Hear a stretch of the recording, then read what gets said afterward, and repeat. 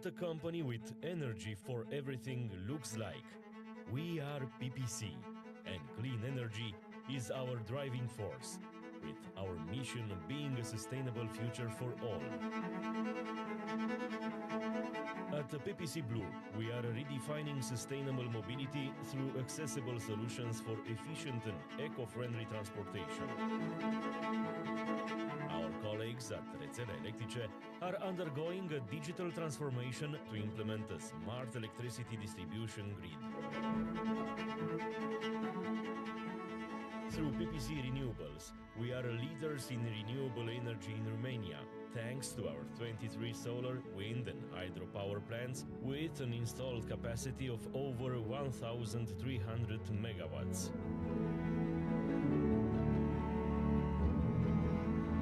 PPC, energy for everything.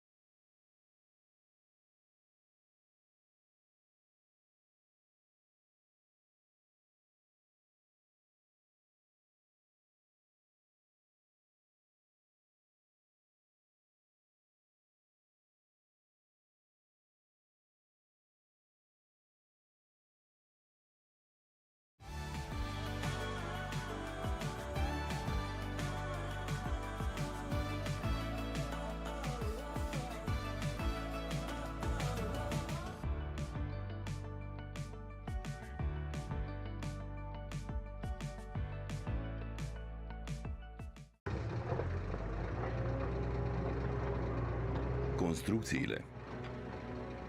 Să fim sinceri, construcțiile sunt o treabă grea. Mașinile noastre fac mizerie. Materialele noastre de construcție sunt pline de pământ. Iar la capitolul mediu, un dezastru? Construcțiile generează 38% din emisiile globale de carbon. Așa că nu suntem chiar băieții buni în povestea asta. Până acum. Pentru că stă în puterea noastră să facem cu adevărat o schimbare. 38% mai înseamnă ceva. Că dacă facem o schimbare, va fi una majoră. Acesta este progresul la care lucrăm. Cu peste 400 de proiecte de sustenabilitate și inovații radicale, cum ar fi asfaltul care reduce poluarea sau economisirea resurselor valoroase prin procesul Lean Construction, am demonstrat deja că putem face lucrurile diferit.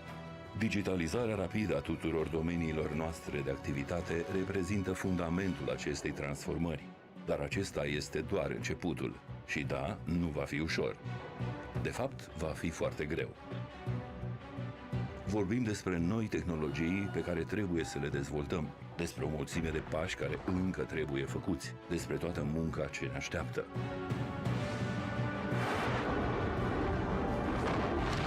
O altă mentalitate. Dacă vrem să rămânem de succes și în viitor, dacă ne asumăm serios responsabilitatea față de generațiile viitoare, nu există altă variantă decât schimbarea. Iar dacă există un drum care duce spre un viitor mai bun, cine ar putea construi acel drum mai bine decât noi? Strabag. Work on progress. Deci, să trecem la treabă.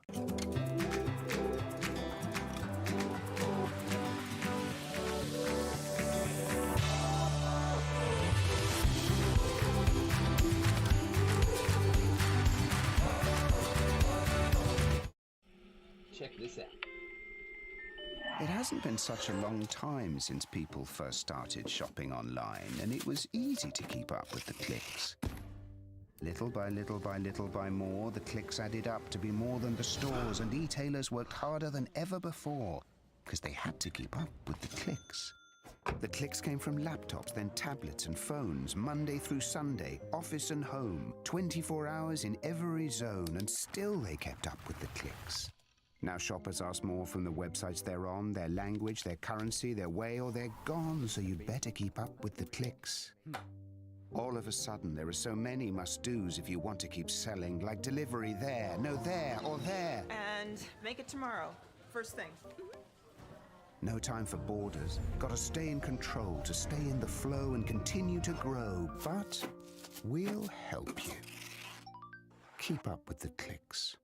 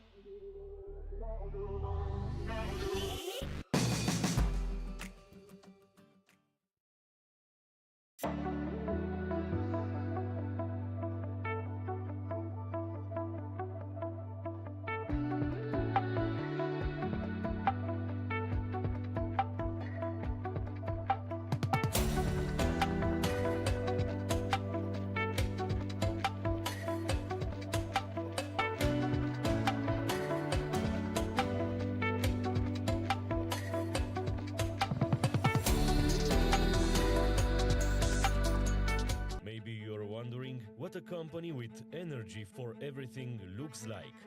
We are PPC, and clean energy is our driving force, with our mission being a sustainable future for all.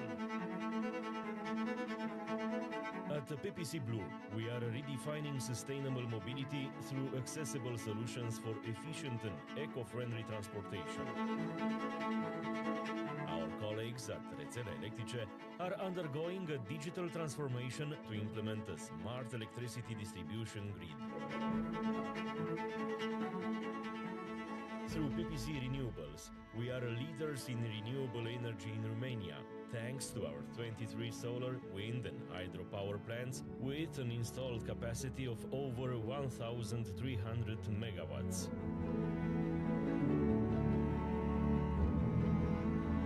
PPC, energy for everything.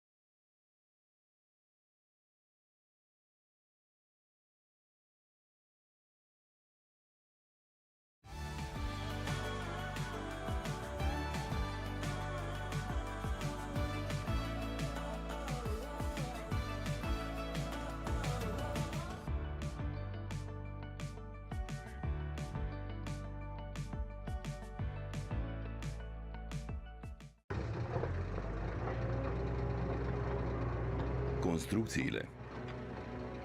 Să fim sinceri, construcțiile sunt o treabă grea. Mașinile noastre fac mizerie. Materialele noastre de construcție sunt pline de pământ. Iar la capitolul mediu, un dezastru? Construcțiile generează 38% din emisiile globale de carbon. Așa că nu suntem chiar băieții buni în povestea asta. Până acum.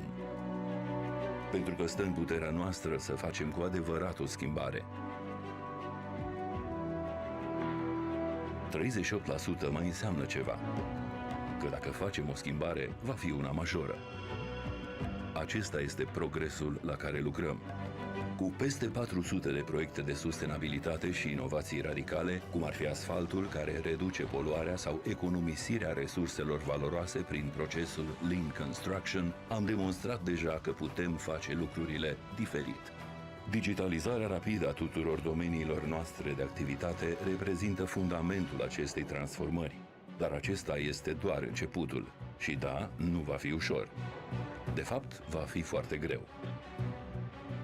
Vorbim despre noi tehnologii pe care trebuie să le dezvoltăm, despre o mulțime de pași care încă trebuie făcuți, despre toată munca ce ne așteaptă.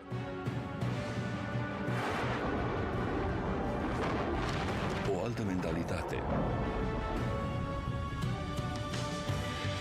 Dacă vrem să rămânem de succes și în viitor, dacă ne asumăm serios responsabilitatea față de generațiile viitoare, nu există altă variantă decât schimbarea. Iar dacă există un drum care duce spre un viitor mai bun, cine ar putea construi acel drum mai bine decât noi? Strabag. Work on progress. Deci, să trecem la treabă.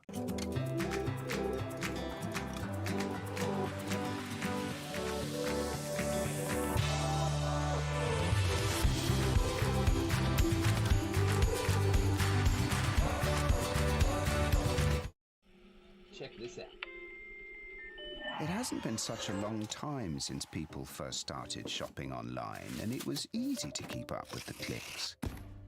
Little by little by little by more, the clicks added up to be more than the stores, and e-tailers worked harder than ever before because they had to keep up with the clicks. The clicks came from laptops, then tablets and phones, Monday through Sunday, office and home, 24 hours in every zone, and still they kept up with the clicks. Now shoppers ask more from the websites they're on, their language, their currency, their way, or they're gone, so you'd better keep up with the clicks. All of a sudden, there are so many must-dos if you want to keep selling, like delivery there, no there, or there. And make it tomorrow. First thing. No time for borders. Gotta stay in control, to stay in the flow and continue to grow. But we'll help you. Keep up with the clicks.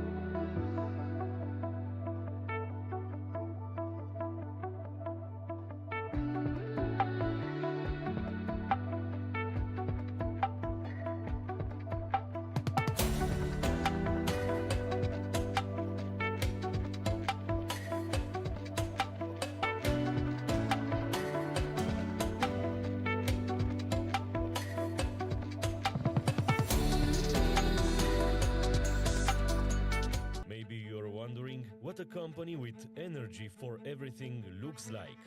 We are PPC, and clean energy is our driving force. with our mission being a sustainable future for all. At PPC Blue, we are redefining sustainable mobility through accessible solutions for efficient and eco-friendly transportation. Our colleagues at Rețele Electrice are undergoing a digital transformation to implement a smart electricity distribution grid. Through PPC Renewables, we are leaders in renewable energy in Romania, thanks to our 23 solar, wind and hydropower plants with an installed capacity of over 1,300 megawatts.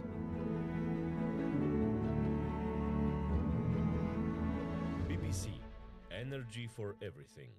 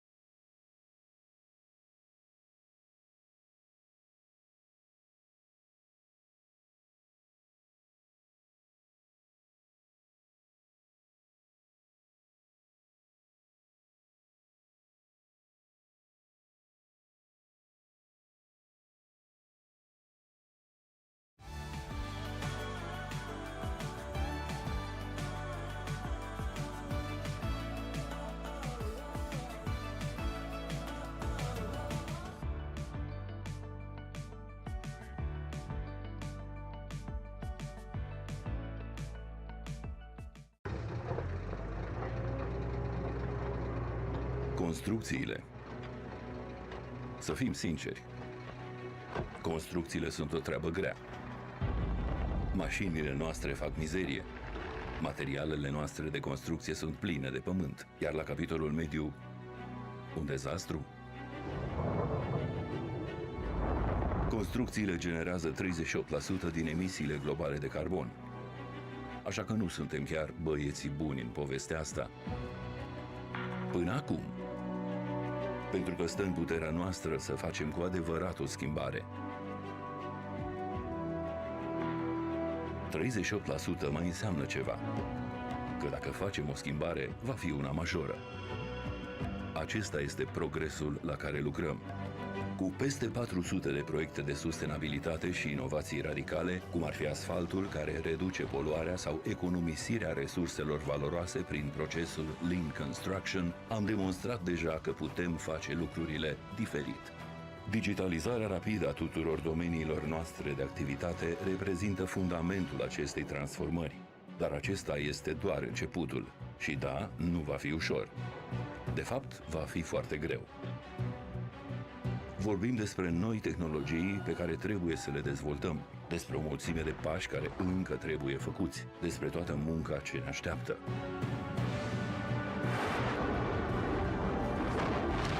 O altă mentalitate. Dacă vrem să rămânem de succes și în viitor, dacă ne asumăm serios responsabilitatea față de generațiile viitoare, nu există altă variantă decât schimbarea. Iar dacă există un drum care duce spre un viitor mai bun, cine ar putea construi acel drum mai bine decât noi? Strabag. Work on progress. Deci, să trecem la treabă.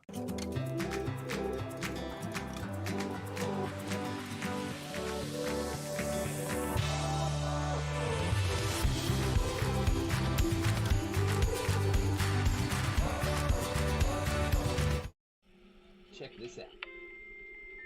It hasn't been such a long time since people first started shopping online, and it was easy to keep up with the clicks. Little by little by little by more, the clicks added up to be more than the stores, and e-tailers worked harder than ever before because they had to keep up with the clicks.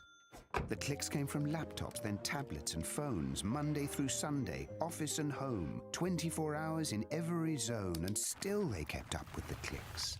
Now shoppers ask more from the websites they're on, their language, their currency, their way, or they're gone, so you'd better keep up with the clicks. All of a sudden, there are so many must-dos if you want to keep selling, like delivery there, no there, or there. And make it tomorrow. First thing. No time for borders. Gotta stay in control to stay in the flow and continue to grow. But we'll help you. Keep up with the clicks.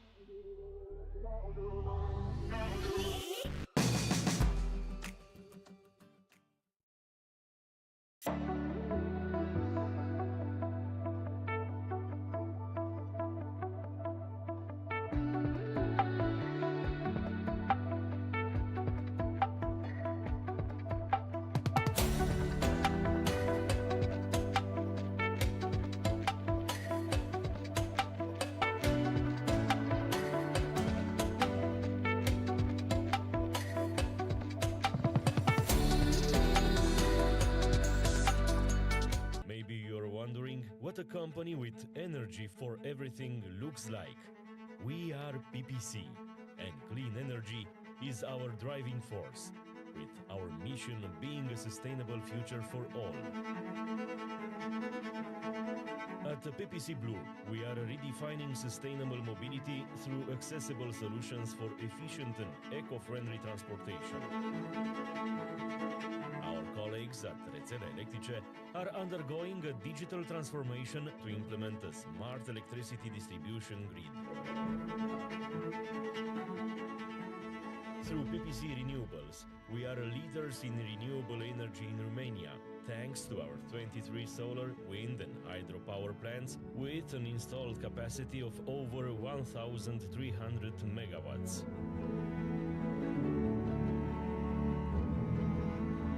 PPC, energy for everything.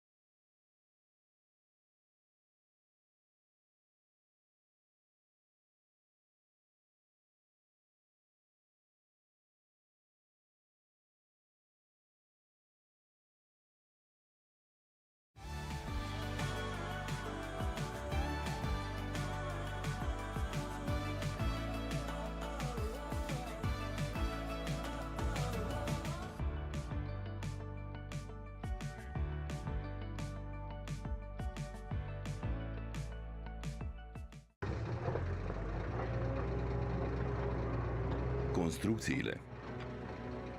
Să fim sinceri, construcțiile sunt o treabă grea. Mașinile noastre fac mizerie. Materialele noastre de construcție sunt pline de pământ. Iar la capitolul mediu, un dezastru? Construcțiile generează 38% din emisiile globale de carbon. Așa că nu suntem chiar băieții buni în povestea asta. Până acum. Pentru că stă în puterea noastră să facem cu adevărat o schimbare. 38% mai înseamnă ceva. Că dacă facem o schimbare, va fi una majoră. Acesta este progresul la care lucrăm.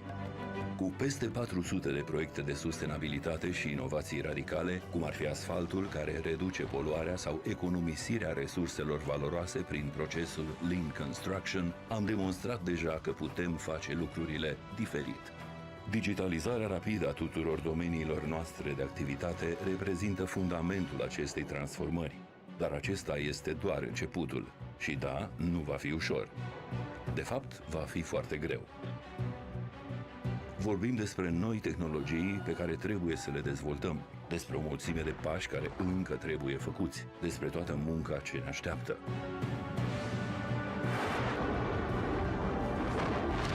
O altă mentalitate.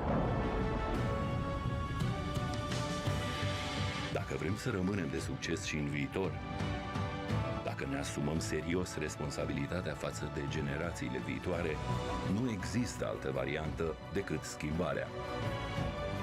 Iar dacă există un drum care duce spre un viitor mai bun, cine ar putea construi acel drum mai bine decât noi?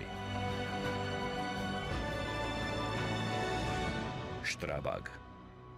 Work on progress. Deci, să trecem la treabă.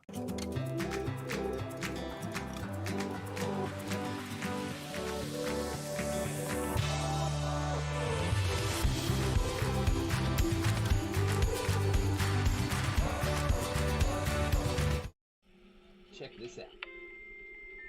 It hasn't been such a long time since people first started shopping online, and it was easy to keep up with the clicks. Little by little by little by more, the clicks added up to be more than the stores, and e-tailers worked harder than ever before because they had to keep up with the clicks. The clicks came from laptops, then tablets and phones, Monday through Sunday, office and home, 24 hours in every zone, and still they kept up with the clicks. Now shoppers ask more from the websites they're on, their language, their currency, their way, or they're gone, so you'd better keep up with the clicks. All of a sudden, there are so many must-dos if you want to keep selling, like delivery there, no there, or there. And make it tomorrow. First thing. No time for borders. Gotta stay in control, to stay in the flow and continue to grow. But we'll help you. Keep up with the clicks.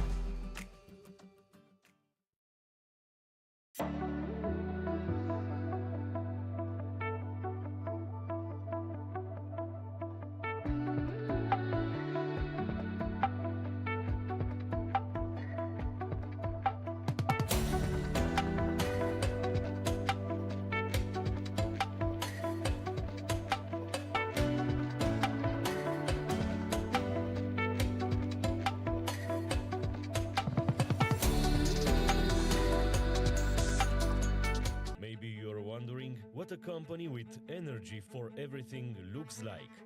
We are PPC, and clean energy is our driving force, with our mission being a sustainable future for all. At PPC Blue, we are redefining sustainable mobility through accessible solutions for efficient and eco-friendly transportation. Our colleagues at Rețele Electrice are undergoing a digital transformation to implement a smart electricity distribution grid. Through PPC Renewables, we are leaders in renewable energy in Romania, thanks to our 23 solar, wind and hydropower plants with an installed capacity of over 1,300 megawatts.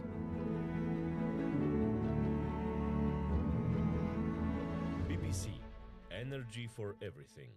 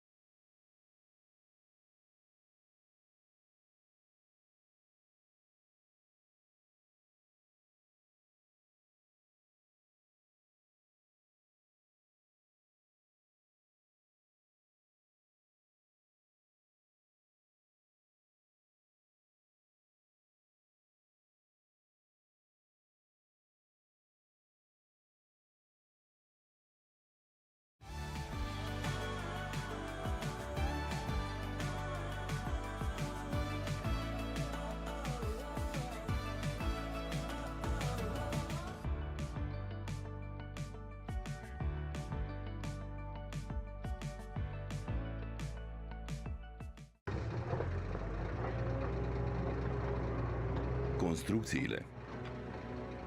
Să fim sinceri, construcțiile sunt o treabă grea. Mașinile noastre fac mizerie. Materialele noastre de construcție sunt pline de pământ. Iar la capitolul mediu, un dezastru?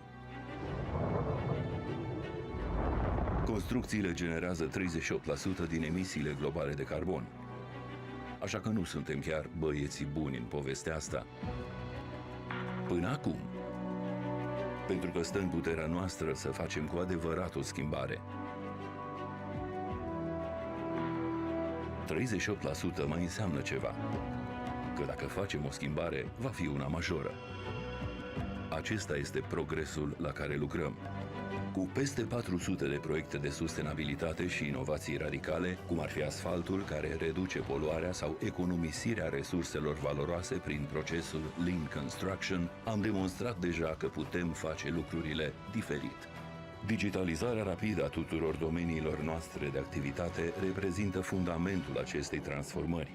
Dar acesta este doar începutul. Și da, nu va fi ușor. De fapt, va fi foarte greu. Vorbim despre noi tehnologii pe care trebuie să le dezvoltăm, despre o mulțime de pași care încă trebuie făcuți, despre toată munca ce ne așteaptă.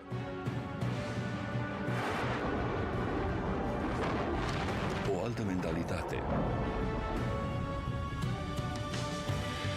Dacă vrem să rămânem de succes și în viitor, dacă ne asumăm serios responsabilitatea față de generațiile viitoare, nu există altă variantă decât schimbarea. Iar dacă există un drum care duce spre un viitor mai bun, cine ar putea construi acel drum mai bine decât noi? Strabag. Work on progress. Deci, să trecem la treabă.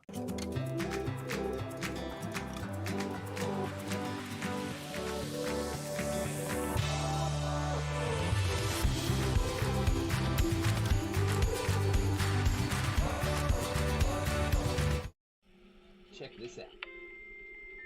It hasn't been such a long time since people first started shopping online, and it was easy to keep up with the clicks. Little by little by little by more, the clicks added up to be more than the stores, and e-tailers worked harder than ever before because they had to keep up with the clicks. The clicks came from laptops, then tablets and phones, Monday through Sunday, office and home, 24 hours in every zone, and still they kept up with the clicks. Now shoppers ask more from the websites they're on, their language, their currency, their way, or they're gone, so you'd better keep up with the clicks. All of a sudden, there are so many must-dos if you want to keep selling, like delivery there, no there, or there. And make it tomorrow. First thing. No time for borders. Gotta stay in control, to stay in the flow and continue to grow. But we'll help you. Keep up with the clicks.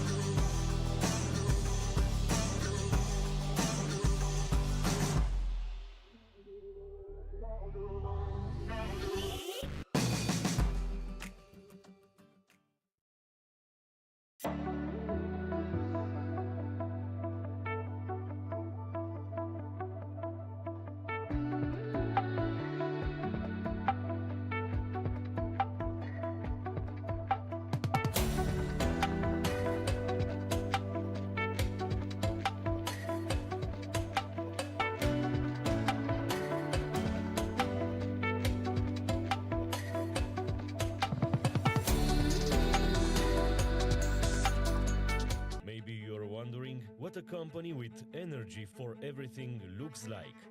We are PPC, and clean energy is our driving force. with our mission being a sustainable future for all.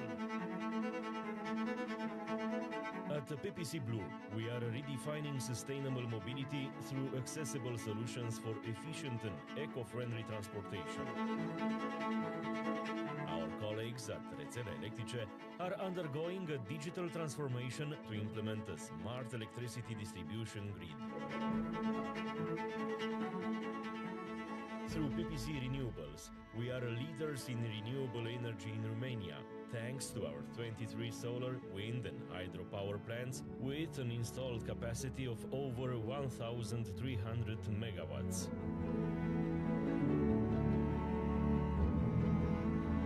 PPC, energy for everything.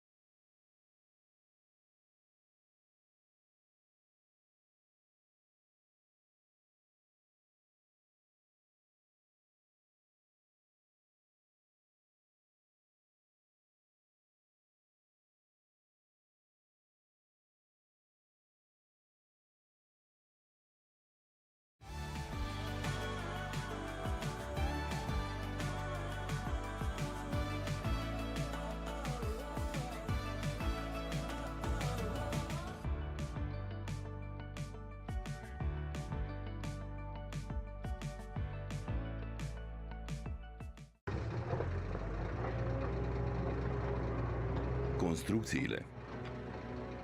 Să fim sinceri, construcțiile sunt o treabă grea. Mașinile noastre fac mizerie.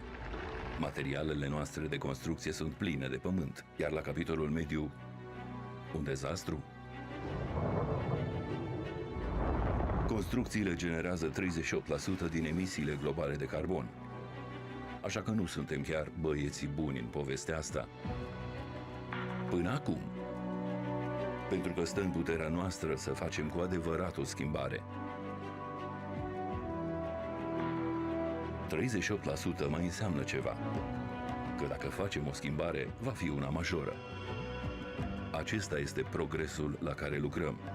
Cu peste 400 de proiecte de sustenabilitate și inovații radicale, cum ar fi asfaltul care reduce poluarea sau economisirea resurselor valoroase prin procesul Lean Construction, am demonstrat deja că putem face lucrurile diferit.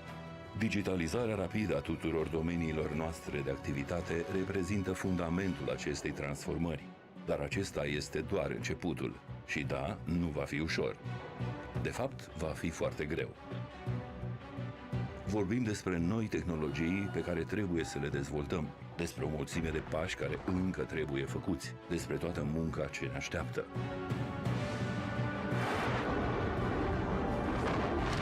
O altă mentalitate. Dacă vrem să rămânem de succes și în viitor, dacă ne asumăm serios responsabilitatea față de generațiile viitoare, nu există altă variantă decât schimbarea.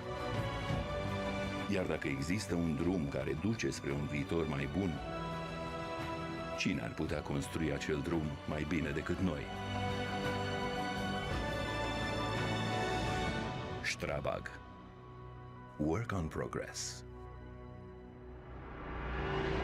Deci, să trecem la treabă.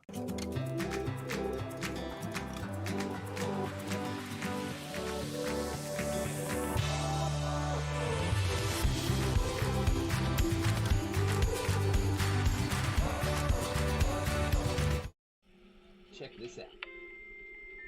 It hasn't been such a long time since people first started shopping online, and it was easy to keep up with the clicks. Little by little by little by more, the clicks added up to be more than the stores, and e-tailers worked harder than ever before because they had to keep up with the clicks. The clicks came from laptops, then tablets and phones, Monday through Sunday, office and home, 24 hours in every zone, and still they kept up with the clicks. Now shoppers ask more from the websites they're on, their language, their currency, their way, or they're gone, so you'd better keep up with the clicks. All of a sudden, there are so many must-dos if you want to keep selling, like delivery there, no there, or there. And make it tomorrow. First thing. No time for borders. Gotta stay in control to stay in the flow and continue to grow. But we'll help you. Keep up with the clicks.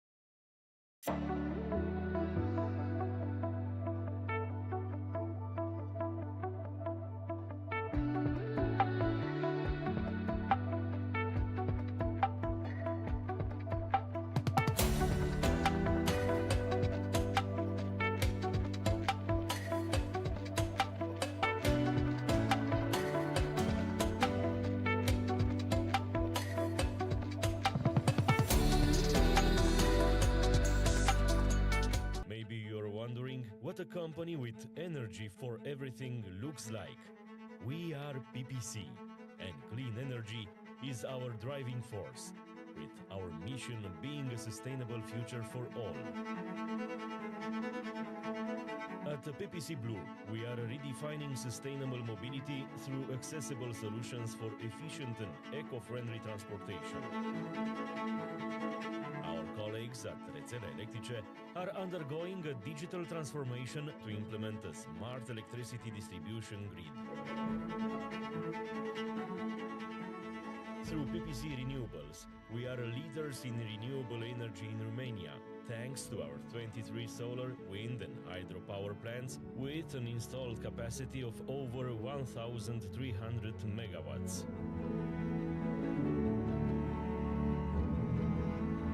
PPC, energy for everything.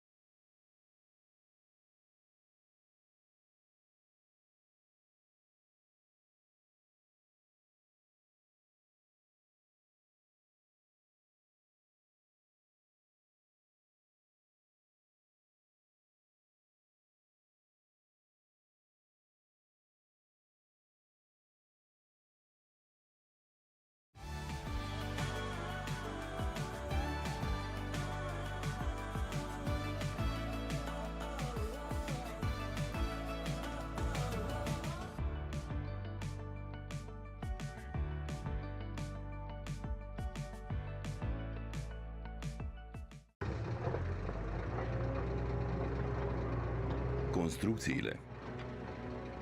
Să fim sinceri, construcțiile sunt o treabă grea.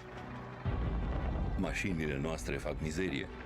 Materialele noastre de construcție sunt pline de pământ. Iar la capitolul mediu, un dezastru? Construcțiile generează 38% din emisiile globale de carbon. Așa că nu suntem chiar băieții buni în povestea asta.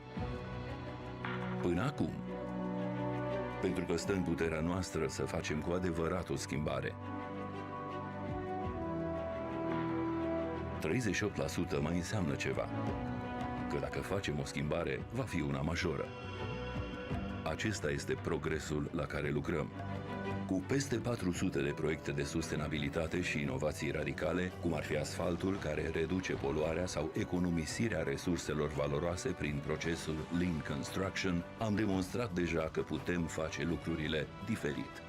Digitalizarea rapidă a tuturor domeniilor noastre de activitate reprezintă fundamentul acestei transformări. Dar acesta este doar începutul. Și da, nu va fi ușor. De fapt, va fi foarte greu. Vorbim despre noi tehnologii pe care trebuie să le dezvoltăm, despre o mulțime de pași care încă trebuie făcuți, despre toată munca ce ne așteaptă.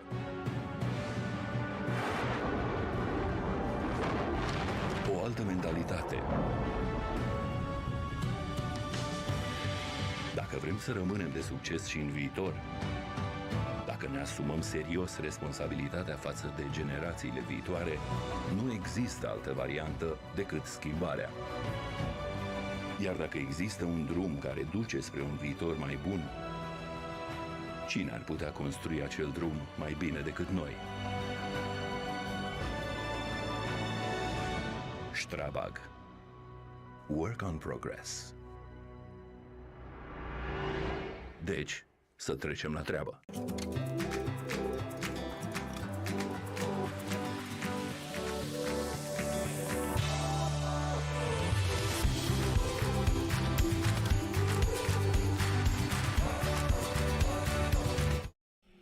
Check this out.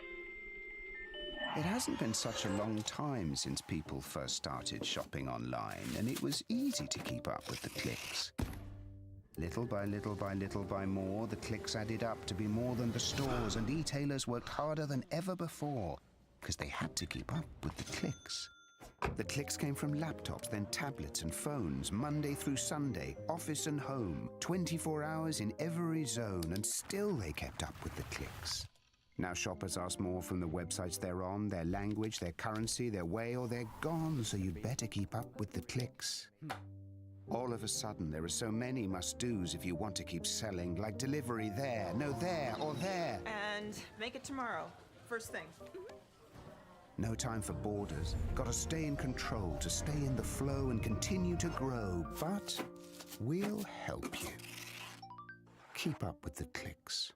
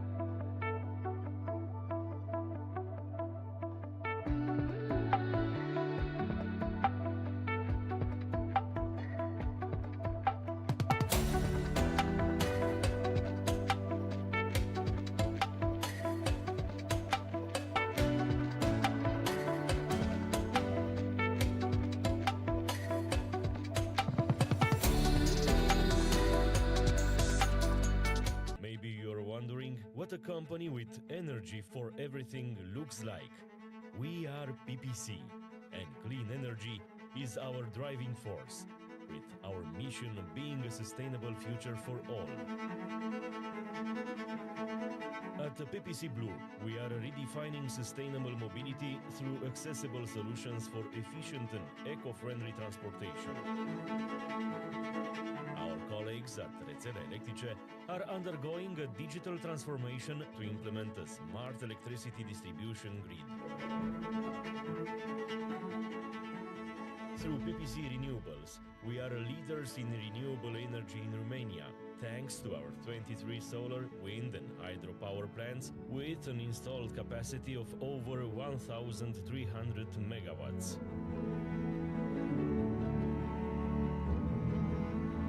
PPC, energy for everything.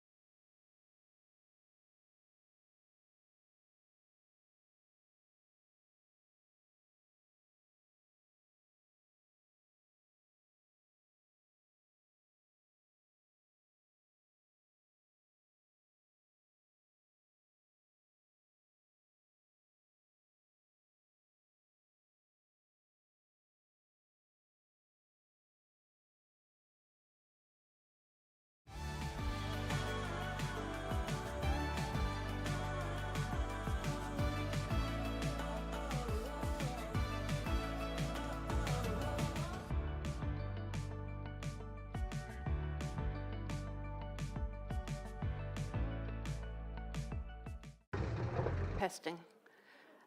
So good morning, ladies and gentlemen, excellencies. My name's Joan Hoey. I'm the editor of The Economist's Annual Democracy Index and a consultant for the Europe team at The Economist Intelligence Unit. Welcome to this 5th annual Romanian Business and Investment Summit.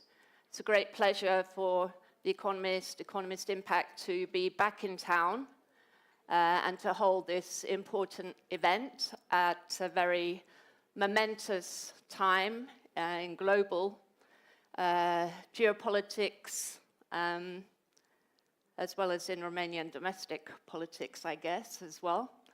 The focus of this event is very much on the economy, the business and investment outlook, and we'll be focusing on key sectors such as telecoms and tech, energy, banking and finance, and other key industries. And I thought it might be a good idea to start with our own global outlook, just to give a few pointers maybe, or food for thought ahead of our discussions today. So I'm just going to take you through a few slides, and that's going to cover a bit about geopolitics, a bit about national politics, and the economic outlook, of course. So let's get started. So geopolitics, what we're seeing and what we have been seeing for some time now is an intensification, I would say, of great power competition. This is not something new. It's been there for a long time, but it's obviously come to the fore quite prominently in recent years. And we have a new president in the White House pursuing an America First agenda. And what does that mean? What does it mean for America, and what does it mean for American foreign policy, and therefore for America's traditional allies and its foes as well? I would say that Donald Trump is a man on a mission, and his mission is mainly on the home front. It's primarily a domestic mission as he and his team sees it, to essentially try and restore some accountability between government and voters and the population. And to that end, I think that DOGE is front and center of what Donald Trump is trying to do, and this war on DEI and woke and globalism and so on and so forth. And I think as far as Team Trump understand, what they're trying to do is very much that they see that American institutions are no longer fit for purpose, that they are politically, morally, operationally not really serving the American people, and that's his primary mission. And so he sees his focus as restoring America at home, first of all, and I think that has implications for the foreign policy that he is pursuing. I think what that means primarily is that he wants to rid America of foreign entanglements that might demand more US intervention. So he wants to end the war in Ukraine because he doesn't want to have to deal with an even bigger crisis at some point, maybe a collapse, a Ukrainian collapse, maybe a Russian overreach, maybe a miscalculation or an accident that demands that the US pour in more resources, both financial resources, but also in terms of policy focus as well. So he wants to end this war in Ukraine. He's essentially looking for stability in other regions of the world, whether it's in this region, in the Balkans, in the Eastern Balkans, Western Balkans, and also in the Middle East. So I think it's the domestic agenda that is primarily the driver of his foreign policy, and everything is subordinate to that. And it means at home that he's pursuing there's essentially a return of the Monroe Doctrine about extending America's influence and control in its own backyard. And we've seen in the first 50 days or so of this kind of Trump team shock therapy, if we want to call it that, what that means for countries in the immediate vicinity. So that's the direction of Trump's domestic and foreign policy. So, what does that mean for the rest of the world? We've entered a multipolar, much more multipolar world.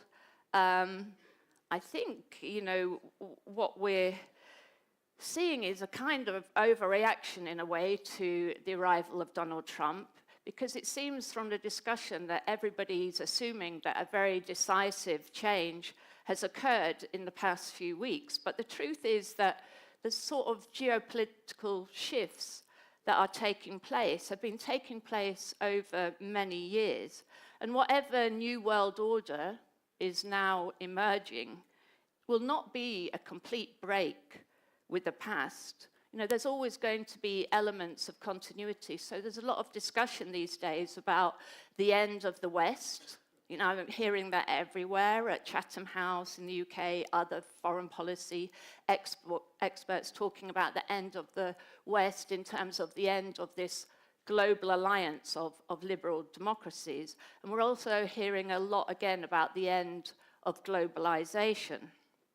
And I think all these things are really overblown as a reaction, and it would be good maybe to discuss some of that today, because if we think about what has really changed, I think the decisive change took place quite some time ago, and it took place after the end of the Cold War, back in 1990. That was the big change, and then we had this brief kind of unipolar moment of US dominance.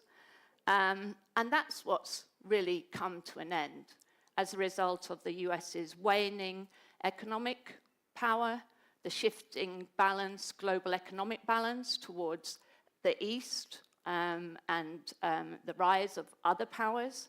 So the US is still the preeminent global power in terms of its military capacity, in terms of its economy. Maybe it's still first, but measured in some terms, it's already in second place.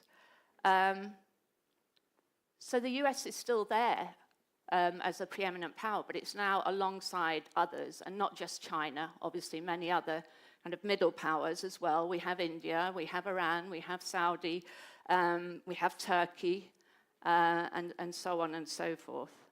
And globalization, the end of globalization has been talked about so often over the years.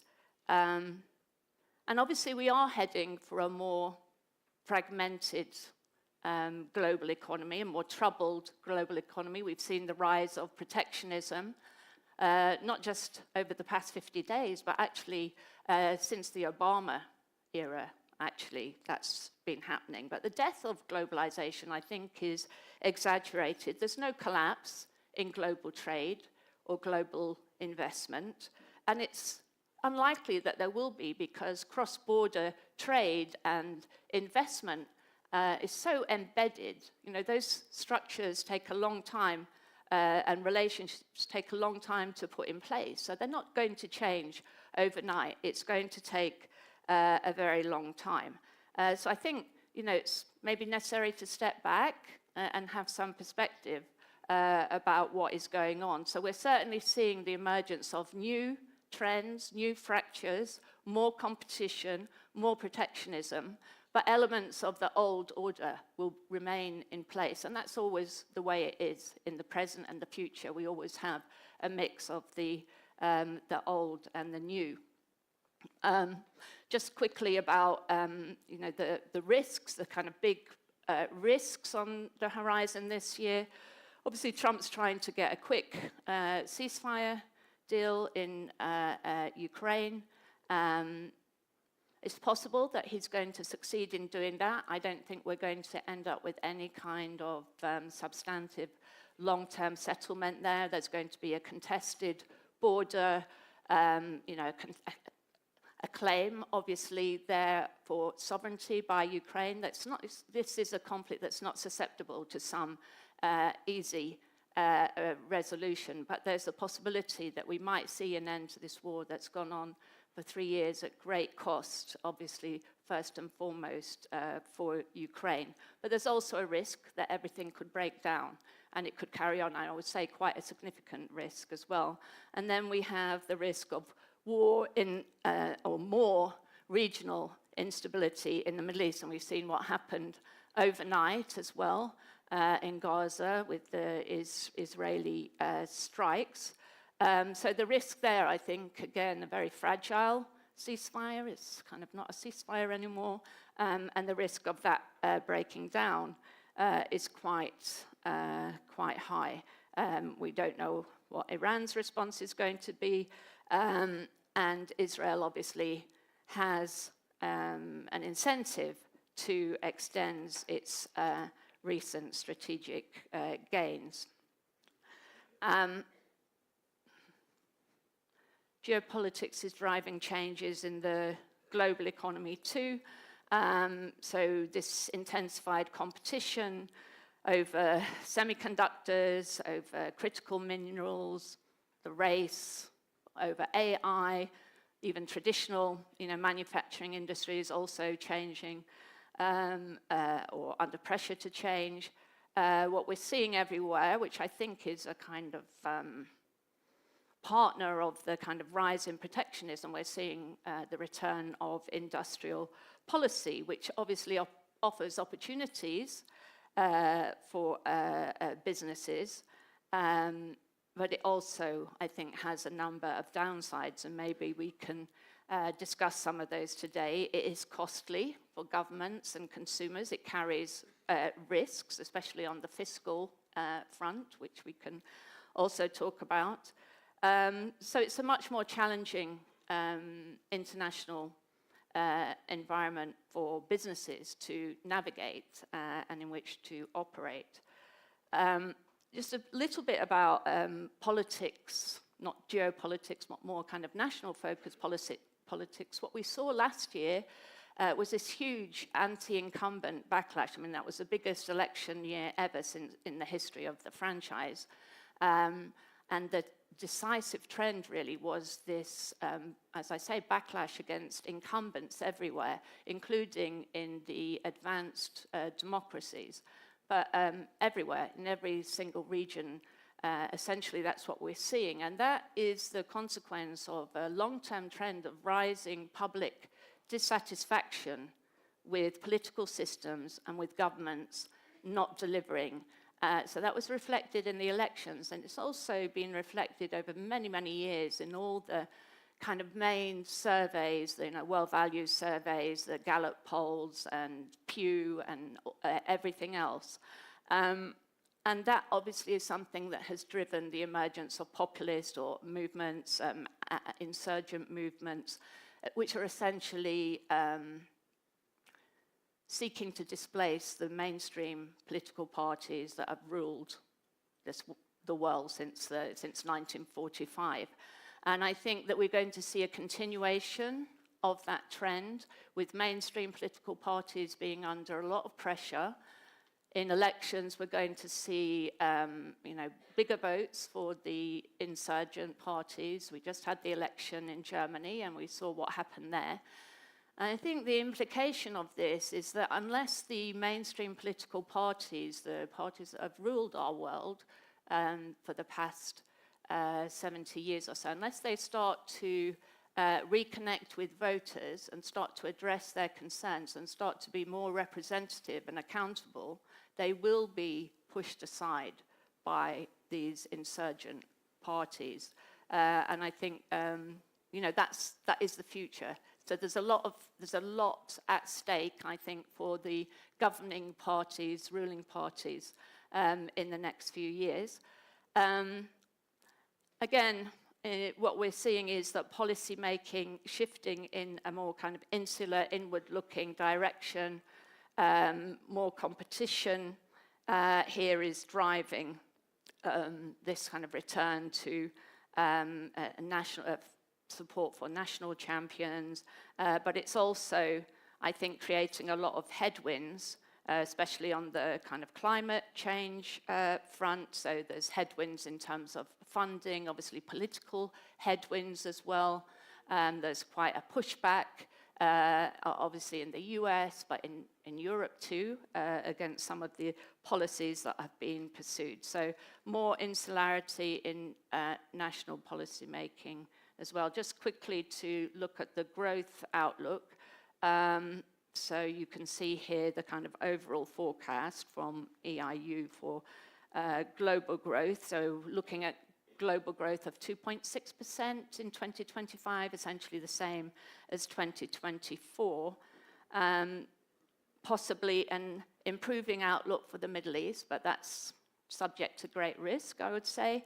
But also in Africa, both of those based on the assumption that conflict is going to be alleviated to some degree. That's driving growth. We're seeing what we're forecasting as a slowdown in the US, but the US economy still being pretty robust and outperforming certainly Europe.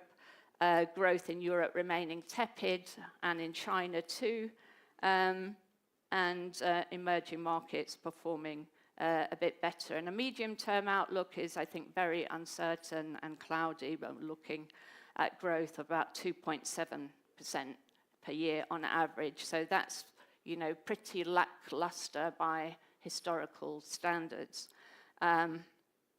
This is another chart which, you know, showing you essentially the orange or red colors are the countries that are growing at faster rates. So there's not many of them, unfortunately, there on this map.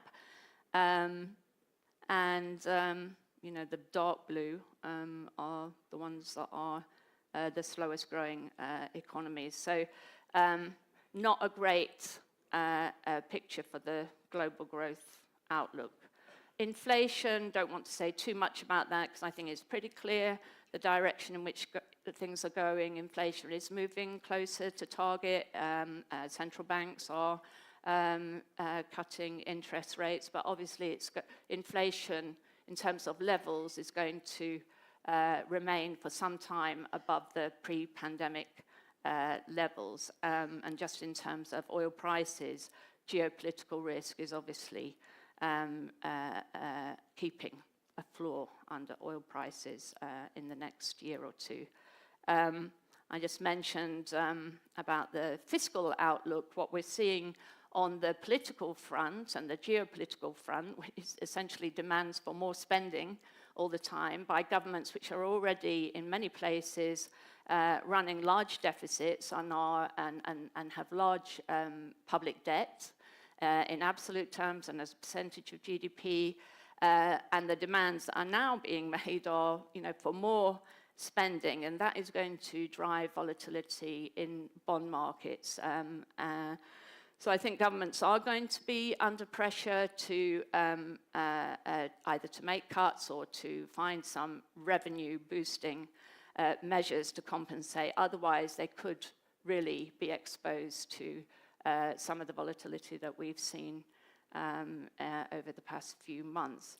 And finally, just on the geopolitical consequences of Donald Trump's America First policy is obviously that we're seeing growing downside risk to the global trade outlook.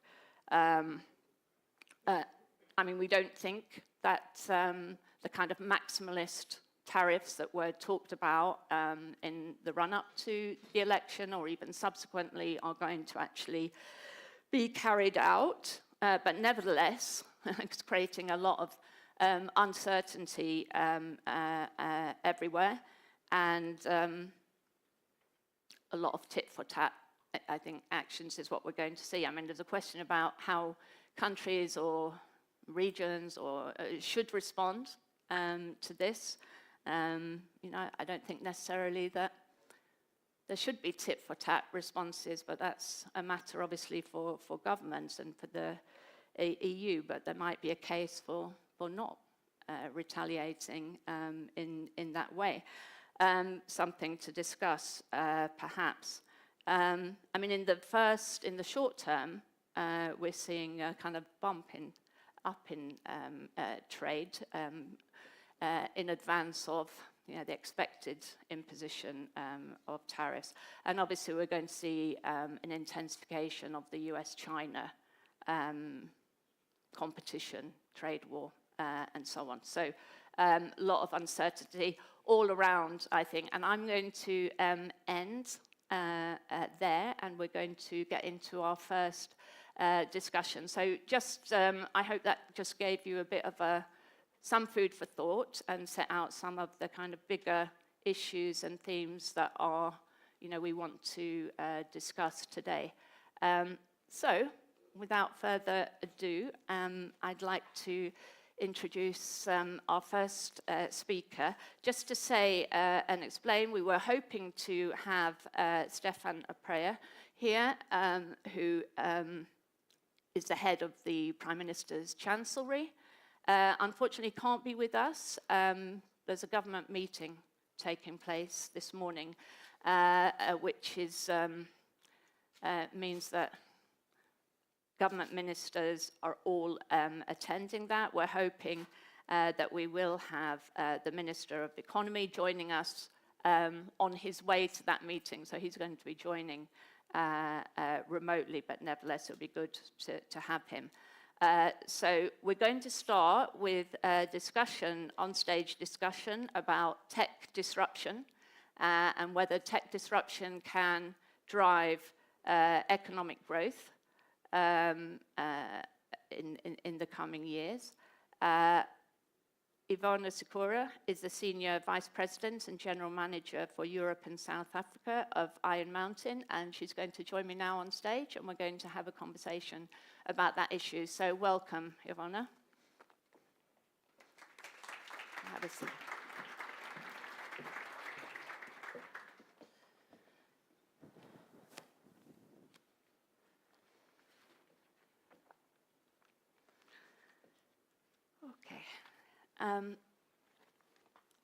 Maybe we should talk about Romania, first of all, I think. And how does Romania compare to other EU countries in terms of digitalization? What are the strengths and weaknesses of this country? Thank you, Jan. Actually, really good introduction to the conference. A lot going on in the world, in economy, tech obviously, industry, and definitely in the financial markets.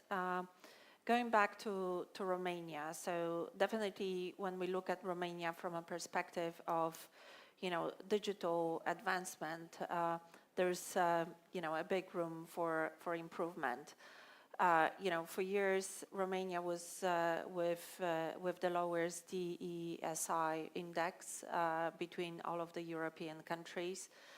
And obviously, on the back of resilience and recovery facility, this was supposed to help. However, the ability to activate these funds has been a challenge for Romania. But if we look at, the positive things, obviously Romania has a very very strong fiber to the premises coverage, 93%, even when we compare to countries that have been improving their digital, I would say, maturity on the European market, like, Poland has only 70% and Greece even less, 50%. So I would say it's a great foundation to build on in terms of kind of growing the digital economy. The other, I would say, strength of Romania is actually coming from, IT sector, the talent that is here, quite a lot of workforce is having a good, IT background, however, more kind of in the tech space than really kind of data analytics and so on. So this will kind of require improving and upskilling to actually operate in a more digital economy where it's actually going. The other challenges, I would say kind of two. As I mentioned, the ISI index is pretty low. So the e-government services are kind of at the probably lowest in the European Union.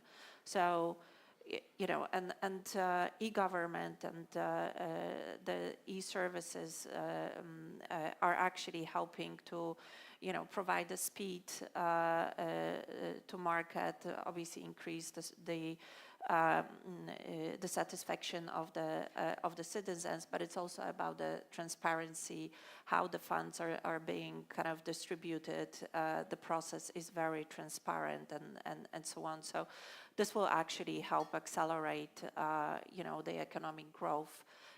If Romania will actually accelerate the e-government.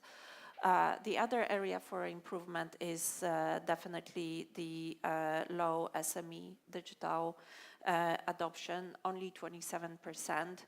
And as SME are actually the backbone of the economy, it's really important to drive the digital adoption in that sector. So taking into account all of that, but there is an RRF, budget, $14.2 billion for Romania that could be actually used to drive that advancement, across, the challenges, but building on the strengths that Romania has. So I would say today, the technology specifically is moving really fast. Like, ChatGPT, it's almost like, 2 years ago, and we see, and it was like kind of in a sinusoid. So everybody was really kind of, on the hype, what's going on. Then, a lot of companies have capitalized on that hype. We see kind of a lot of valuations coming from AI companies. Later on, it came to realization from a perspective of very high demand for energy, obviously data centers, which is kind of a, today the demand for data centers is really huge. Usually in the tier 1 countries, the companies who are building the data centers, they're already kind of list, 2 years before they come online.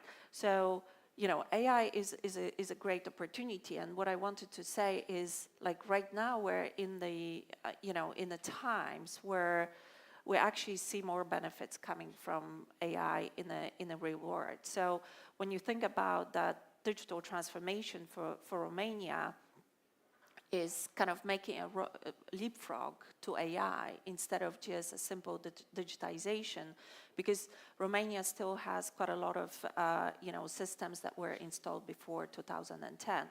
So AI helps not to fully replace those systems, but pull the data from those systems and make a use of it to drive the innovation. Okay, I want to talk about AI a bit more in a minute, but first of all, I didn't mention it in my introduction, but obviously for Europe, what came out last year in the Draghi report was, I guess, another kind of call to wake up, yeah, another one of those. And in that report, Mario Draghi talked about the possibility of Europe's slow agony continuing. So just wanted to ask you if you think that Romania is on that path of kind of slow agony, or is there a different path ahead for Romania? Yeah, I'm sure everybody read this report, so obviously kind of... well, it's very long, I don't know. It's long, but they are also shorter versions. So, just to summarize, it's really Europe has to invest into digitization, digitalization, decarbonization, and obviously the defense. So, and there are important, I would say, actions that Europe has to take to actually realize those assumptions. But just going back to your question, Romania is no different than kind of the rest of Europe, and even if we talk about digitization, it's even kind of on a lower path, and that also kind of is reflecting in the GDP growth. The 2024 GDP in Romania was 1.4, while if we compare, for example, to Poland, 2.5, and Greece, 2%. Is kind of still aligning to that European stagnation that you already kind of mentioned. It's also kind of just if we move to Europe, still when you think about the digital economy, how much it contributes to GDP. Even when we're talking about the growth, Europe projections for 2028 is going to be about 8.8%, while the world digital economy should be at around kind of 17%. So definitely there is a big improvement that needs to be made. There are obviously a good examples in Europe where countries like Greece are actually accelerating from a perspective of the impact of the digital economy on the GDP. It actually gives kind of an increase of 2.1 to 3.3%, just kind of by accelerating the digital agenda and obviously job creations. So going back to Romania, I think we said infrastructure, but it's also kind of lower energy cost. That's a big kind of advantage of Romania. So thinking about, I mentioned that for AI, the data centers are really important for that. So Romania, thinking about kind of building that competitiveness, looking into that data center business could actually become, the European data storage and processing center going forward. So, really kind of using that RRF funds, today on the right thing. So kind of upgrading even that infrastructure to 5G because it has a strong coverage, building on the low energy, and then investing the money into AI. How do you kind of drive that digital adoption of the SMEs and, specifically government?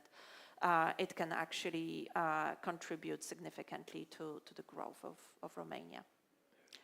Great. Yeah, so how can Romania, just following on from that kind of take a lead in AI-powered information management? So it's still going back to, building on that low energy cost and the infrastructure. What is important is obviously upskilling the talent, in Romania, but it's a good base, it's a good foundation that requires, the investment. But if we build on it, if we bring in the right technologies, the right companies to support Romania, I think it will kind of significantly improve the economy and build on the AI capabilities that are available today. Just a final question, because we're kind of run out of time, but you talked a little bit about where we stand with AI today, and obviously things have moved on. It's actually, I guess, more than 2 years, isn't it? It was November 22? Correct. GPT, yeah. So, what it looks like is that has democratized, AI in a way that it was very exciting. Everybody started using it within the space of a few months, 100 million people using it. So it's made AI, and since then, a lot more has happened, and we have better AI tools, cheaper AI tools.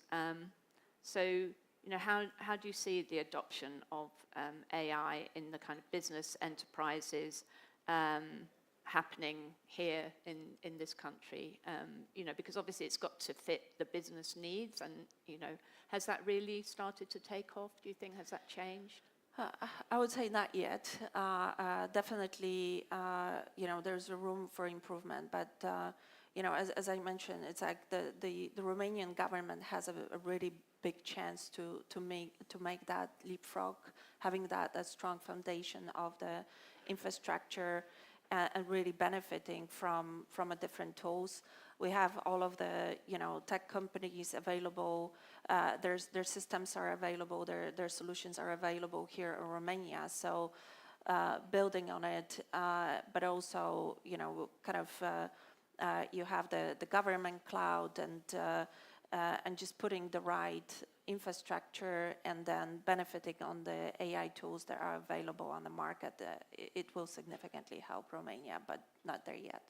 Okay, well, thank you very much, Yvonne. I think some you, very clear messages there for Romania about what could be done to, you know, really take a leap forward in this area. So, and we're going to continue this discussion about tech in a minute. But thanks so much for joining us this morning.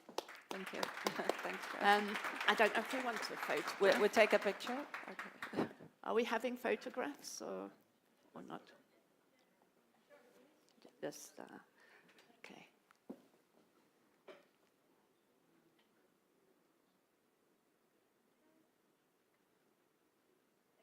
Thank you. Okay, thanks.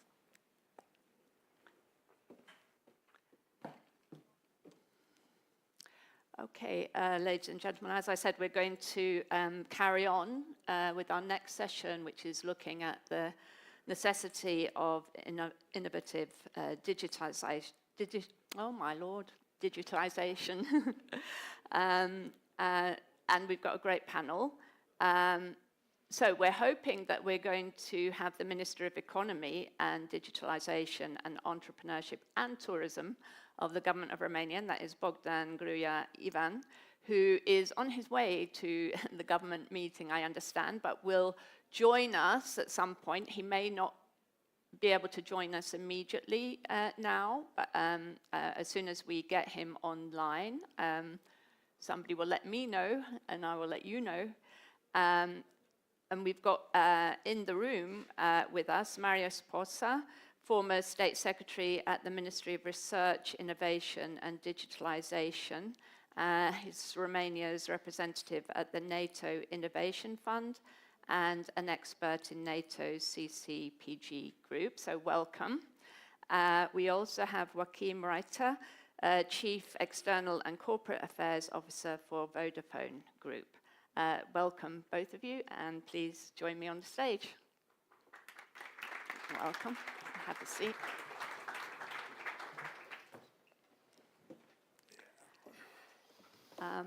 So if somebody just lets me know once we have the minister online. I know it's a bit tricky for him. I don't know if he's driving to this meeting, but I hope he's going to join us. But maybe we can start. Just to check, his minister's not online yet, no? No. Okay. Just wave when he is. But I think we should get started in any case. So I think the format for most of the panels will be that our speakers will just take the opportunity to say a few words, and then we'll have a conversation. So maybe you'd like to kick off, Marius? Yeah. First of all, thank you. I'm here for the second time at your event. Thank you for the invitation. Yes, as you say, my ex-minister, Minister of Research, Innovation and Digitalization have vanished, and right now it's Minister of Economy, Digitalization, Economy and Entrepreneurship and Tourism. Right now, I think what we need is not digitalization, and as we said, it's digital transition. I think because the main topics is disruptive technologies, we must to see and understand we don't need something what is coming like, I don't know, like snowfall and cover us. We must take it easy. I will use step by step, because digital transition, it's first of all to understand what kind of tools we have and how we must to use it. Because if we'll take, I don't know, artificial intelligence, and you'll use it in any, let's take it, I don't know, in the school. All the kids right now, they are starting using artificial intelligence to create, I don't know, resumes, to be help at the homeworks and something like this. Okay, we must to teach them.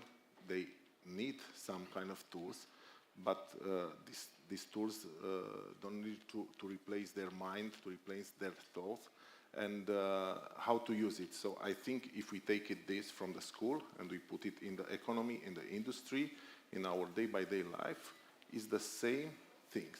We must to know how to use it to help us, not to replace us, not to stop the thing, not to stop to create, I don't know, add value in economy and all of this.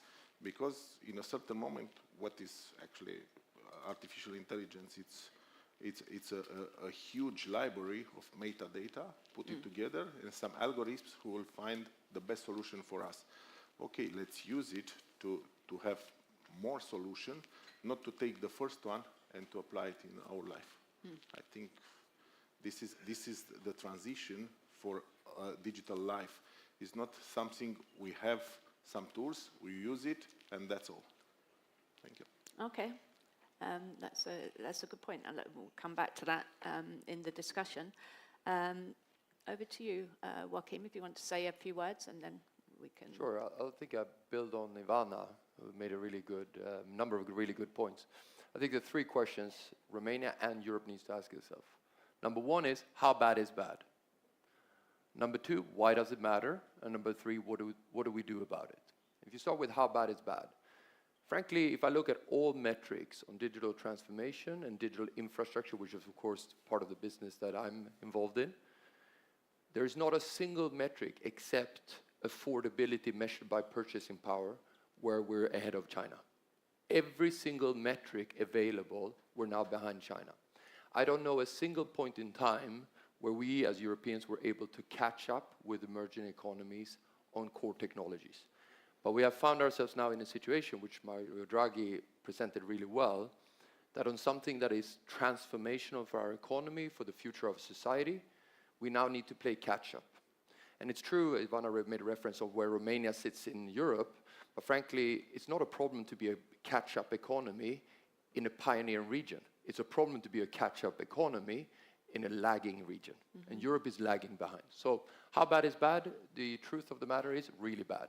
Second question is, does it matter? So on the question of why it matters is that I think what people have finally understood is that digitization is like a tidal wave. It raises all boats or it sinks all boats. Meaning it is now the platform upon which you drive the productivity in the economy as a whole. And if you look at the productivity numbers of Europe and the United States, and remember the gap is just increasing between us and the US, the real point of departure with the US versus Europe was in mid-1990s. And the number one driver for that was something called total factor productivity, which is underpinned by the ICT revolution. So Europe's continuous underinvestment and inability to leverage ICT revolution is the predominant explanation why European citizens are today poorer than American citizens. It's the reason why most of our EU member states would be ranked as the 51st member of the United States Federation. So most of our member states today are poorer than Missouri. Our citizens are poorer than Missouri citizens. And that is because of total factor productivity, and that's directly linked to ICT. So it matters a lot to be a laggard. And then comes the third question, is what do we need to do about it? And particularly in the environment that we find ourselves today, we really don't have more time in Europe to talk about it. If you want to play catch-up, it's all about decisiveness and speed. And digitization being extremely disruptive, you don't have the time for a lot of conferences or impact assessments and debates. We already have the recipe, if you want, for what we need to do, which was offered to us by Enrico Letta and Mario Draghi. My concern is whether we will action it fast enough in Europe. But if I had to summarize it in three pillars, number one, investment, investment, investment. You simply will never catch up unless you unlock private investment. And Europe is miserably bad at unlocking private investment. And that has to do with investment climate in Europe. And that, you, to some extent, you get the amount of capital you get into an economy is dependent around whether or not it's attractive to invest in that economy. So investment. Second is, Europe is not good at cleaning out legacy regulation, and particularly legacy regulation that drives fragmentation. Technology is a scale game. So you need to have in-market scale, you need to have single market scale, and Europe still is a market in technology with 27 unique markets, which means that we get subscale in Europe. We're not leveraging the benefits of the single market that you see in every other industrial sector in the area of technology. And the third thing is security. Security is, frankly, an investment and scale game. Vodafone can run very, very advanced cyber defense because we basically have combined all of our assets, which is 15 markets around the globe, in one cyber center with 900 employees, 24/7, protecting Europe as well as Africa. It's a scale game. So if Europe wants to understand telecom as it is today as mission critical, it needs to align all of its policy instruments behind inviting investment, simplifying regulation, and putting a premium on security, none of which is happening today. Okay, that's very clear and quite a lot to pick up on, but did you want to, do you agree with that assessment of Europe vis-a-vis US and obviously China too, that we're laggards and actually, you know, Europe is not doing right now what it should be doing fast enough? I think it's not about fast enough, it's about how we do it. Okay, I'm agree, there are some gaps between, I don't know, US, Europe. Right now, China is coming from behind. We don't know if from behind or if it's in front. We don't know yet. But I think, first of all, we must have a secure digital world in Europe. Okay, part of okay, we are not a unique single. We don't have a European single market. But what we're trying to do is to have European single market. And okay, right now we have this discussion who started, 2 months by now. It's from now. It's this.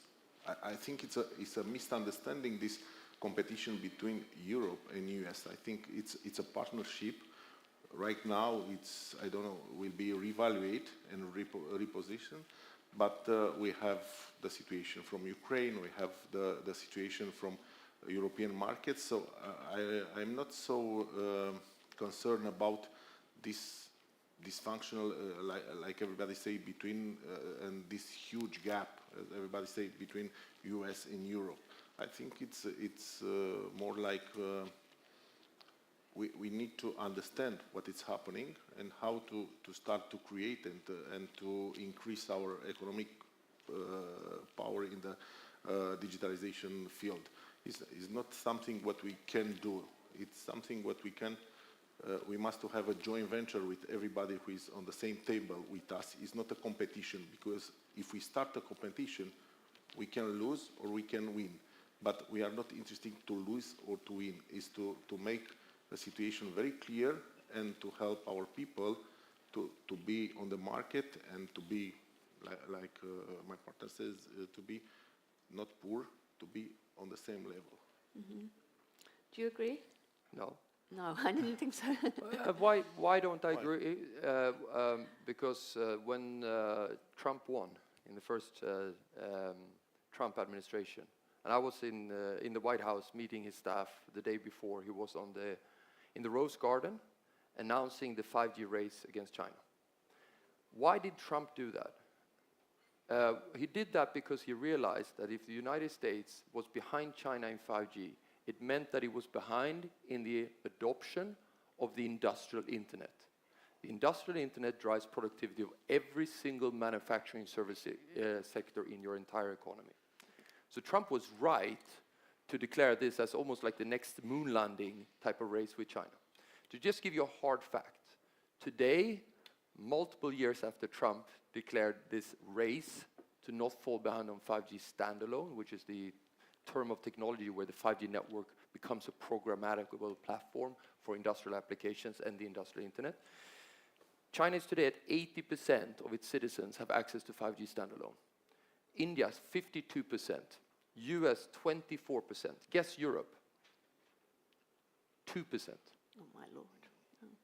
So that means China is 40 times more available with 5G standalone for its SMEs, for its manufacturing cars, for its chemical industry, for its machinery industry.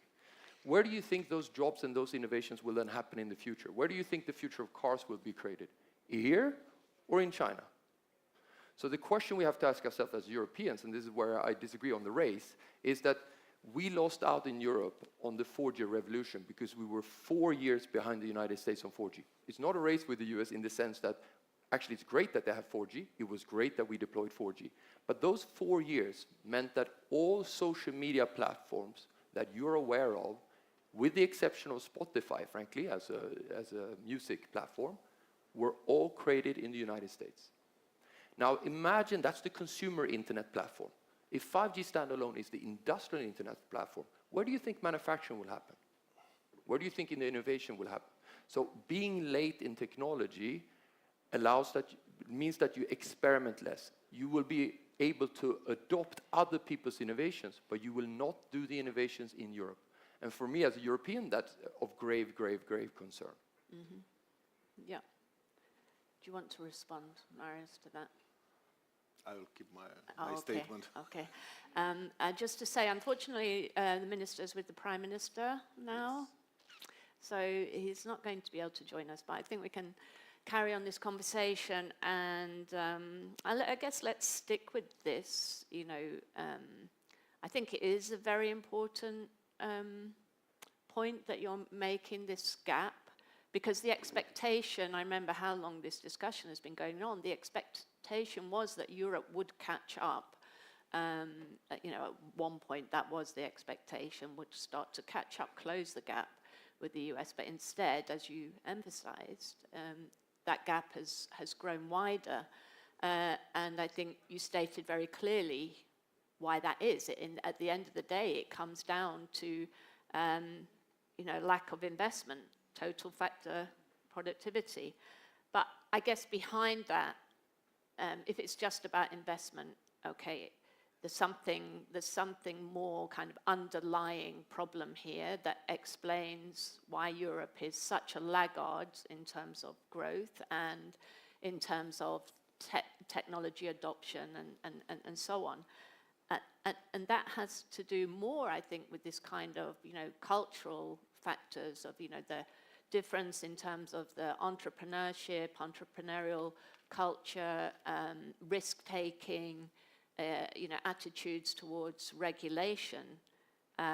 So it's, you know, changing all that is, you know, the big challenge. And I guess that's what Draghi, you know, was saying needs to happen. But it's not easy, is it, to change, you know, a kind of whole culture on which are embedded all the institutions, you know, to change that very quickly. But obviously, you know, you can have bonfires of regulations, and I think, you know, a reset of Europe's regulatory framework is really probably one of the most essential things. Would you agree with that? So do we have a cultural challenge in Europe? I happen to be European, so and I think that's too simplistic. It's almost become deterministic that we have to fall behind it the minute something is innovative, which I don't think is true. If you look at, for example, in my sector, you know, we have two European champions, Nokia and Ericsson, that has been driving the innovation within the telecom industry. We have us, Telefonica, Orange, and Deutsche. We're driving the innovation in network architecture. Actually, we're at the cutting edge on that. Vodafone is the #1 innovator on IoT in the world outside China, right? So #1. Vodafone has an incredible innovation arm. As I mentioned, we are operating in Europe, Africa, and to some extent in India. I say to some extent it's a challenging environment, but the difference is that we productize and industrialize our innovations better in Africa than we do in Europe. So Vodafone has a higher ability to drive and commercialize its innovations in Africa than we have in Europe. So we are a test case of, is there a European cultural problem? No, it's not, actually. The question is, where do we scale? So to give you an example, and by the way, that's not only us, it's true. I mean, if I look at the engineers of Telefonica or Deutsche, all of them still have this cutting-edge, world-class engineers. If I look at the engineers of Ericsson, it's the same thing. The question is, why are we not industrializing and commercializing in Europe? So if you then look at the investment level in Europe as a percentage of total revenue, European companies actually invest more than US companies. So we have a higher capital intensity in terms of what we invest, including in Romania. We invest more as a percentage of our revenue than Verizon and AT&T. The difference is that the scale of that market means that the aggregate investment in absolute terms in the US is double that of Europe.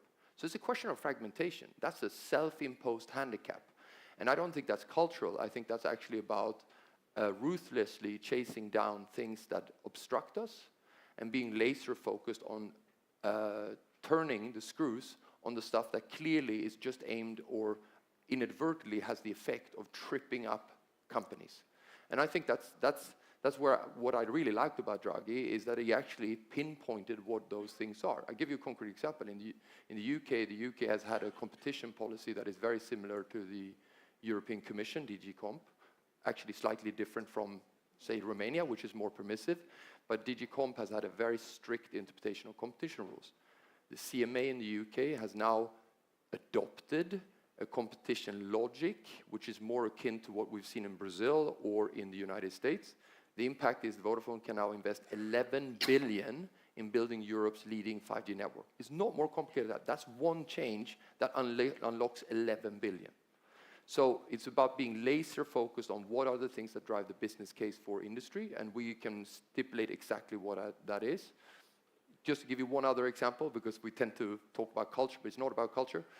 250 billion is the investment gap in Europe to catch up with respect to digital infrastructure. So 250 billion euros. In the last 20 years, European governments have extracted 200 billion from the industry in spectrum auctions. That's a choice. We would actually not have a huge investment gap if we hadn't had a policy of extraction. Whereas the US and China operates very, very different policies on spectrum. So it's a choice. And I think that's where we as Europeans need to understand is that you can't take prosperity for granted. You need to make choices, and the more you unleash the power of the private sector and the innovation power that we have in Europe already today and allow us to commercialize it and scale it here rather than doing it in Africa, US, or in China, the better it is. Okay, great, thank you. Marius, just wanted to come back, talk a little bit again about Romania, and maybe, to address some of the points that Ivona was making. I don't know if you heard were you here for the first session, the conversation with Ivona Sicura, and some of the areas of strengths, but also she identified some of the areas of weaknesses for Romania. So first of all, e-government, that Romania is lagging behind there. That's somewhere where it's possible to actually change things quite rapidly. Actually, Greece is probably a great example, which nobody expected probably, but what the minister Pierre Kakis did there. He was Minister of Digital Governance when the New Democracy government came in 2019. And in the space of a few years, just transformed the situation. I think it was voted by the Greek people the second best policy ever undertaken in Greece. So it's possible to do it, to make that leap, and so I just wanted to ask you about that, where Romania stands with that.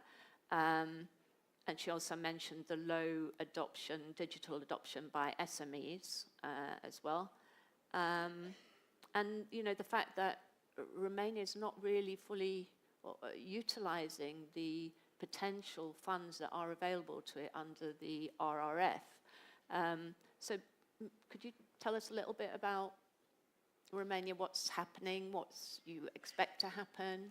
Obviously, we've had quite a lot of political instability here in recent years. Is that the problem, or why is it not happening? I think, okay, first of all, let's split the political instability, because, okay, we have government, it's stable, we have presidential election, it's a different story. It's not about something what is not working, because the government it's fully empowered. If we talk about e-governance, it's very simple. Okay, we agree we are a little bit behind of the other competitors, but we create laws. We have rules right now who are working. Everybody will say, okay, again about the cloud. Yes, we started to create the governmental cloud, which is right now is the biggest cloud in Europe. Okay, in this moment, we want to think will be fully operable at the middle of 26. So actually, we start to create a lot of platforms who are helping SMEs and everybody, and this e-governments. We have partnership with Vodafone, with other companies. We are start to create a new, let's say, a new playground for everybody, where everybody is happy, you know, and the people from I don't know, the startups and the old companies and the companies who already are running in the economy, they understand they need digitalization. They started to try to increase their power in digitalization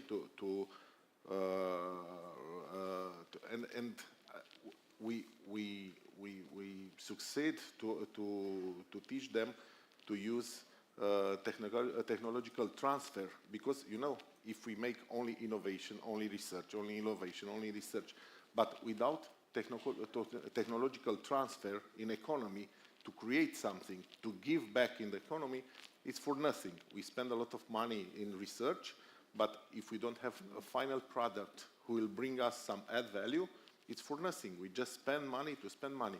So actually, Minister Ivan and other ministers start to create and to explain to the people, it's time to take some risk, to go on the market, and to try to understand the rules in their position in the best way to treat that rules. Okay, I'm agree, we have a lot of regulation in Europe, but we try it, and most of them we succeed to simplify it and to create a very good environment for the companies to can afford to invest in the digitalization. They started to take help from the European funds, for the governmental funds, for the, I don't know, any help we can provide them. And what we have done, and the Minister Ivan have done in the past, was to explain to the people it's time to invest in real things, not just to buy some machinery, some computers, just to spend money. No, we explain to the economical field they must to buy something what can bring value to their company, and I think in the most of part we succeed to do this. Thank you. Okay, maybe just to give your perspective on Romania, and I guess maybe a broader perspective. What is Romania doing right? What maybe it needs to do more, and which countries are getting it right in Europe? In Europe. Yeah. So Europe. I have the mixed pleasure of covering the globe. Yeah. So I can compare countries, individual instruments, policies, and I can see exactly the consequences. And just to be very clear, at local level or at national level, you have pockets of genius coming also in Europe. To give you a concrete example, you mentioned Greece. When I met the minister there and we went through it, I think he digitized 56 million touch points for citizens in 18 months. Like, that would be really difficult for Vodafone to do. And we're a tech company. So it's a remarkable achievement he did. If you talk about Lisbon has basically turned its entire city into a test bed for regulatory sandboxing. So you're allowed to launch a 5G standalone application and test it. For example, real-time transport monitoring, real-time transport steering. So Lisbon is a great example. Sevilla has built an entire command center built on sensor technology for waste management, electricity grid management, traffic management. And the mayor of Sevilla then has a dashboard where he can in real time see how the whole city is living and breathing and optimize resource allocation within the city. So you have these examples that are happening all over Europe. The question is, how do we take the best examples and scale them? If I look at Romania, what do I think, and Ivana actually raised that, for Vodafone, Romania is both an important national market, but also we see it as a potential hub for our European ambitions as Vodafone.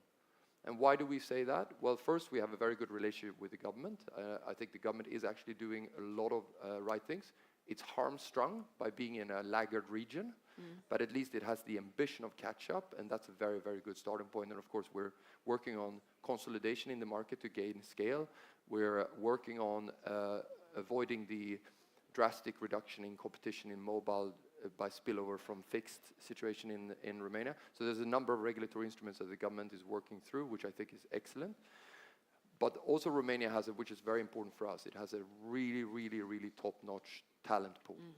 And so this is why we want to put increasingly our European hub activities out of Romania, particularly in the area of managed service, which is an IT integration skill, as well as cyber. Partly because of the talent, partly because of your geographical location. People are more on the toes here from a cyber perspective than you see in some other parts of Europe. And we, of course, as a British company, have very, very close relationship with security agencies in the UK that are world-class. And we see a similar world-class mentality here from a cyber and security perspective. And that means that we have a very natural collaboration with the Romanian government on that. So I think there are some strengths that makes it attractive for us, both from a national player, but also from the point of view of a pan-European player to utilize Romania as a springboard for our ambitions in Europe. So I think there's a lot of things that we can improve. My overall message, however, is a little bit to do like the Greek minister did, or like the mayor of Lisbon. Test, experiment and learn fast. This is, in technology, if you want to have all the dots filled in, or the whole template filled in before you have a leap of faith, you're going to be too slow and you're not going to capture the full benefits. So work with companies to experiment, work with companies to drive that innovation. Most companies, ours and our competitors, are willing to experiment with government. I think what we've done with the government on cloud is excellent, for example. So there's a huge untapped potential, and frankly, all the companies that I know that are operating in Europe are very patriotic. So they're very, very willing to invest more, and they're very willing to try new products and new approaches. And by the way, we did that during COVID. That's when all of us parked our BAU. We parked our status quo, when we dared to experiment together. And that's one of the success of our response in COVID, was that both from a private sector point of view and a public sector point of view, we actually dismantled some of our historical roles and co-created the solution. And I think we need to do that broader on digital transformation, because the current division of labor is not working. Okay, well, thank you both very much. That's all we've got time for, but it's been a very enlightening session, so thank you very much indeed. We'll have a photograph and move on to the next session.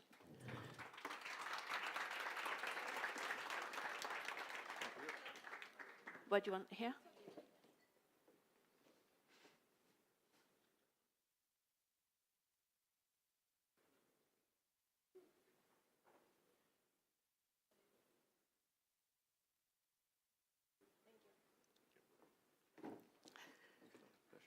Thank you. Thank you very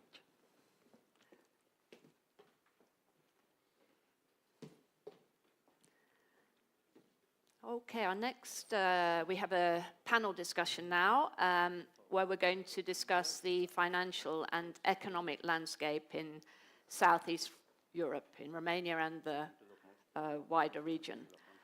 So let me introduce all our speakers one by one, and there's quite a few. I think we've got 8 on this panel.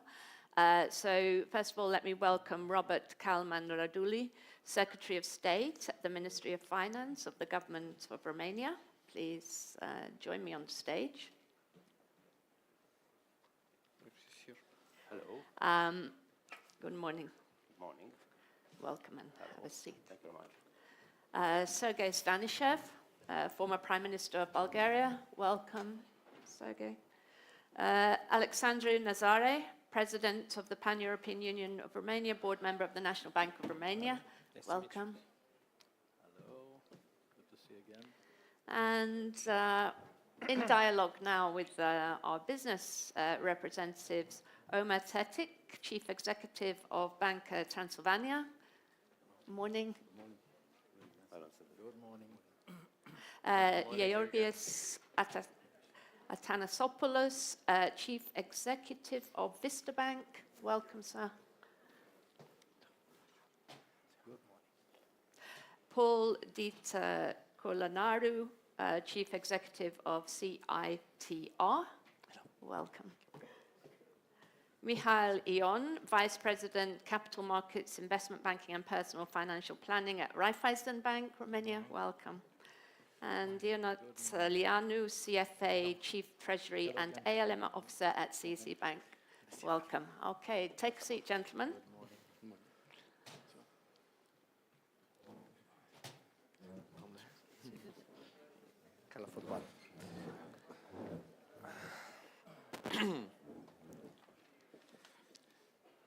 Okay, well, welcome everyone, and great to have you here, and there's quite a lot to discuss, so I think we should get straight into it. We've got until about 11:15, 11:20, when we'll have a break, so we've got plenty of time.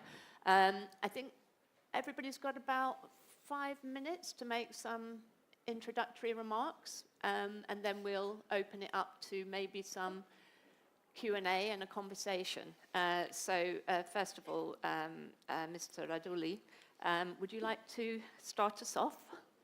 Yes, thank you. First of all, I want to thank you for our presence here. Maybe we can take a boat because we are 8+1 and we can compete in Oxford-Cambridge traditional race together because definitely we are in the same boat. We can say, no, gentlemen, we are in government or in...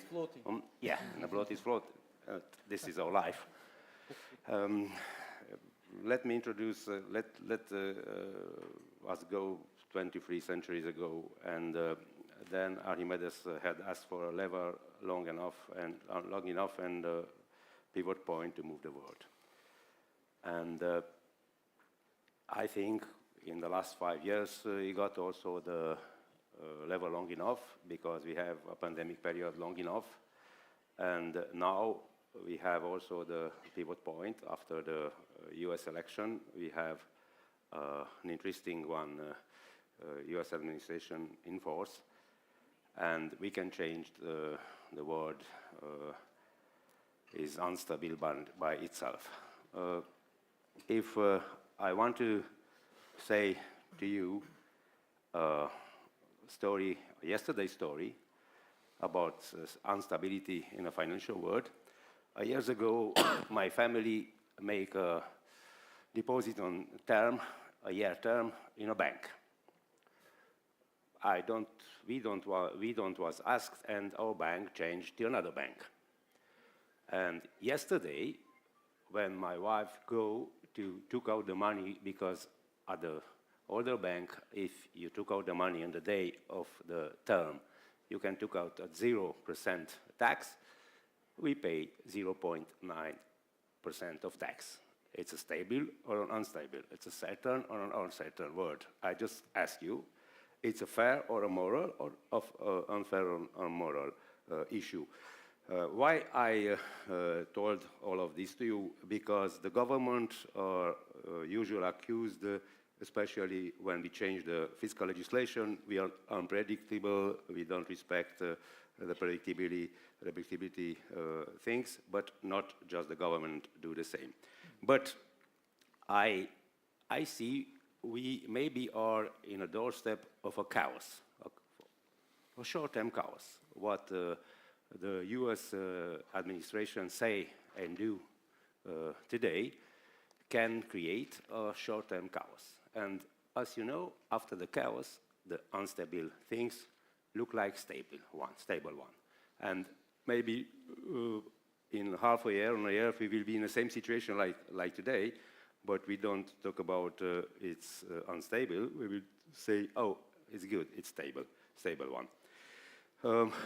I prepare just some numbers for today, because in my opinion, a few numbers say much more than 1,000 of words.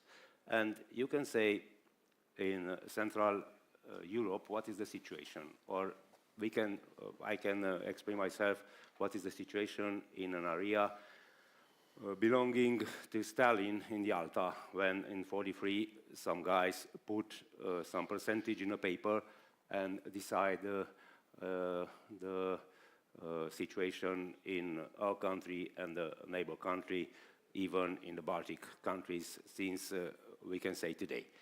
And it's, I don't know, it's a little bit small. I don't know if everybody can say the numbers, but the figure is that Romania has the more lower government revenues on GDP percentage, and even we have a low government expenditures in the other side. But it's a massive difference between our revenues and our expenditures. This is the situation of Romania today. It's maybe a little bit delicate than in Bulgaria or in other countries with the same path like us in the last decade and a half. And by sure, to have some kind of structural reform in Romania is quite mandatory. But as we talk about stability, we don't talk just about economical stability. We talk also about political stability and social stability. And as you know, Romania is not quite stable politically today, not in the government side. What happened in the society and what can happen in May in the election can create maybe some kind of chaos also in our country.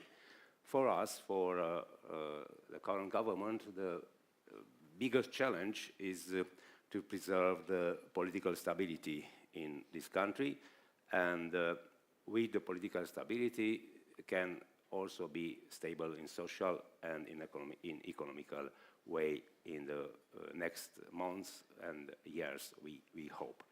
This is our main message today, and this is our main perspective today. We live in a high global economic uncertainty, and we're looking for macro-financial stability in these conditions. It's a huge challenge, not just for Romania, and a huge challenge also for the whole Europe, because we can say the Europe and especially Brussels live in some kind of bubble in the last decades. And now we have a strong wake-up, and we are in front of the reality. We are weak in order of our defense. We are very weak concerning our energy supply, and so on.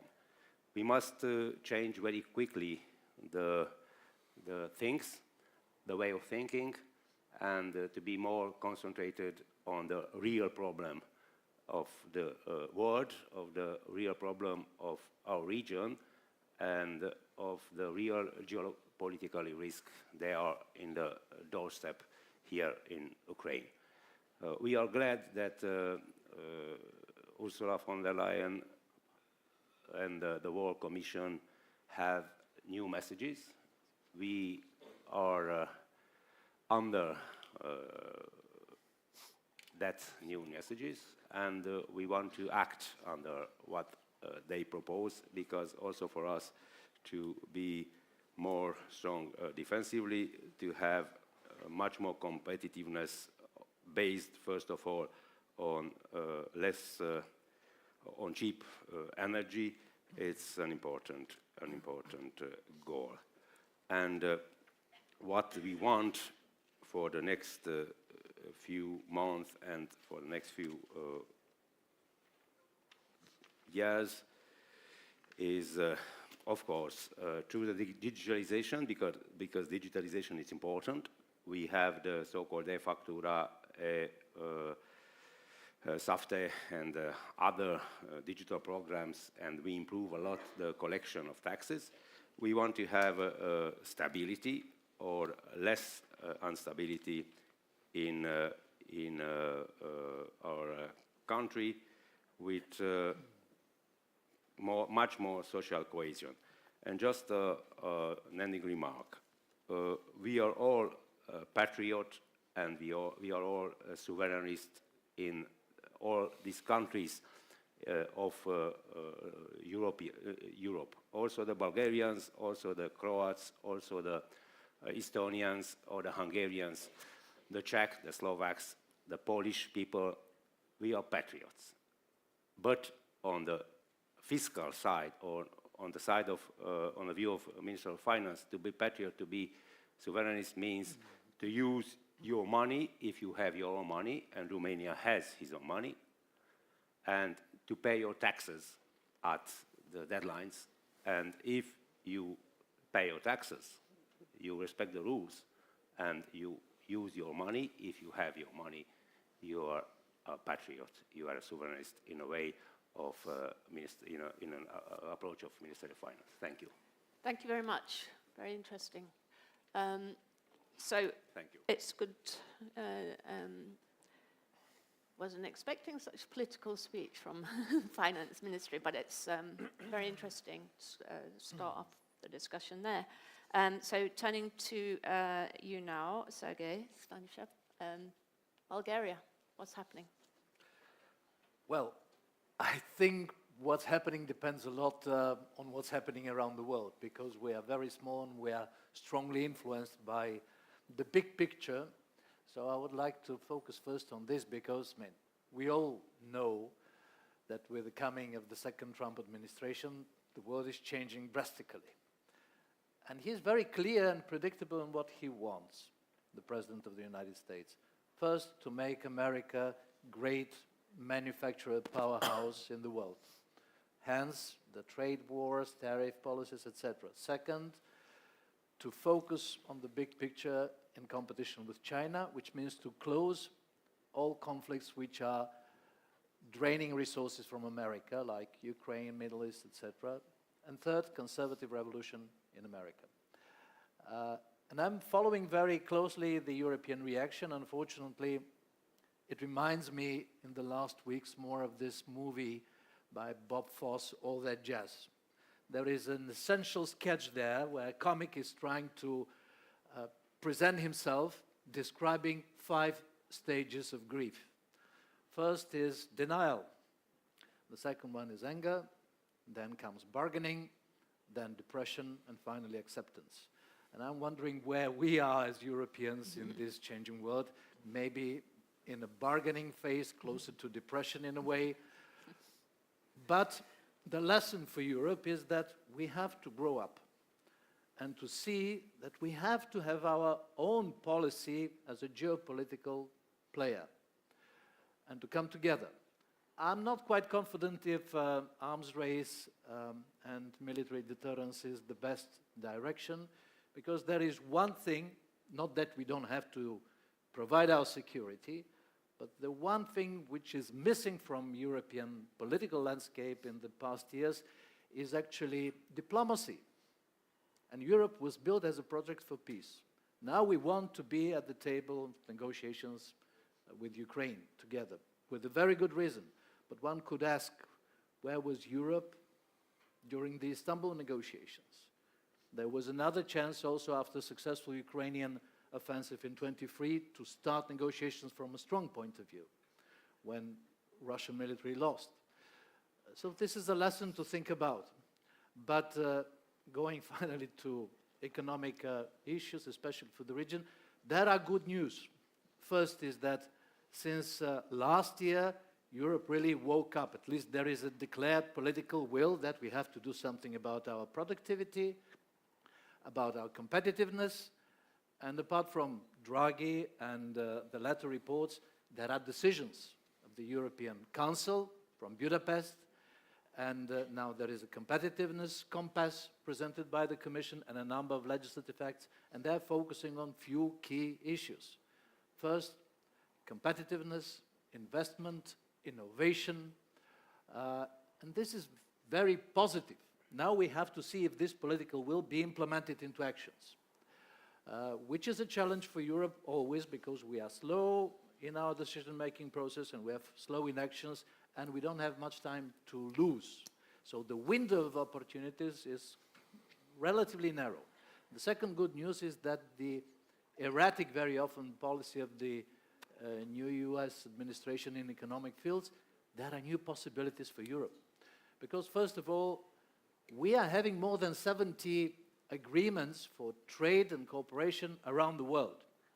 And many countries in the world now are seeing that the United States are treating them with some bullish attitude, arms twisting, etc., and they want some predictability and respect. I think Europe should step in here economically, in Africa, in Latin America, and in other areas, and this is a big possibility for the European Union. The same about the investment process. In America, there is quite a big instability, and investors are looking around. I have this feeling, at least this is what the media reports are saying. And now I'm coming finally to our region, where we are. We have to change our attitudes towards the European Union decision-making process, because both Romania and Bulgaria, as a relatively new countries, are still in the mode of either executors of decisions who have been taken by Brussels or victims of the same decisions. Now, with shaping the new European policy, we have to be proactive. And I would like to see the governments both in Romania and in Bulgaria to start public debate about our competitiveness compass and how do we integrate into these European challenges and to make it together. Apart from the discussion in our societies, the countries in the region, Greece, Romania, Bulgaria, and then broader in the Central and Eastern Europe, have to put our agenda at the European table when we shape the new policies. Because otherwise we are too weak individually. We're too small. So let's work in this direction in order to become really more successful. For me, there are clear priorities. They are evident. First, the European market has to be accomplished. In energy, in telecommunications, in the capital market union, and mobilize savings for investments. This is not done, and this should be the number one focus. And for the region, I think we're still having a big problem with regional infrastructure, connectivity, and all other elements. Plus, of course, we have to catch up on the new areas of developments. But I would say priorities for us should be demography. A consistent demographic policies for all countries in the region is a big problem. Education skills, because this is the potential which we are having, but we have to step up on it and develop it much further. Last point about Bulgaria. Last year, when I had the honor to be present at your conference, Romania looked very well. A country with stability, predictability, a serious partner of the West, within the West, of course, and Bulgaria was a disaster. 6 elections in a row without clear perspectives. Now we finally have a government. I hope it will stay long enough.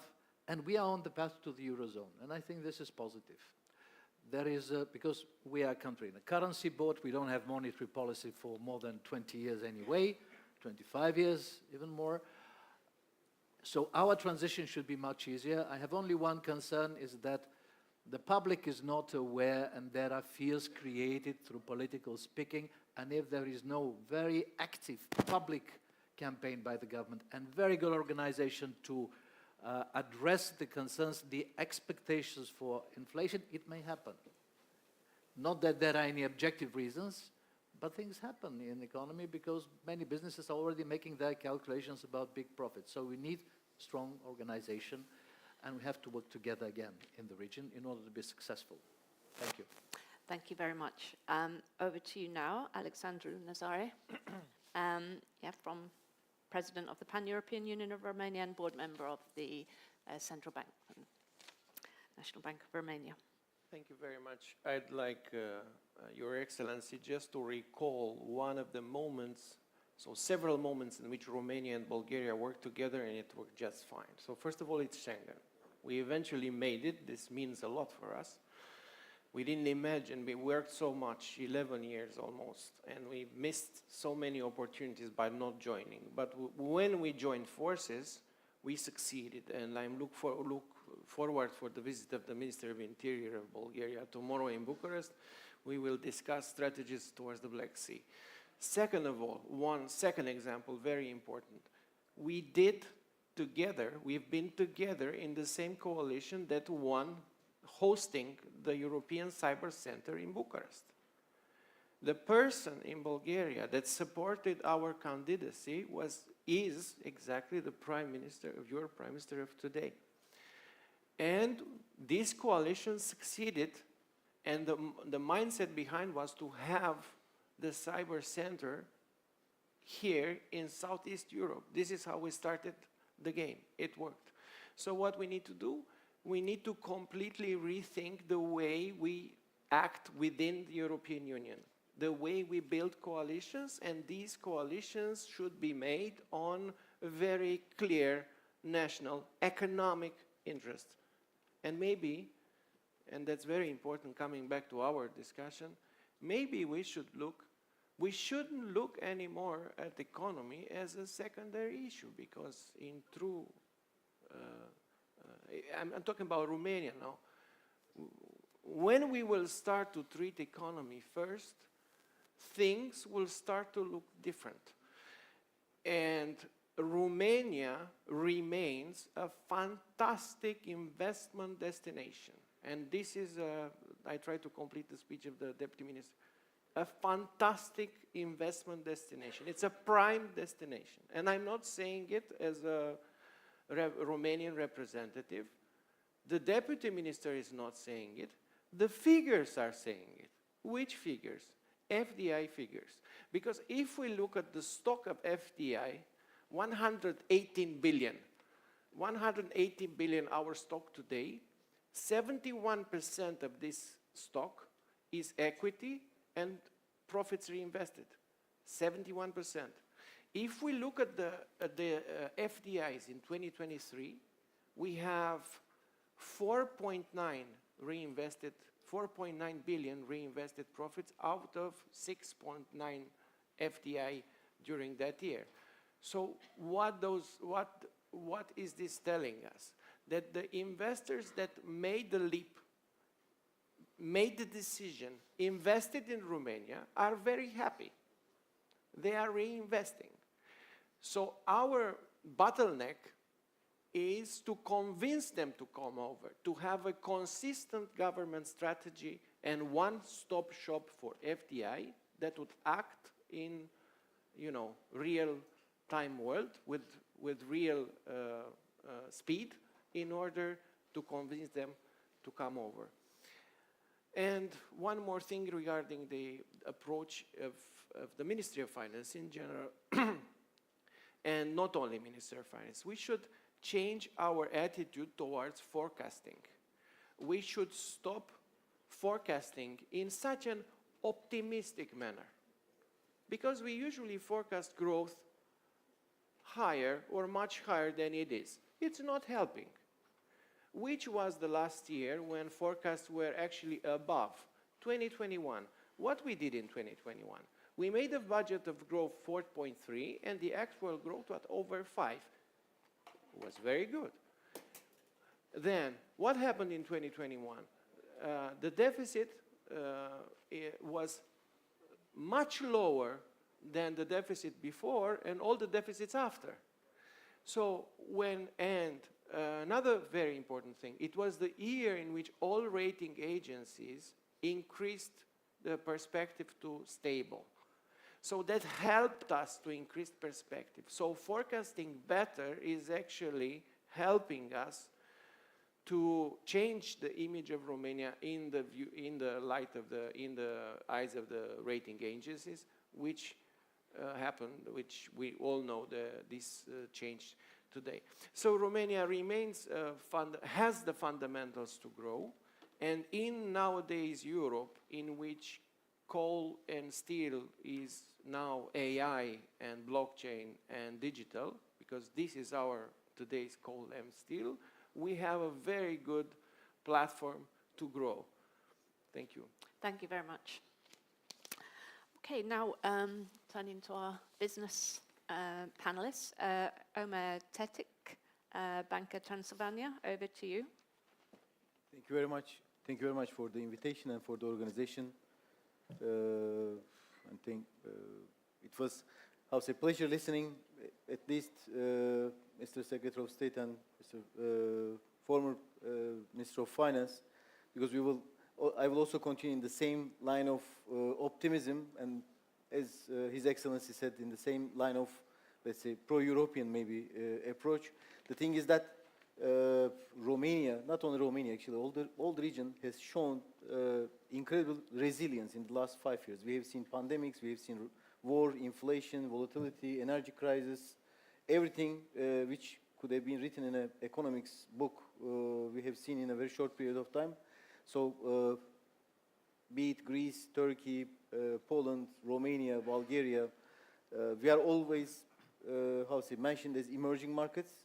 I never saw one of them emerging or being emerged, but I guess also there is some unfairness in that. But on the other hand, I would say that definitely we are adapting markets.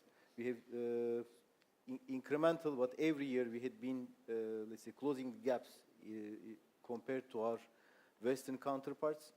I have seen also in one of the titles you put at the screen, citizenship through investments. I guess this is indeed using the opportunities already mentioned. This is the moment when Europe can show that southern eastern members of the European Union are really European citizens, putting more investments, putting more attention, including us in their big boys club, so that we don't just remain as spectators. But indeed, when we look at the, problems Europe is facing, from food security, energy security, demographics, Romania itself can be solution to most of the problems, creating its own solutions as well.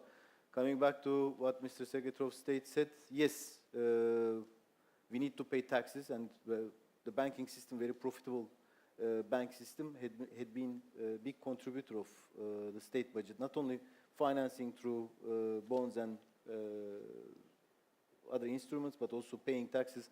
Banca Transilvania Group last year paid more than 1.5% of all taxes on profit paid in Romania. So this shows that a resilient banking system can be a good contributor to the state budget as well. I guess the region itself has a good opportunity. We have here also my competitors, our competitors, but still it's a good opportunity that this time we have a banking system very solid in terms of capitalization, liquidity, and willingness to grow. And we are not, counterparts, we are partners in economic development, and we want to assume this role further, not only for Romanian businesses, but any businesses who would like to invest in Romania. Great, thank you very much indeed. So turning now to Georgis Athanasopoulos, Chief Executive of Vista Bank.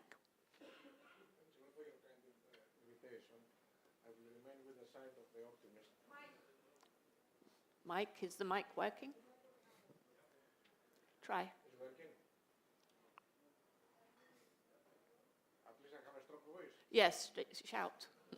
So, as I was saying, I will stay with the side of the optimist, because Romania is a great place to be.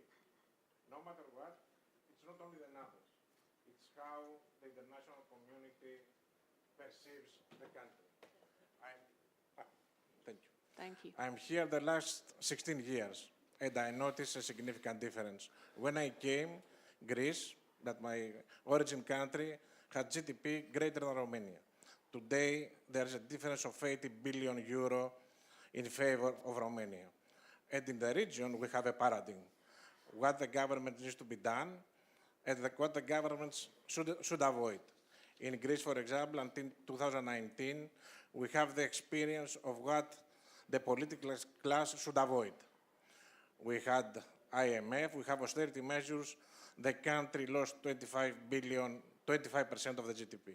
In the contrary, from 2019, the last 5 years, as the other speakers said, there happened a miracle because we had a strong political will, we attract investors, we diminish the tax rates, we attract technology. The biggest data centers now in the region are built in Greece.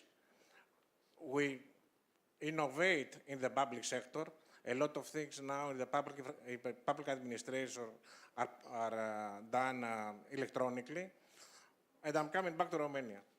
Romania has a lot of advantages. It's a very big country compared to the other regional countries, has a lot of resources that is scarce to find in other countries. It has skillful people.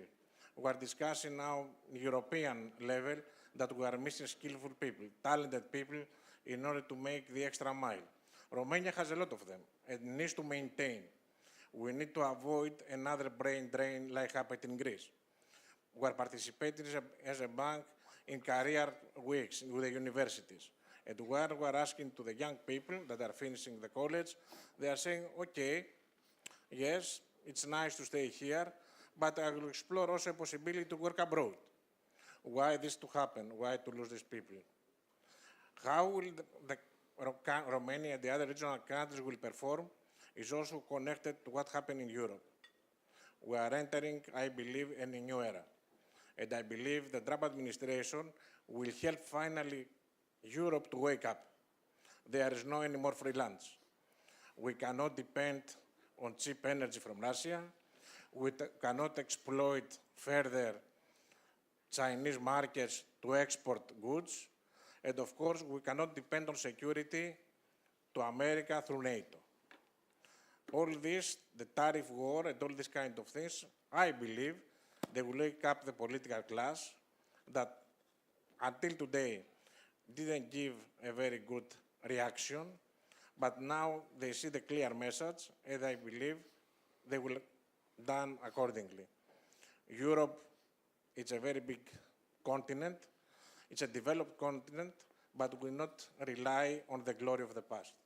We are overpassed by the evolution of things. We are far behind to innovation, to artificial intelligence. 1/3 of the companies that produce innovation in Europe are leaving Europe. 1/3 is going to the United States. Why happened this? Because the environment is not friendly. We have a lot of regulations. We have complicated procedures for this type of companies. And of course, because the capital flies, they are exiting the market. But still, there is a lot of hope, I believe.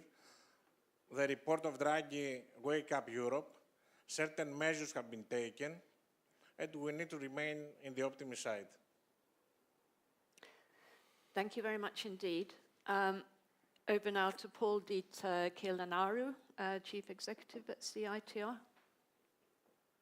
Thank you. I guess this mic works, so it's going to be easier for me. I was listening a lot to everything that was said today, and I would frame it in total as one a very key expression that I heard, which was if you want to recuperate, you cannot lag behind in a lagging situation. And I think that's the case and the way we should look at Romania's evolution. But let's start with the good things. As was stated before, we've got a median growth of around 3.6% over the last 10 years, which is much better than most regional countries in this area, the only outlier being Poland with 3.7%, the rest are under 3%. So Romania does look good in this aspect. There is a certain price to this when we look at the export deficit and the way this is affecting our economy. So there is a price being paid there through deficits, both from a spending perspective and also from a commercial balance perspective. But still there's growth. And I think that this is the context in which we should look at Romania in the present and in the future, but also understand that when you're ahead, your main concern should be how to stay ahead, because progress is not a linear process. So then I'd go over to the risks that we see. Growth is projected at a sub 1% rate by some institutions for this year. So this should hopefully be just a hiccup in this median, because 3.6% is good, but then again, we are the ones coming from behind and trying to close that gap. So our rhythm of growth should consistently be higher than other countries to really be an emerging economy at some point. Secondly, we have to take into account foreign trade and how that influences us. Main partner of Romania today is still Germany. So the way that the German economy is going to work is going to directly affect Romania as a whole and businesses specifically.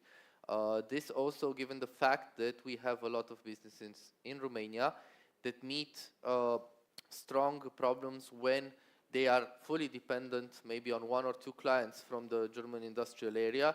So that means that even a partial reduction in production in that area can mean a total closure in the plants that we have over here. We've seen this in our restructuring business last year. A couple of companies just going from a stable situation to net zero just by losing the main client. So this dependence needs to be treated not just in the relationship with Germany, but in general relations between companies in Romania and other markets. These aspects can be viewed in two ways. One, it's the granularity of companies in Romania, which need to get bigger to be able to access economies of scale, and also not be so dependent on their clients that they come to a point where just one single economic decision by another party can terminate a maybe 20-year-old business. The other thing that I see in the risk sector is inflation, which is still high in Romania and one of the highest in Europe. We need to take that into consideration both in the way we project things, but also in the way that we address our economy. We've seen a reduction and we've seen the efforts in this sense, but still, statistically speaking, we are at the lower end of the EU. But it's not all negative. I think that one of the main positive aspects was mentioned before. It is Schengen and also OECD. I think that the way Romania is seen by investors and economies is very important. That's why also I think that addressing the aspect of ratings is something that has to be taken into consideration. I think that the relationship between these ratings and deficits, and also the way we plan our economy and execute on that, is very important. And this takes me to the next point. We have seen quite an important deficit last year. We have already a high deficit in plan for this year, and also a certain intention to reduce it. So if we look at this from the way we perceive the future of our economy, we should look at how this is going to happen. Probably, in our opinion, not as much from the cost side, but from the revenue side. So that means that we might see some impact on fiscal measures, but from this table, there are people who most certainly know better than me about these aspects. The last point I would make, and then go over to my conclusion, is labor. Labor is both a positive and the negative aspect that we need to take into account. We have low unemployment, but that also means that we have areas where employing the right kind of people is hard, and also pressure on employment costs. There are estimates that say that just this year we need to import, let's say, over 100,000 foreign workers out of the European Union in order to be able to answer to the needs of manufacturing and other areas where we have a deficit in employment. All these being said, I would conclude that there are two main aspects that we need to constantly be monitoring and, if possible, incentivize in order to keep up with growth and address these problems. First one is performance, core performance of companies. We are still at a very high level of lacking either financial or core performance. 25% of companies, big companies in Romania, don't produce profits.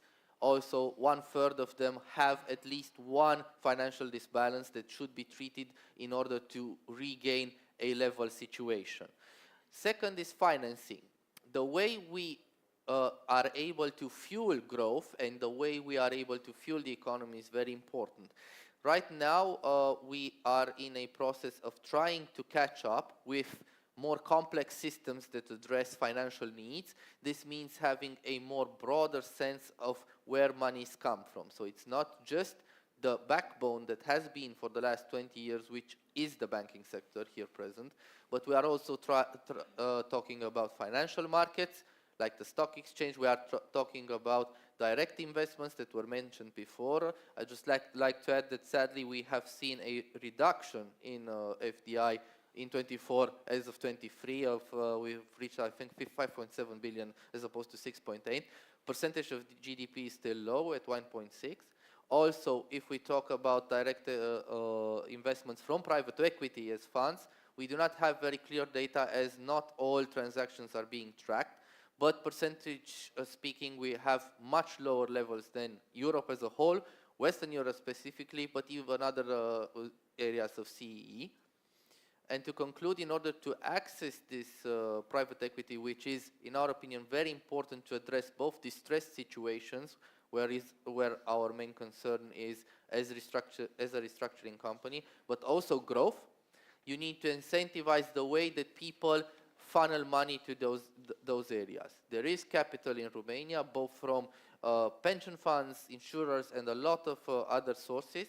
But the way policy drives this kind of financing to go into private equity investments can ensure a competitive advantage for Romania and address these opportunities that were mentioned before, because any growth needs capital, and that capital needs to understand this context to be able to come towards us at a higher rate.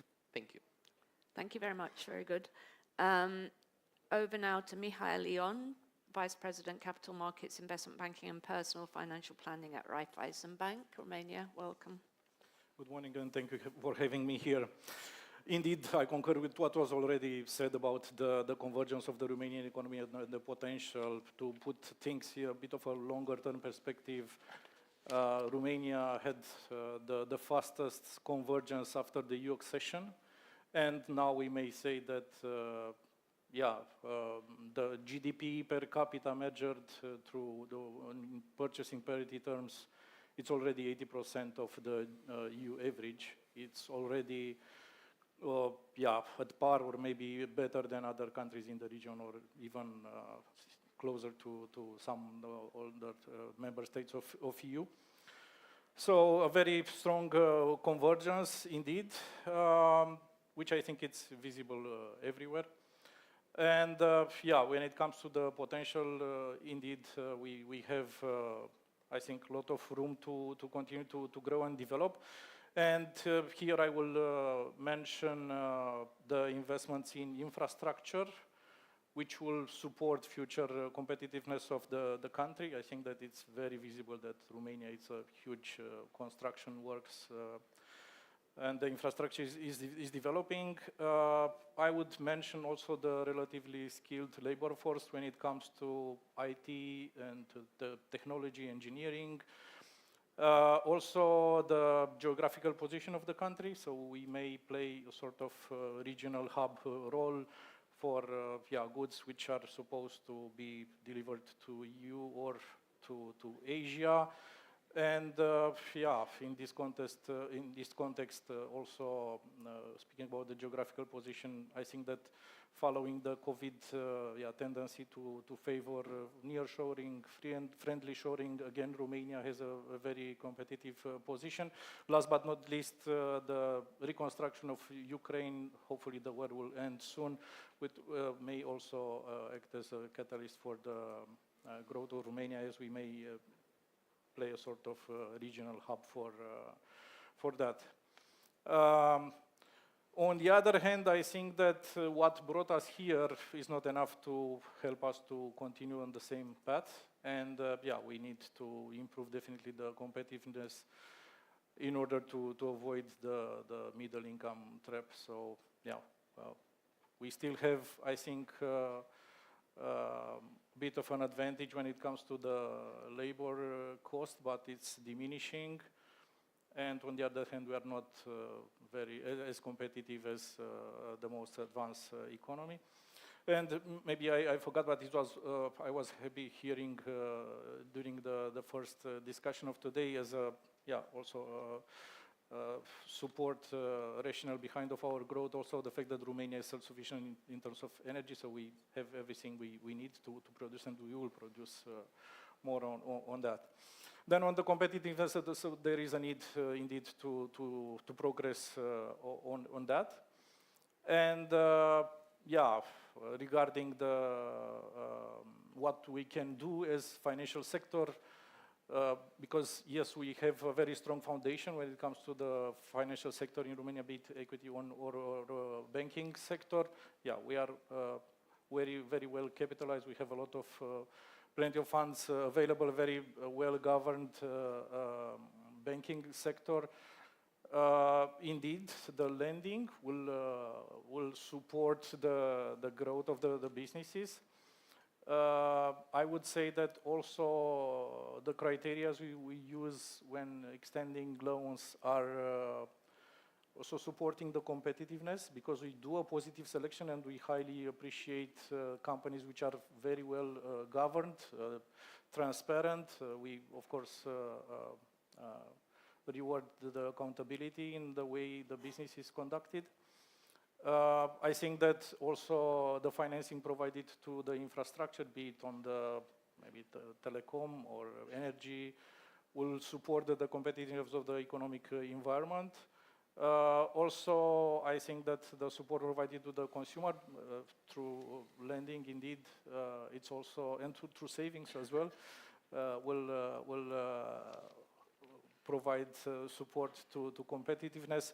Also, various, I think, initiatives launched by the banks to support the business environment. There are many banks, included ourselves, developing a lot of programs for the startups. We also have a program to support mid-sized companies to scale up across Europe. So I think that the financial sector is indeed paying its contribution. When it comes to the public policies, I will mention maybe two to three major things. From my perspective, the first priority is to restore the macroeconomic stability. That will severely, I think, increase the credit worthiness of the country and the trust of the business environment and the investment environment. We have a very high budget deficits. Indeed, there are coherent plans to address, and we need to follow those plans. Second, I think it's very important to leverage on the EU funds. Be it the traditional EU funds or the reconstruction and recovery following the COVID. This is a huge opportunity for Romania we cannot afford to miss. And it was also the discussion during the first part of the day about the progress needs Europe needs to do on the simplifying regulation and so on. This is very much, I think, valid for Romania. We need to improve or to reform the public administration and to reduce the bureaucracy in order to let's say, reduce the way or to ease doing the business. So I think that, in a nutshell, there are, of course, there is a huge potential and opportunities. There are also challenges, and I think that when, let's say, picking one single macro indicator, which I think captures what I was already said about the competitiveness. Last year, we had a very huge increase in demand, fueled by strong fiscal stimulus, but the GDP growth of Romania was very shy, below 1%. So there is a clear, in my perspective, evidence that the local demand needs a stronger offer to meet, otherwise, indeed, we import more, and here comes the twin deficit. So that's in brief from my side. Thank you. Thank you very much indeed. So now, last but not least, Mr. Lianu, welcome. Good morning, and thanks for having me here. I work for a state-owned bank, which in 2020 started a major modernization and growth agenda. Timing was, I would say, strange. It was just about the time when the world started to go crazy. We had the pandemic, then in 2022 we had the war, and now we have this instability all over the world with certain themes that are changing pretty much everything we took for granted. So what we've learned from this time, these 5 years, is that it's much more important how you manage to answer the challenges, because it's almost impossible to foresee them. Of course, we are all making plans, backup plans, risk scenarios, and everything. But every time is different. I mean, it's like you're preparing for initially for a football match to be the best in football, and then the next day your immunity gets challenged, and then you start changing your diet, and then the next day you have to fight a bear. So it's always changing, and if I can make a parallel with what economists are doing, most of them can actually foresee recessions as they are approaching, but it's very, very difficult to predict the depth of these recessions. Why? Exactly because you don't know the response function and how people are going to react, not just the governments, but also companies and population. So I guess the key to resilience is how you manage to integrate this response, to change your response function, to integrate what is coming from the world, because the world is changing faster and faster. So the key to competitiveness is how you can actually get your bureaucracy, because you need it, get your bureaucracy smart enough, flexible enough to actually be able to respond to those changes once they arrive, because you cannot foresee them. This is what I think of the world, and in particular, talking about Romania and Europe, I believe that for us the chance is to be able to respond together. I mean, we have this unique position whereby we can pool forces to be able to become much more resilient as a group. We have no chance alone. We're just too small, each of us. But if we join forces in this common market, I believe that this could be the key to resilience, because it would allow a fast response to whatever happens outside. We could together specialize. You cannot become self-sufficient as a country, but you can become self-sufficient, for instance, as an economic bloc. So if we can find ways to actually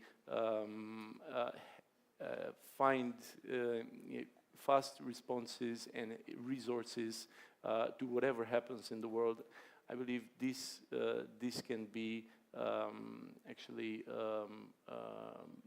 the driver of development for each and every country in Europe. Otherwise, we're just too small. Okay, great. Thank you very much. So I think we're fast approaching our coffee break, networking break. It's 11:10.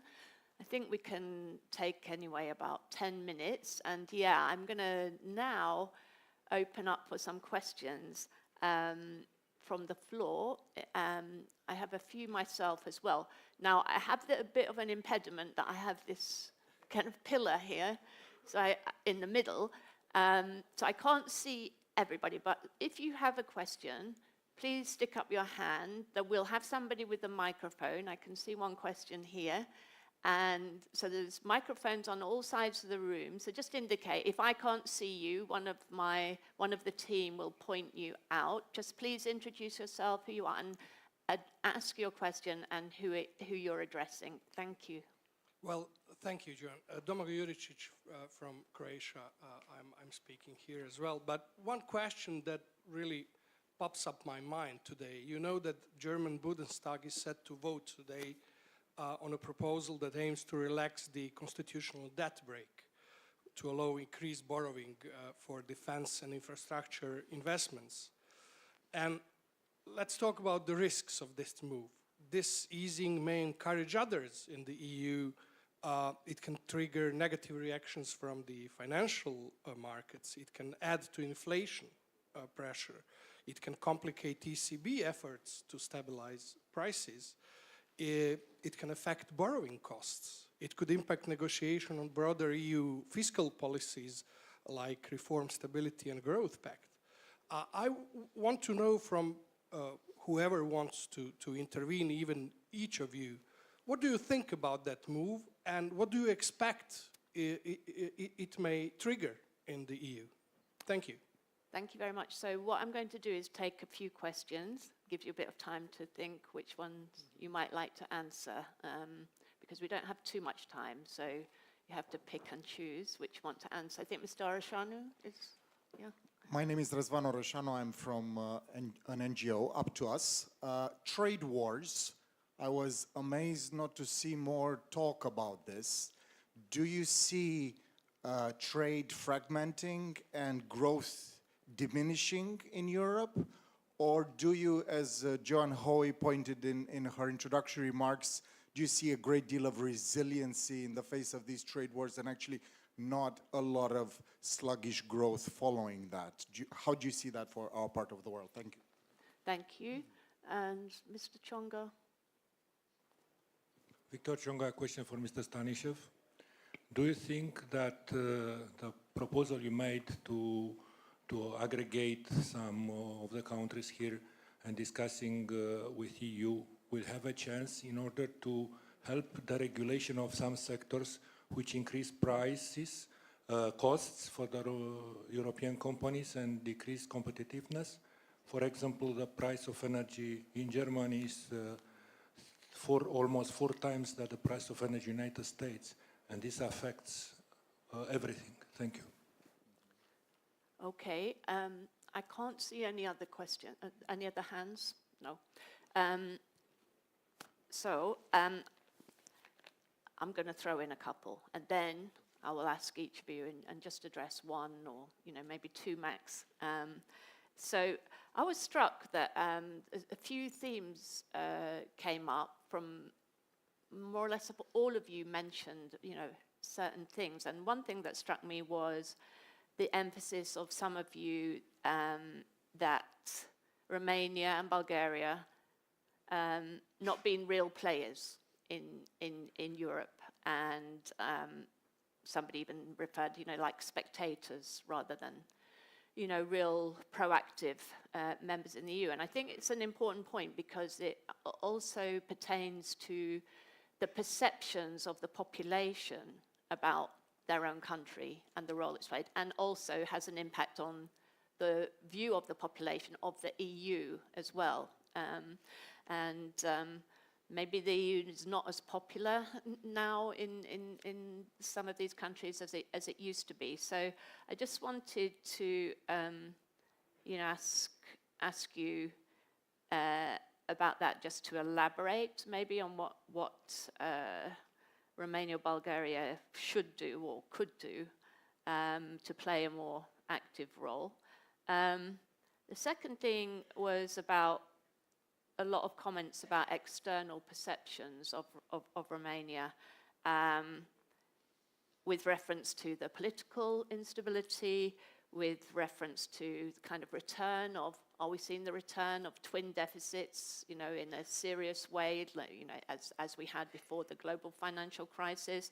I mean, if the country is growing rapidly, I don't think that running, you know, fairly large current account deficit is that bad. But if you're running very large current account and fiscal deficits, then, you know, persistently, then obviously that introduces a big vulnerability. So are you worried about that? Some of you said you were worried about that, and we need to see a restoration of macroeconomic stability.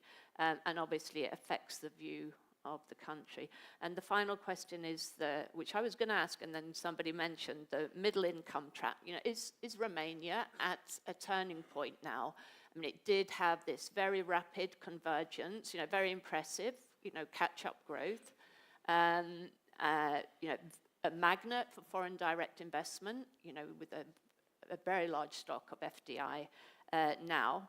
But has something changed in the last year or two? And might that become, you know, more, might that linger as a problem?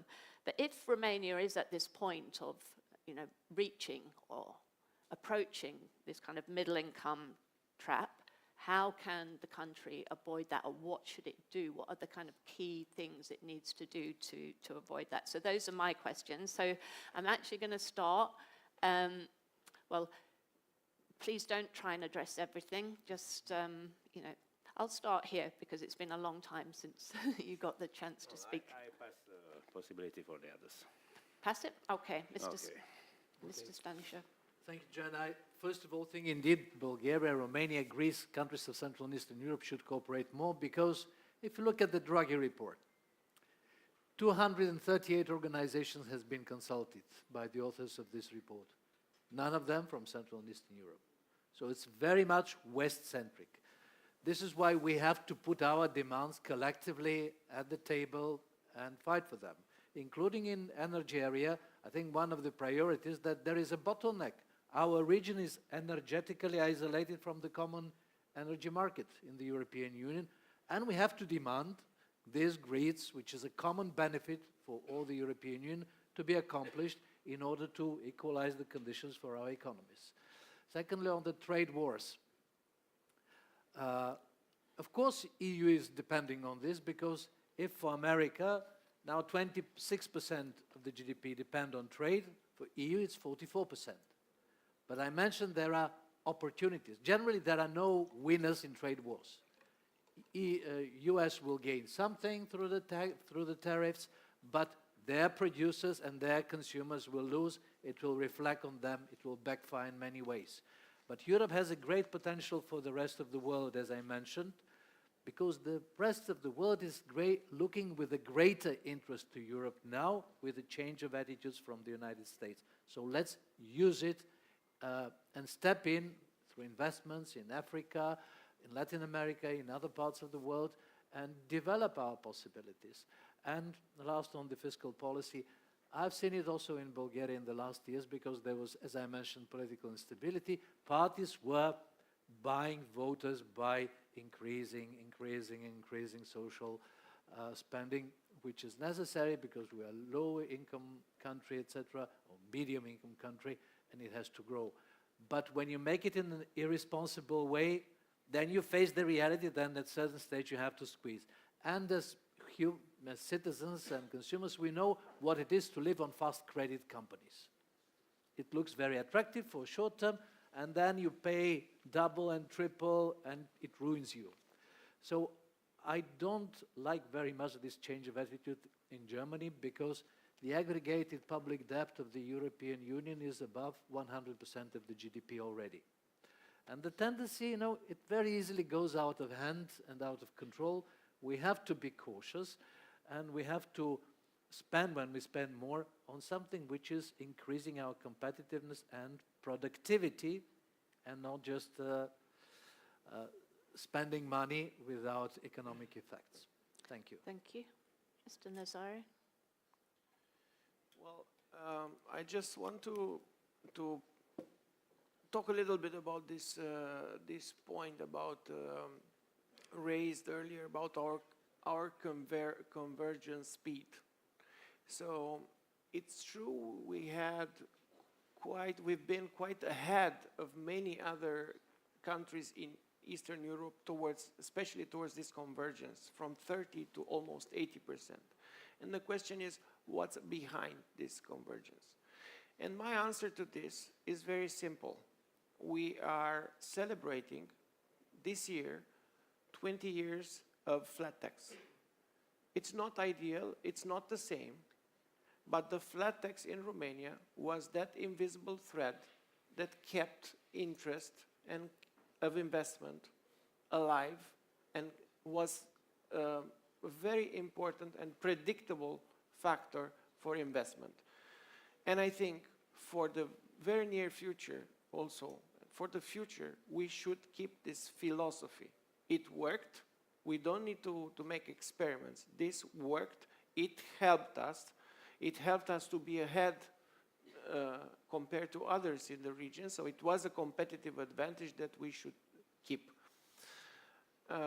Regarding the trade wars, yes, of course, there's no winners in trade wars, but we should stick to all the resilient factors. And this is a window of opportunity for Europe. And now in Brussels and in all circles, whenever they want to speak about a big project, they talk about a pan-European project. And basically they return to the initial doctrine. It's a 102 years doctrine that eventually saw Europe with one united defense, with one united foreign policy, and with one united economy, and without trade barriers. So we are getting back to the initial project, and we eventually realize that we very fast forward have to work to make it, to eventually finalize it, because it's unfinished. And this would help us to protect from any trade wars, increase the security, increase the deterrence, so increase the global position of Europe as a continent. Thank you. Thank you. I should have said as well before we turn to our bankers here that it'd be good to hear from you, if you don't want to take any of those questions from the floor, what you see as the priorities for your sector, for the banking sector in the coming year. I mean, you have talked about this a bit and about also expansion of financial markets more broadly beyond the banking sector, but what would be the priorities for you? But also feel free to answer any of those three questions from the floor. I know that in the interest of time we should be brief. Yeah. Brief. But coming back, yes, we have seen last week the yield curves of all Europe has jumped up. But actually, this was the good news. Suddenly, it was also Germany was investing, or the leader of European economies was investing. So it's I'm looking like a banker investing balance sheet of any company. So it's important what Germany and Europe will do with this one, because investors, at the end, initial reaction is also a bit excessive. But on the other hand, investors, banks will definitely analyze what is happening, what is being done with the excess money being borrowed. So if the expectations are with a positive mood, with a positive trend, then the yield curve, the yields themselves will start coming down. I mean, it's not important how much, I mean, definitely important the amount of money borrowed, but what you do with this money. I mean, if a company comes to ask for a credit from BT, we are asking the purpose and let's say reimbursement source. Here, definitely we are also a big fan of, in Romania at least, the fan of unique taxation, the flat taxation, because this was one of the very few items of predictability which it offered. I guess, especially for Romania, we need a lot of discipline and predictability, not more taxes, more collection, more attention, more digitalization. This is an opportunity. If US administration is using now the terminology of playing cards, I think there are new decks at the table now, and Romania, Croatia, Bulgaria, we can grab a good hand in this, investing more in AI, investing more in digitalization, investing in manufacturing, where we were already strong. I mean, we are traditionally legacy, we are industrial and manufacturing economies. This is a big opportunity for us to become, if it's about onshoring, European onshoring, we can become this supplier of the rest of the Europe. And we have human resources for that. We have willingness of population for that to be active. We have hardworking populations. That's why I think we have a lot of good opportunities. I hope we will be able to move all these cards well now. About our expectation is the, how to say, I don't want to necessarily speak on behalf of the banking system, but I guess more or less we are aligned.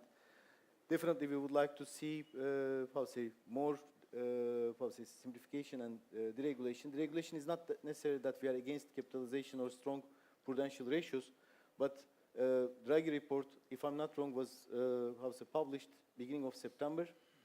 I have already physical pain discussing that the report exists. I mean, I would like to see European regulators, banking regulators, coming that we took these points, this we liked, and this is our action plan, this is what we did. So at the anniversary, whatever date it is in September, hopefully we will be able to see some progress, not just agreeing again on another platform, on another forum that what the report mentions is right. I mean, there is a lot of willingness to mobilize. I hope there will be also some results to this.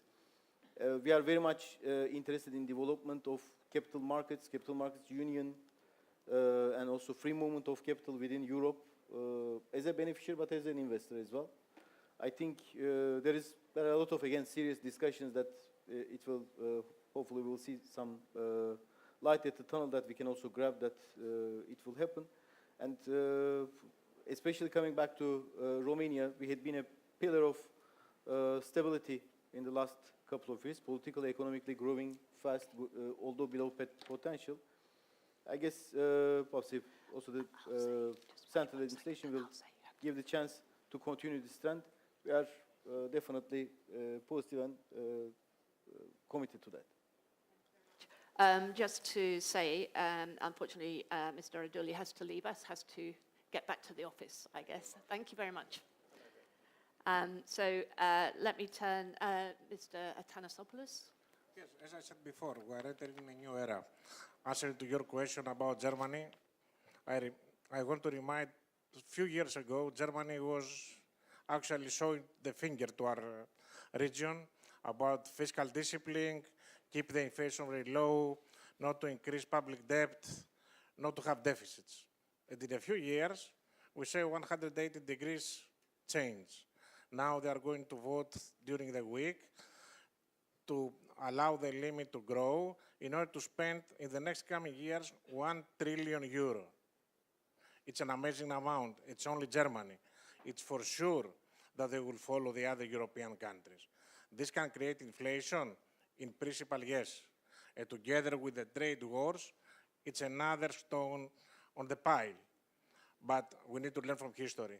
Whenever happened this, and the history can show to us, the economy entered a recession. We saw it during 1920, when again we had tariffs, and what happened? We have the biggest recession in the United States that actually came to Europe. There are also solutions, investing, that we are missing investments, and also to avoid inflation. There is the discussion to have a European bond and not even every country to raise money. So this will make the raters to be more comfortable and will distribute the risk all over the European Union. Coming back to Romania, we said a lot. Yes, it's a place to be, but for sure we need to address certain things. We need fiscal discipline.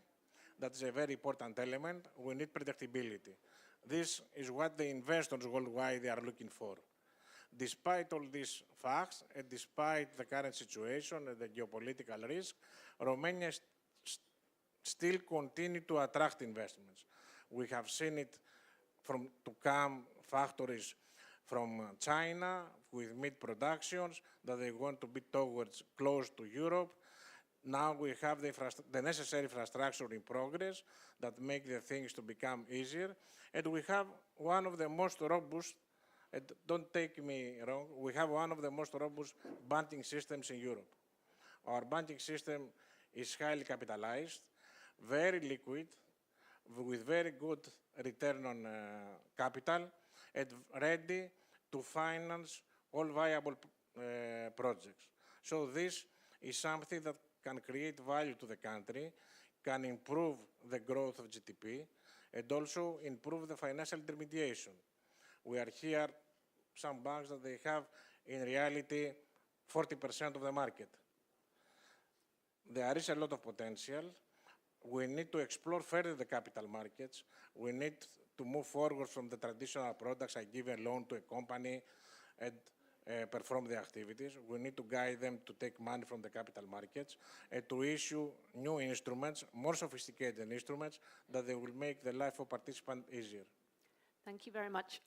I realize I'm keeping everybody from their coffee, so we should probably speed up a bit, but I don't want to deprive you of the chance to respond. So yeah, if you just choose maybe one main point that you'd like to make. So Mr. Kilanaru.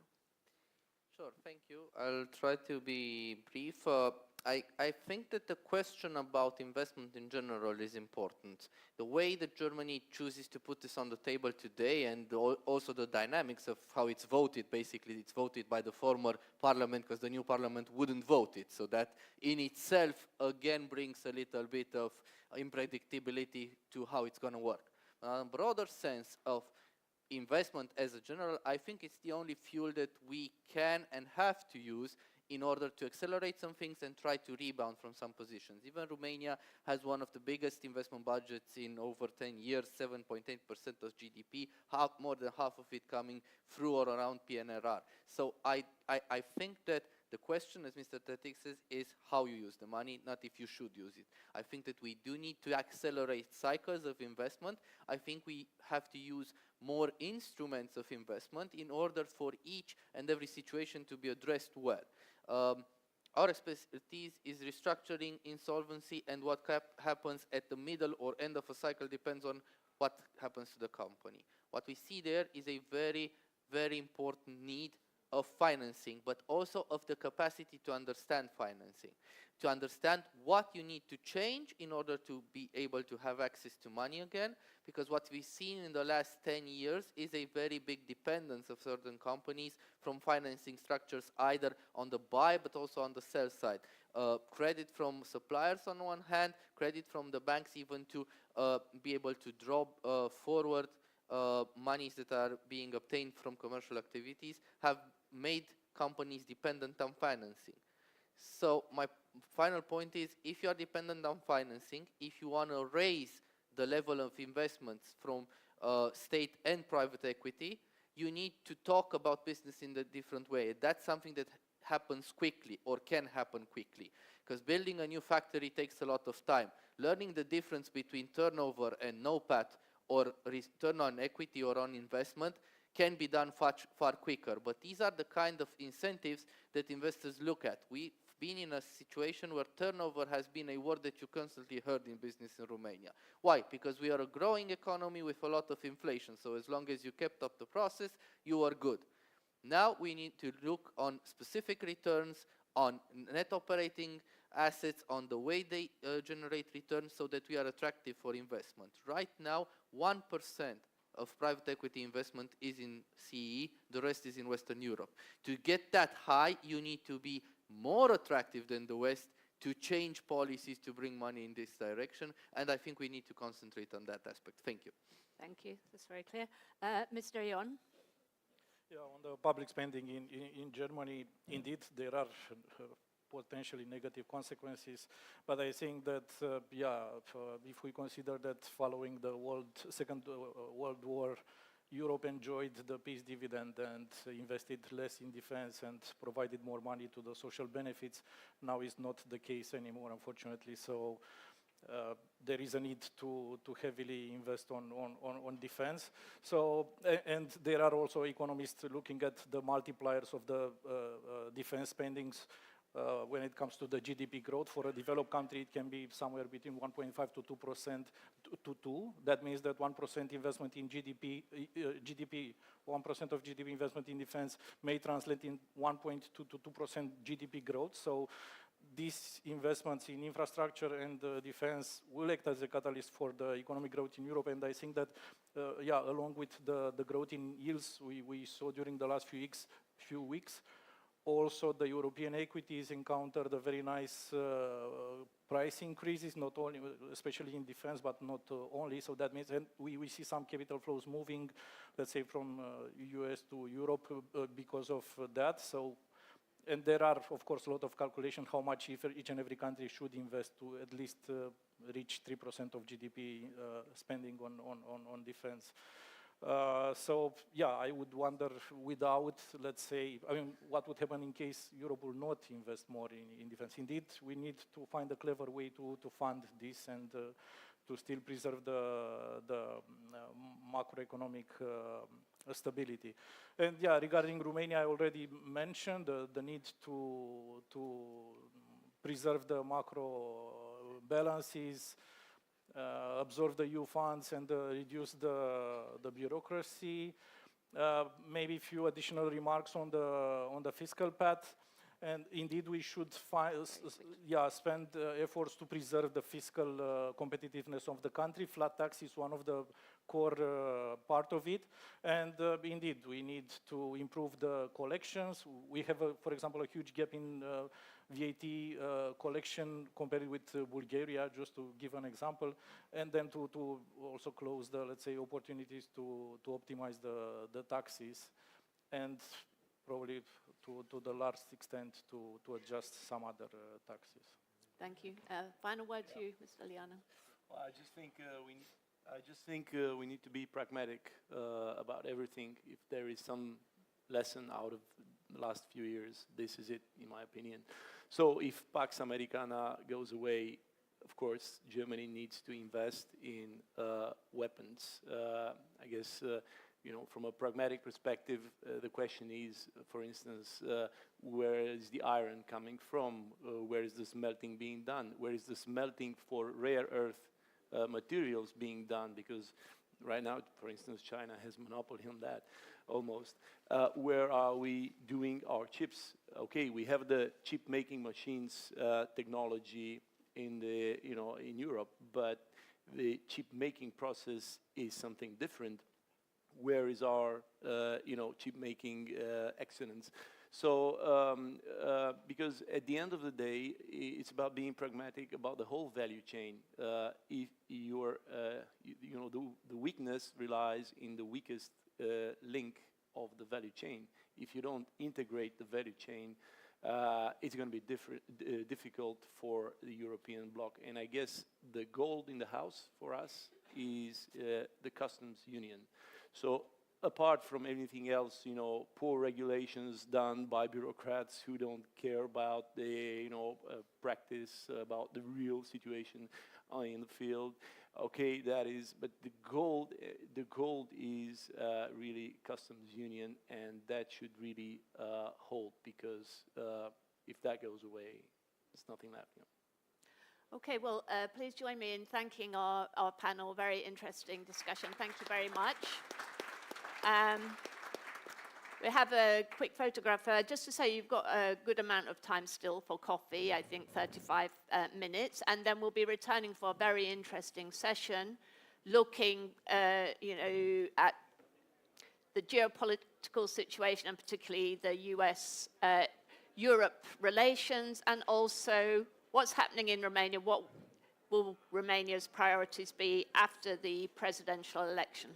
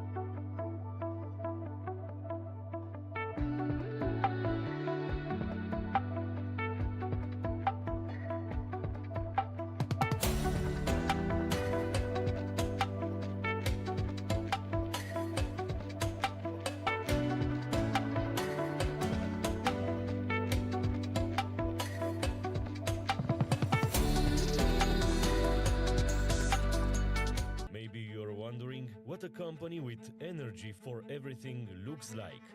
We are PPC, and clean energy is our driving force, with our mission being a sustainable future for all. At PPC Blue, we are redefining sustainable mobility through accessible solutions for efficient and eco-friendly transportation. Our colleagues at Rețele Electrice are undergoing a digital transformation to implement a smart electricity distribution grid. Through PPC Renewables, we are leaders in renewable energy in Romania, thanks to our 23 solar, wind and hydropower plants with an installed capacity of over 1,300 megawatts.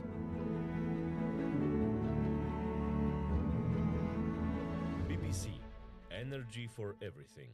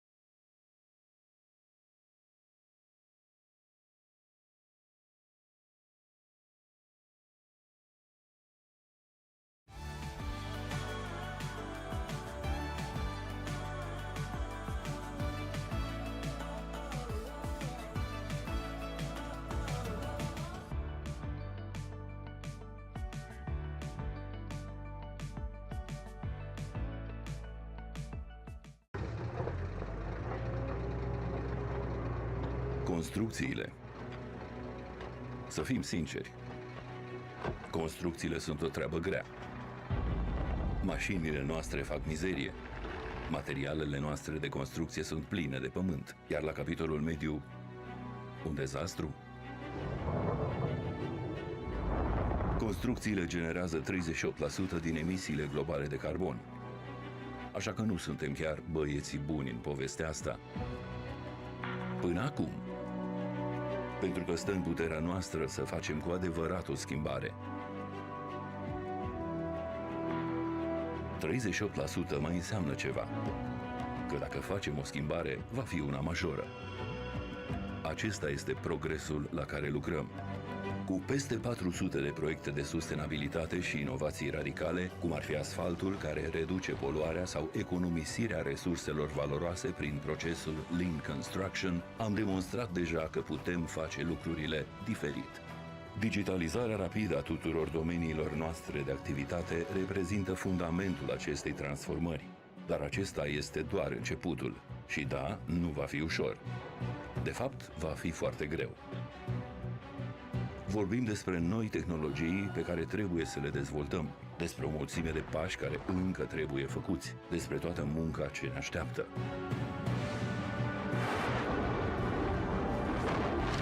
O altă mentalitate.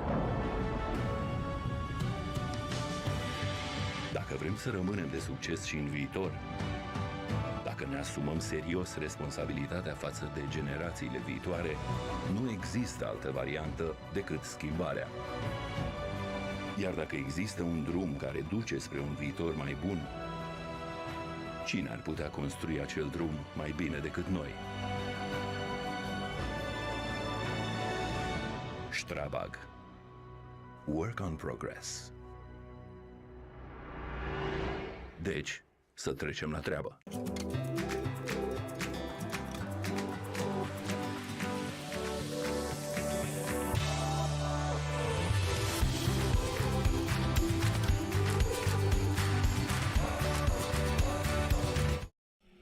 Check this out. It hasn't been such a long time since people first started shopping online, and it was easy to keep up with the clicks. Little by little by little by more, the clicks added up to be more than the stores, and e-tailers worked harder than ever before because they had to keep up with the clicks. The clicks came from laptops, then tablets and phones, Monday through Sunday, office and home, 24 hours in every zone, and still they kept up with the clicks. Now shoppers ask more from the websites they're on, their language, their currency, their way, or they're gone, so you'd better keep up with the clicks. All of a sudden, there are so many must-dos if you want to keep selling, like delivery there, no there, or there. And make it tomorrow, first thing. No time for borders. Gotta stay in control, to stay in the flow and continue to grow. But we'll help you. Keep up with the clicks.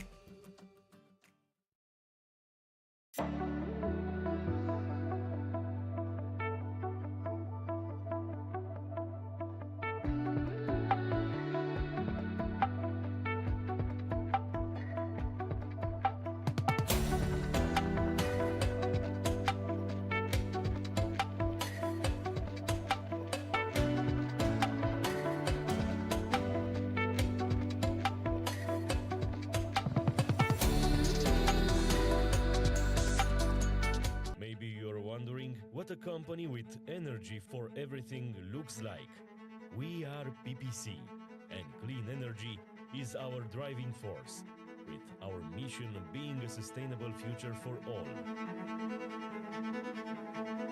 At PPC Blue, we are redefining sustainable mobility through accessible solutions for efficient and eco-friendly transportation. Our colleagues at Rețele Electrice are undergoing a digital transformation to implement a smart electricity distribution grid. Through PPC Renewables, we are leaders in renewable energy in Romania, thanks to our 23 solar, wind and hydropower plants with an installed capacity of over 1,300 megawatts.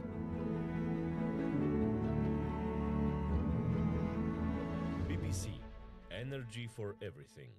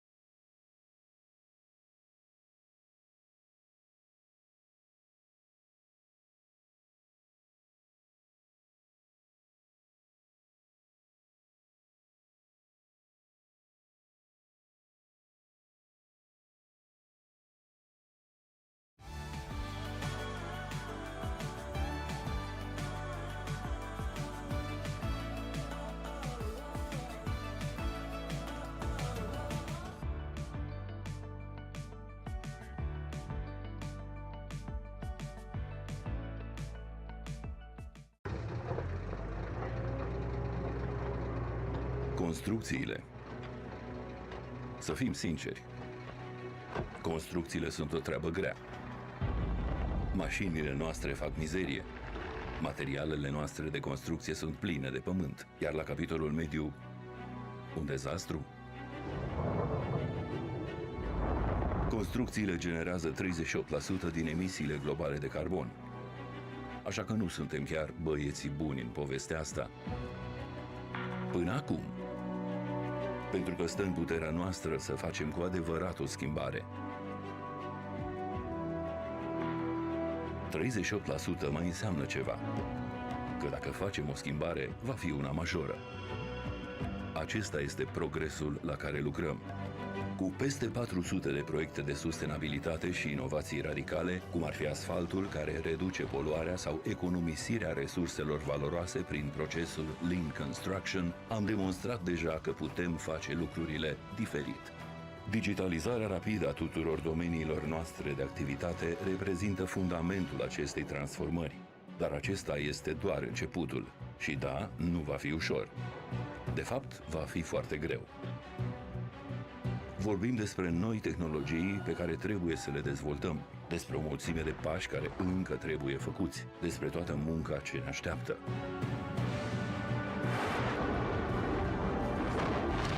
O altă mentalitate. Dacă vrem să rămânem de succes și în viitor, dacă ne asumăm serios responsabilitatea față de generațiile viitoare, nu există altă variantă decât schimbarea. Iar dacă există un drum care duce spre un viitor mai bun, cine ar putea construi acel drum mai bine decât noi? Strabag. Work on progress. Deci, să trecem la treabă.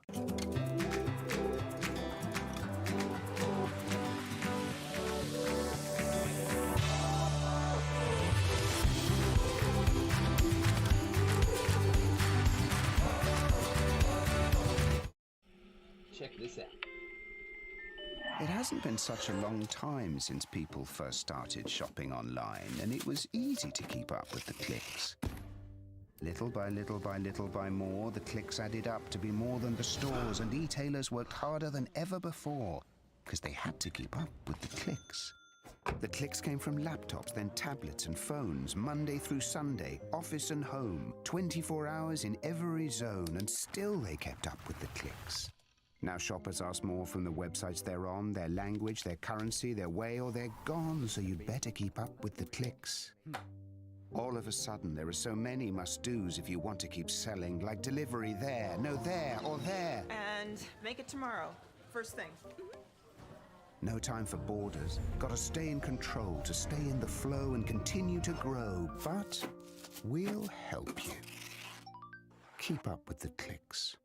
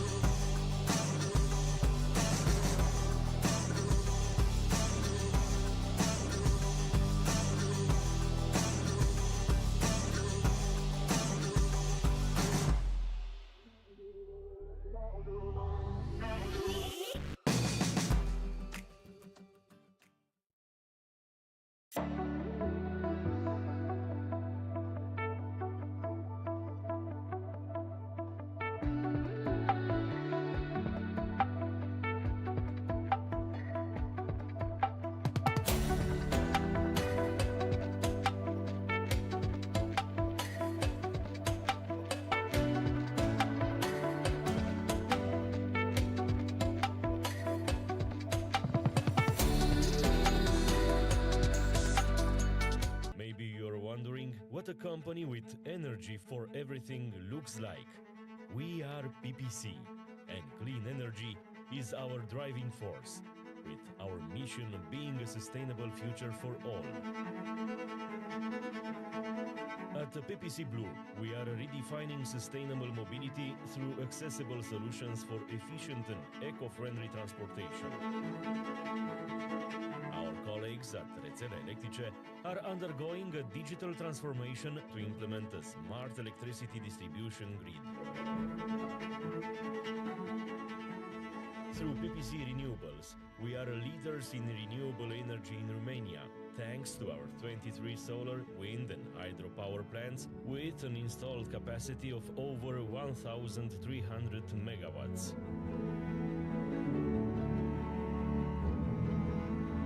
PPC, energy for everything.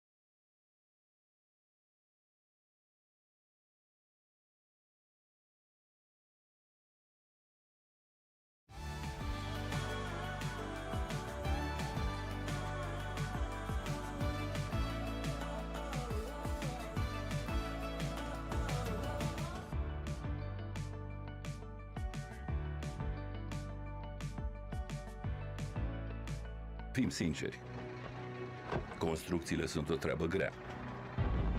Mașinile noastre fac mizerie. Materialele noastre de construcție sunt pline de pământ. Iar la capitolul mediu, un dezastru? Construcțiile generează 38% din emisiile globale de carbon. Așa că nu suntem chiar băieții buni în povestea asta. Până acum. Pentru că stă în puterea noastră să facem cu adevărat o schimbare. 38% mai înseamnă ceva. Că dacă facem o schimbare, va fi una majoră. Acesta este progresul la care lucrăm. Cu peste 400 de proiecte de sustenabilitate și inovații radicale, cum ar fi asfaltul care reduce poluarea sau economisirea resurselor valoroase prin procesul Lean Construction, am demonstrat deja că putem face lucrurile diferit. Digitalizarea rapidă a tuturor domeniilor noastre de activitate reprezintă fundamentul acestei transformări. Dar acesta este doar începutul. Și da, nu va fi ușor. De fapt, va fi foarte greu. Vorbim despre noi tehnologii pe care trebuie să le dezvoltăm, despre o mulțime de pași care încă trebuie făcuți, despre toată munca ce ne așteaptă.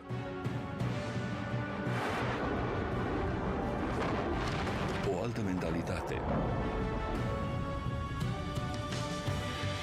Dacă vrem să rămânem de succes și în viitor, dacă ne asumăm serios responsabilitatea față de generațiile viitoare, nu există altă variantă decât schimbarea. Iar dacă există un drum care duce spre un viitor mai bun, cine ar putea construi acel drum mai bine decât noi? Strabag. Work on progress. Deci, să trecem la treabă.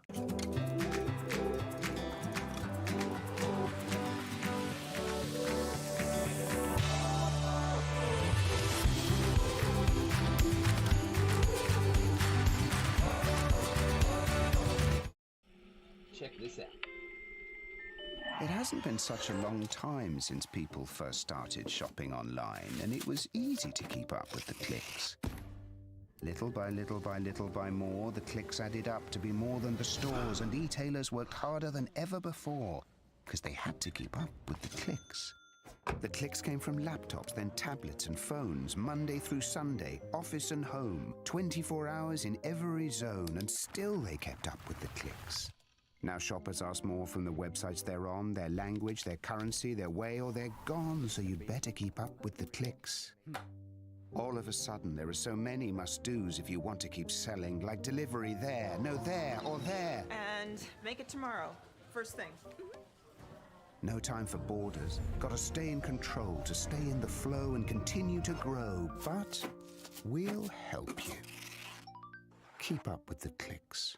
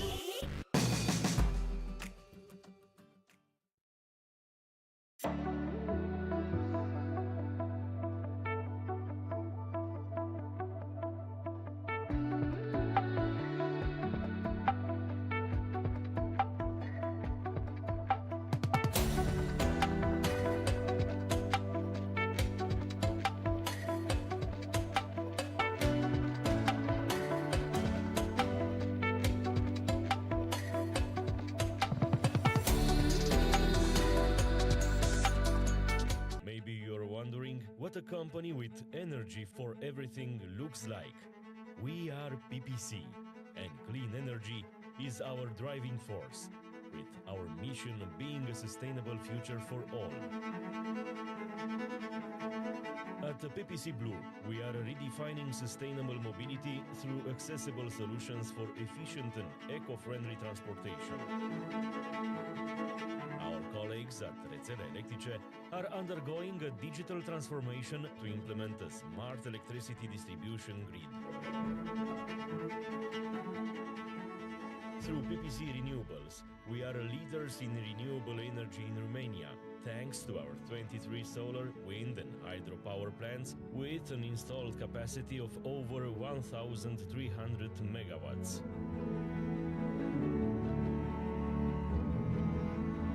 PPC, energy for everything.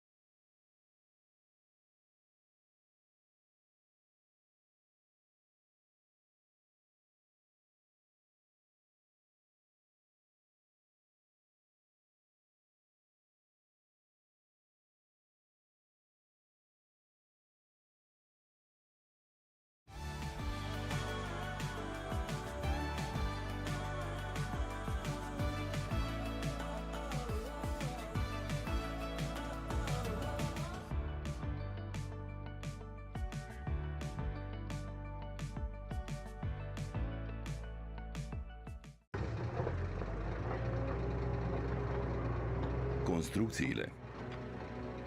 Să fim sinceri, construcțiile sunt o treabă grea. Mașinile noastre fac mizerie. Materialele noastre de construcție sunt pline de pământ. Iar la capitolul mediu, un dezastru? Construcțiile generează 38% din emisiile globale de carbon. Așa că nu suntem chiar băieții buni în povestea asta. Până acum. Pentru că stă în puterea noastră să facem cu adevărat o schimbare. 38% mai înseamnă ceva. Că dacă facem o schimbare, va fi una majoră. Acesta este progresul la care lucrăm. Cu peste 400 de proiecte de sustenabilitate și inovații radicale, cum ar fi asfaltul care reduce poluarea sau economisirea resurselor valoroase prin procesul Lean Construction, am demonstrat deja că putem face lucrurile diferit. Digitalizarea rapidă a tuturor domeniilor noastre de activitate reprezintă fundamentul acestei transformări.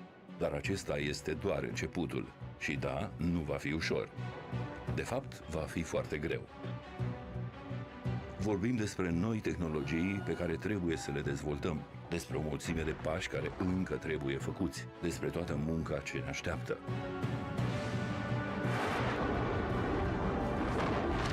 O altă mentalitate. Dacă vrem să rămânem de succes și în viitor, dacă ne asumăm serios responsabilitatea față de generațiile viitoare, nu există altă variantă decât schimbarea. Iar dacă există un drum care duce spre un viitor mai bun, cine ar putea construi acel drum mai bine decât noi? Strabag. Work on progress. Deci, să trecem la treabă.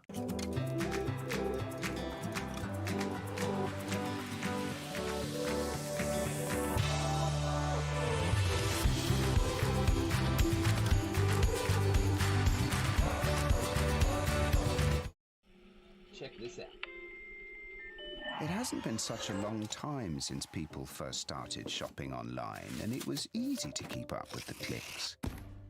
Little by little by little by more, the clicks added up to be more than the stores, and e-tailers worked harder than ever before because they had to keep up with the clicks. The clicks came from laptops, then tablets and phones, Monday through Sunday, office and home, 24 hours in every zone, and still they kept up with the clicks. Now shoppers ask more from the websites they're on, their language, their currency, their way, or they're gone, so you better keep up with the clicks.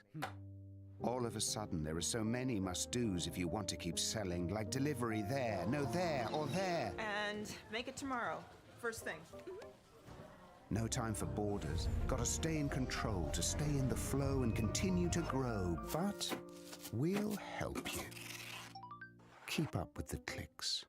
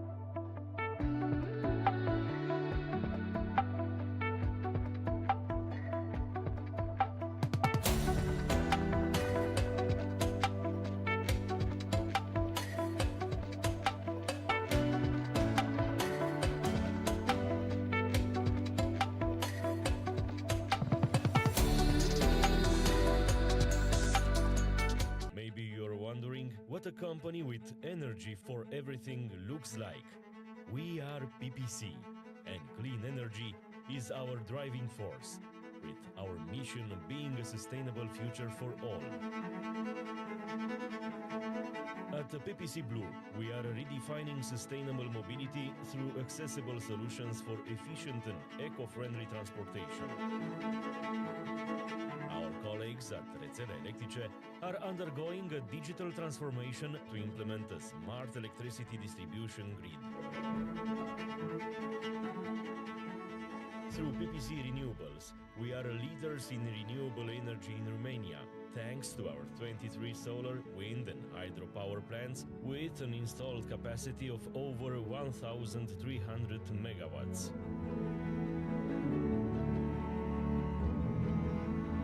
PPC, energy for everything.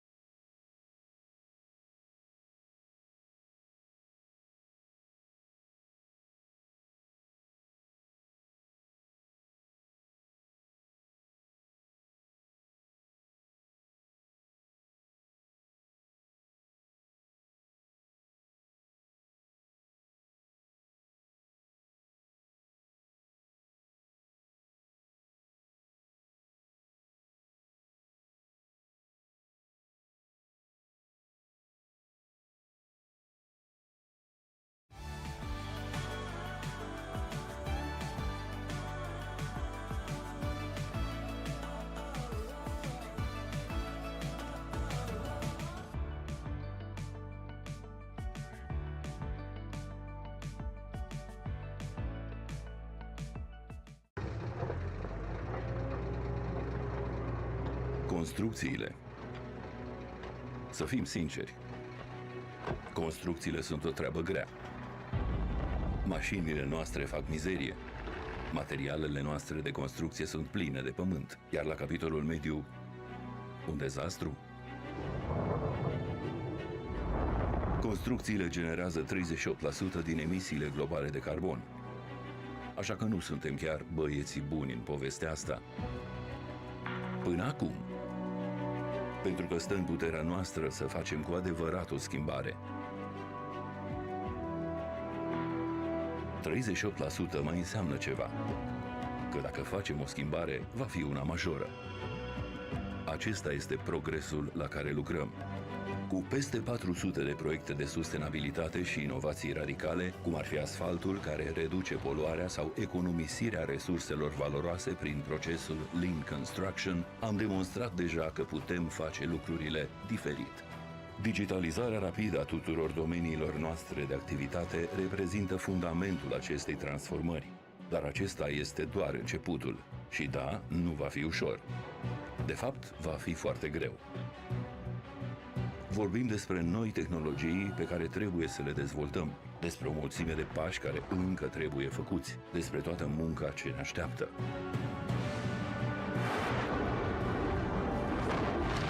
O altă mentalitate. Dacă vrem să rămânem de succes și în viitor, dacă ne asumăm serios responsabilitatea față de generațiile viitoare, nu există altă variantă decât schimbarea. Iar dacă există un drum care duce spre un viitor mai bun, cine ar putea construi acel drum mai bine decât noi?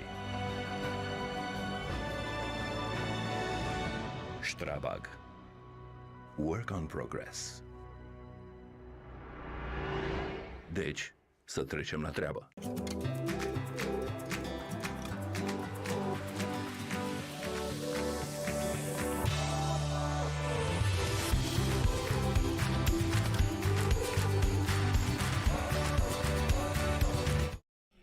Check this out. It hasn't been such a long time since people first started shopping online, and it was easy to keep up with the clicks. Little by little by little by more, the clicks added up to be more than the stores, and e-tailers worked harder than ever before because they had to keep up with the clicks. The clicks came from laptops, then tablets and phones, Monday through Sunday, office and home, 24 hours in every zone, and still they kept up with the clicks. Now shoppers ask more from the websites they're on, their language, their currency, their way, or they're gone, so you'd better keep up with the clicks. All of a sudden, there are so many must-dos if you want to keep selling, like delivery there, no there, or there. And make it tomorrow, first thing.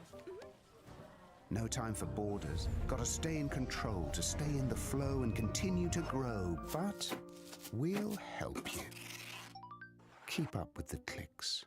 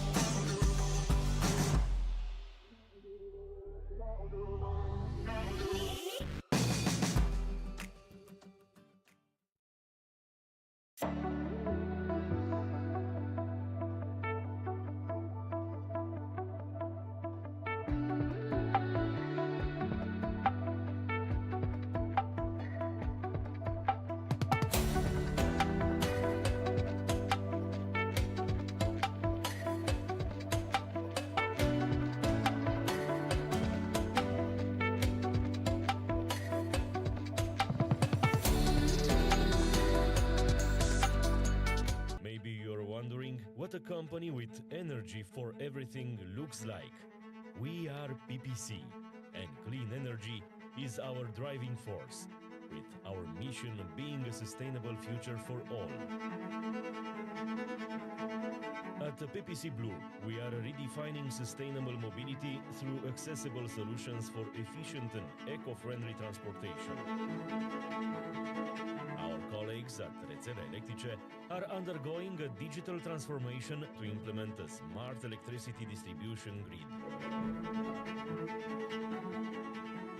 Through PPC Renewables, we are leaders in renewable energy in Romania, thanks to our 23 solar, wind and hydropower plants with an installed capacity of over 1,300 megawatts.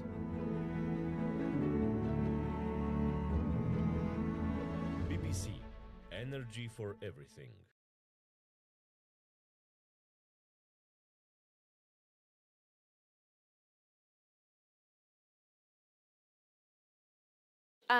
We're going to move to our next panel, Europe's relationship with America under the second Trump administration. Of course, we've touched on this a little bit already this morning on my introduction and in the various panels.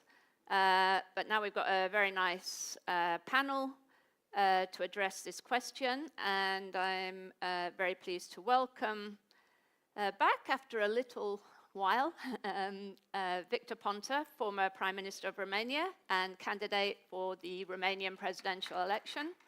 Welcome. Nice to be back. Good. Please take a seat. Christian Busoy, former MEP and President of the ITRE Committee in the European Parliament, 2019 to 24. Welcome, Christian. And Domagoj Juricic, former Chief of Staff to the President of Croatia, Political Risk Management Senior Consultant for MKPS Croatia.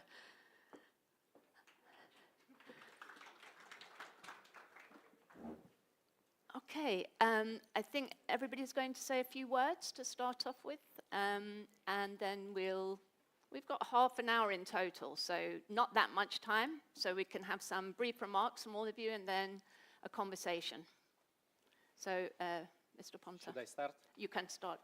So first of all, as you already said, I'm happy to be back. Guess who's back? It's my slogan now. And I enjoy it, to be honest.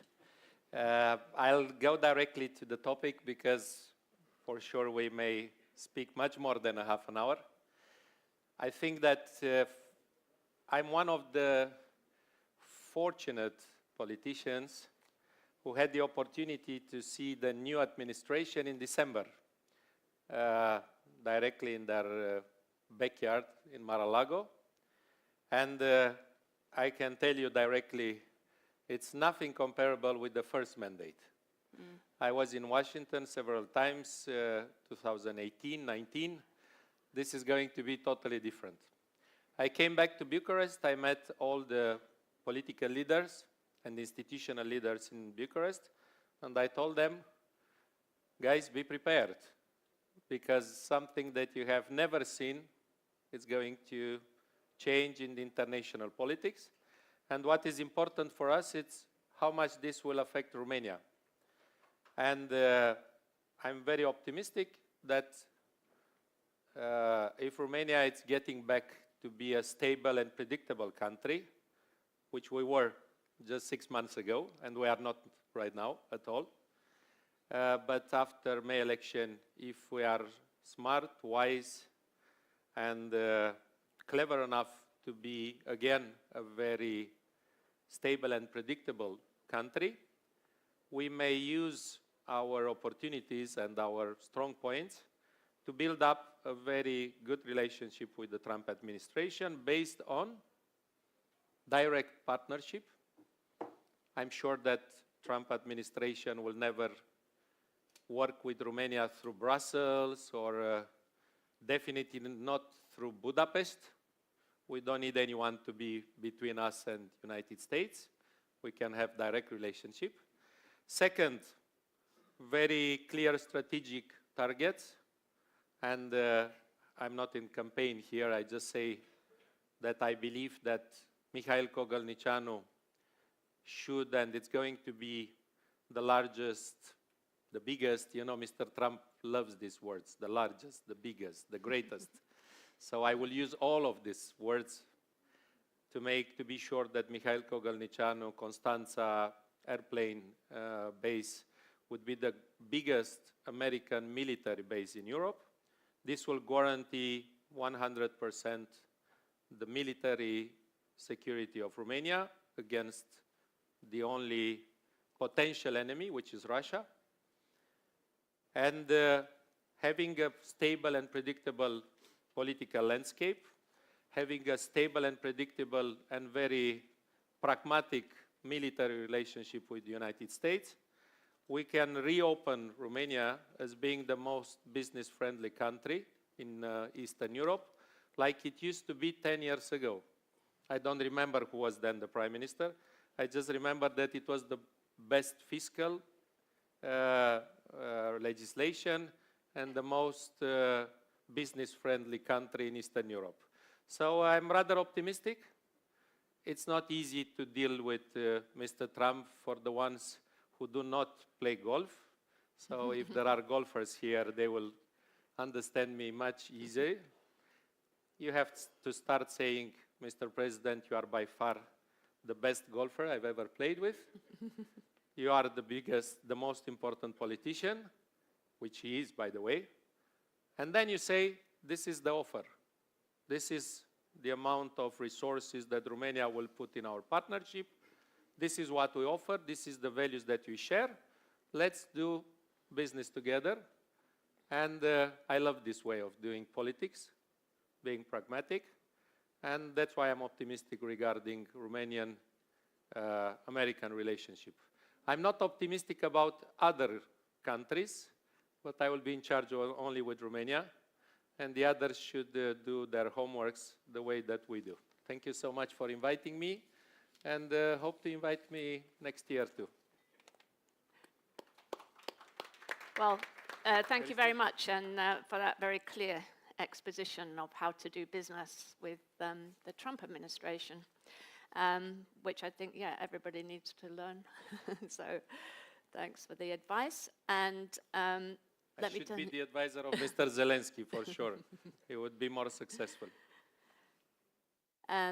Let's turn to Mr. Busoy, former member of the European Parliament and president of the ITRE committee in the European Parliament. Welcome. Thank you. Thank you so much. Thank you for the invitation, and I'm honored to be here in this panel to this great event. I will speak a little bit from a different angle than Mr. Ponta, even that we share many common ideas and beliefs, because I will speak as a strong pro-European after serving 16 years in the European Parliament, representing my country. Last 5 years, indeed, the chairman of Industry, Research and Energy Committee, but also very much committed, as my country was and will remain, I hope, to the transatlantic partnership, as our partnership with the United States is extremely important and should remain important also for European Union, but let's see where we can find the right balance. It is clear that the situation is different than the first Trump administration. It is clear that major changes will occur in the coming months and years. What is also important, and I think it's good, is the second election of President Donald Trump, and of course his new vision is a wake-up call for Europe, at least in two important areas where Europe unfortunately lacked until now leadership and strong involvement in the area of industry and competitiveness and international trade and international competitiveness, and second, of course, the area of defense. Already some steps were taken before Donald Trump was elected president and before he announced his future plans in the area of industry and competitiveness. You know well that European Commission asked former Prime Minister Mario Draghi, and I had the privilege to meet him as he was preparing his report and as I was the chairman of that important committee, Industry and Energy. So European Commission asked Mario Draghi to come with the assessment of the situation and with ideas how we can boost our competitiveness. And everybody now is referring to Draghi report as a robust plan for the future. Because what in the end former Prime Minister and former President of the European Central Bank was asking, he asked the EU to foster more investment to increase European productivity. Then, of course, the competitiveness compass came, and a few weeks ago, the Clean Industrial Deal, which was presented by European Commission, by President von der Leyen, in order to boost, first of all, energy-intensive industries, as steel, metals, chemicals. They need support to decarbonize, to switch to clean energy, but also they need support in order to tackle high costs, unfair global competition, and complex regulations. And then, of course, to boost the clean tech sector, which is at the heart of the future competitiveness and industrial transformation. And here, of course, the artificial intelligence age, where Europe, unfortunately, is less prepared and less competitive than United States. It was expected as United States invested a lot and have a very robust support for investments, private investments in this area. But unfortunately, more and more we lack competitiveness in our competition with China in this area, and we need to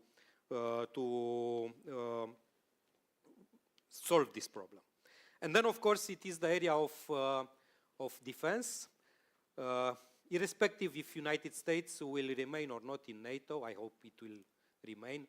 Irrespective that it will be less committed to support and protect Europe, President Trump is right. We need to invest more. Unilaterally, President Trump announced 5%. Of course, it's a little bit more than any European country is investing now, but at least 2%, where not all European countries were committed in the past. Of course, we started in Europe this even before the wake-up call from President Trump, as the war in Ukraine was a powerful drive of more European defense cooperation. In the previous mandate of European Commission, European Parliament, already we established a European defense industry program, but with a very modest funding, 1.5 billion euro. It's very modest, but it's a common program in order to start common projects in Europe. Then, of course, we have for the first time the former Prime Minister of Lithuania, my former colleague from ITRE committee, Mr. Kubilius, as a Commissioner for Defense. And he came with a more ambitious plan of 100 billion euros for investment in armament production. And the response of European Commission was the 150 billion debt loan that European Commission would like to mobilize for the coming years for the rearmament, and of course other measures that will mobilize from the member states' budgets, national budgets, and from the private sector up to, European Commission hopes, 850 billion euros in order to be more prepared in the future. And if United States, clearly with a lot of and strong arguments, will be less involved in protecting Europe, that Europe will be prepared to defend itself. Finally, of course, the role of Romania could be extremely important. As we need Europe, we are a new member of European Union, but we need Europe because we already invested in Romania more than 100 billion euros with a contribution of almost 30 billion. So we need Europe, we need European funds, we need European internal market, we need a free movement of goods and persons. Clearly, we will be part of Europe in the future, but we are among the few countries that is a strong and genuine partner of United States. Maybe together with Poland, the strongest partners of United States in Europe in the last years. Of course, I'm not talking about UK, as UK is not anymore a member of European Union. Now Giorgia Meloni and other leaders is looking very closely to a stronger alliance and partnership with the United States, but Romania and Poland could play a role as a bridge between European Union and United States. And I really hope that what we experienced in the first days and weeks and months of Trump administration, as it can be seen as a little bit of anxiety and a little bit or a little more of tensions between some European leaders and Trump administration will disappear in the future as the war in Ukraine will be over. And here, of course, President Trump is also right, and maybe his approach could be effective. We'll see.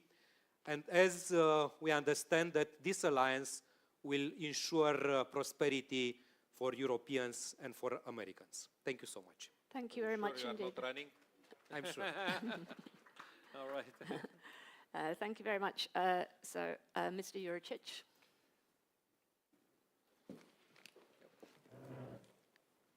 Thank you. Good day, everyone. As a consultant, always we like to play with PowerPoint. You know, I hope you don't mind. It will follow what I'm about to tell you. Of course, probably all of you would like me to give you a lot of answers. You know, that's exactly why you pay the consultant, like, give me the answers.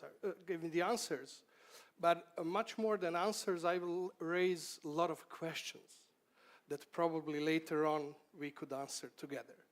So I'm really honored to stand before you today at the moment when the relationship between Europe and America is once again being tested.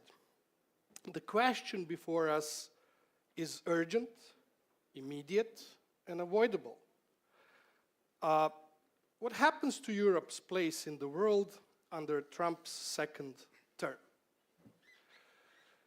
Well, to answer that, we must begin with the truth that is impossible to ignore. The world of 2025 is not the world of 2016. Europe has changed. NATO is stronger, yet divided. The EU has grown in ambition, yet still struggles to define its role. America has changed. Trump's return is not just a change in leadership. It's a shift in strategy, in priorities, in power. For decades, the transatlantic relationship was built on the shared values, shared interests, shared commitments. But Donald Trump does not speak in the language of commitment. He speaks in the language of transactions.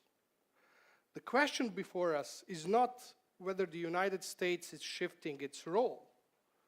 The question is whether Europe is ready to lead, ready to adapt, ready to defend its own interest in a world where American protection is no longer guaranteed. And so let's begin with NATO. For Donald Trump, NATO is not a shield of collective security. It's an invoice, a contract, not a commitment. He does not see it as an alliance, but as a business deal. Pay your share, or America steps back. And I'm saying this as someone who met him back in 2011. First thing he asked me while shaking hands was, "And what are you bringing to the table?" So there are two paths ahead. One path leads to a stronger Europe, one that invests in its own defense, strengthens NATO, refuses to let its security be dictated by another. The other path leads to doubt, to delay, to division. And NATO's greatest test may not come from foreign threat, even from Donald Trump. It may come from within. What of the European Union? For Trump, Europe is not a partner. It's a competitor. A rival in trade, in technology, in regulation. He sees Brussels not as an ally, but as an obstacle. And that means the storm is already here. Tariffs on European industries, yes. Pressure to abandon EU regulations on energy and finance, inevitable.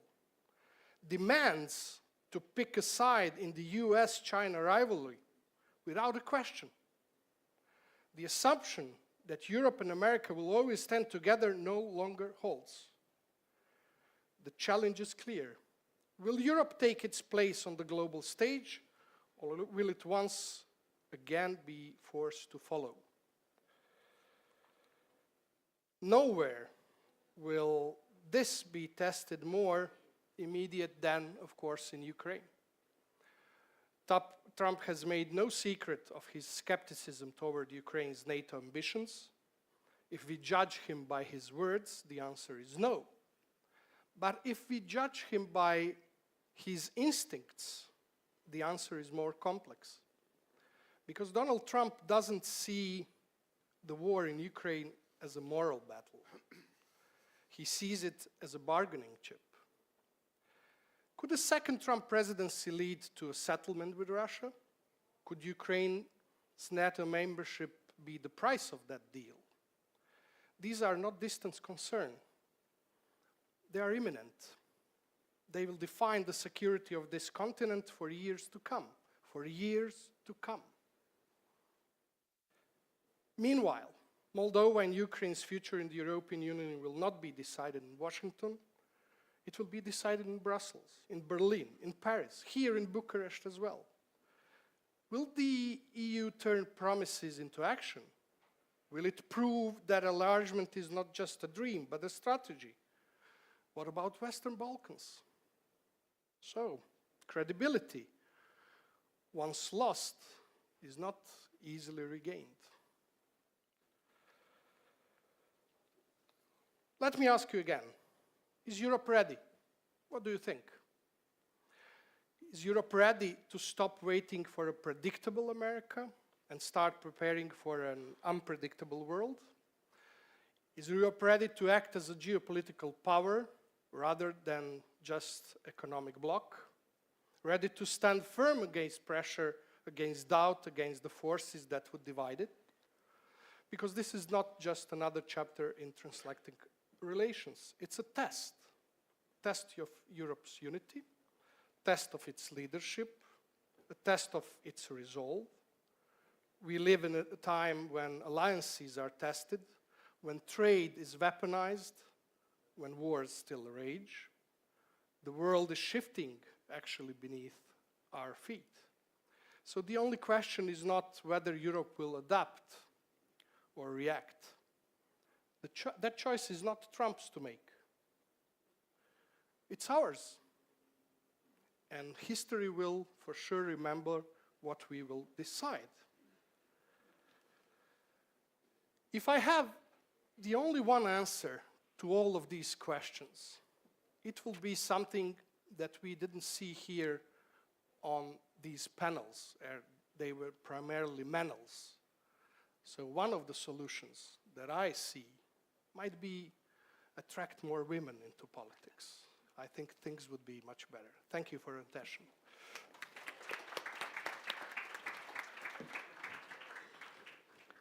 Well, thank you very much, all of you. We haven't got that much time, but my first question is Europe suffering from Trump derangement syndrome, which everybody's familiar with this phrase. I agree with you, Mr. Ponta, that Trump Mark II is very different from, and was always going to be very different from Trump's first term. He learned about Washington, learned about what the obstacles were, and so he is a man on a mission to make America great again, and his foreign policies, as I said this morning, have to fit in with that primary goal. So is there an overreaction in Europe? You, Mr. Busso, suggested that you think that things will settle down after a rocky start.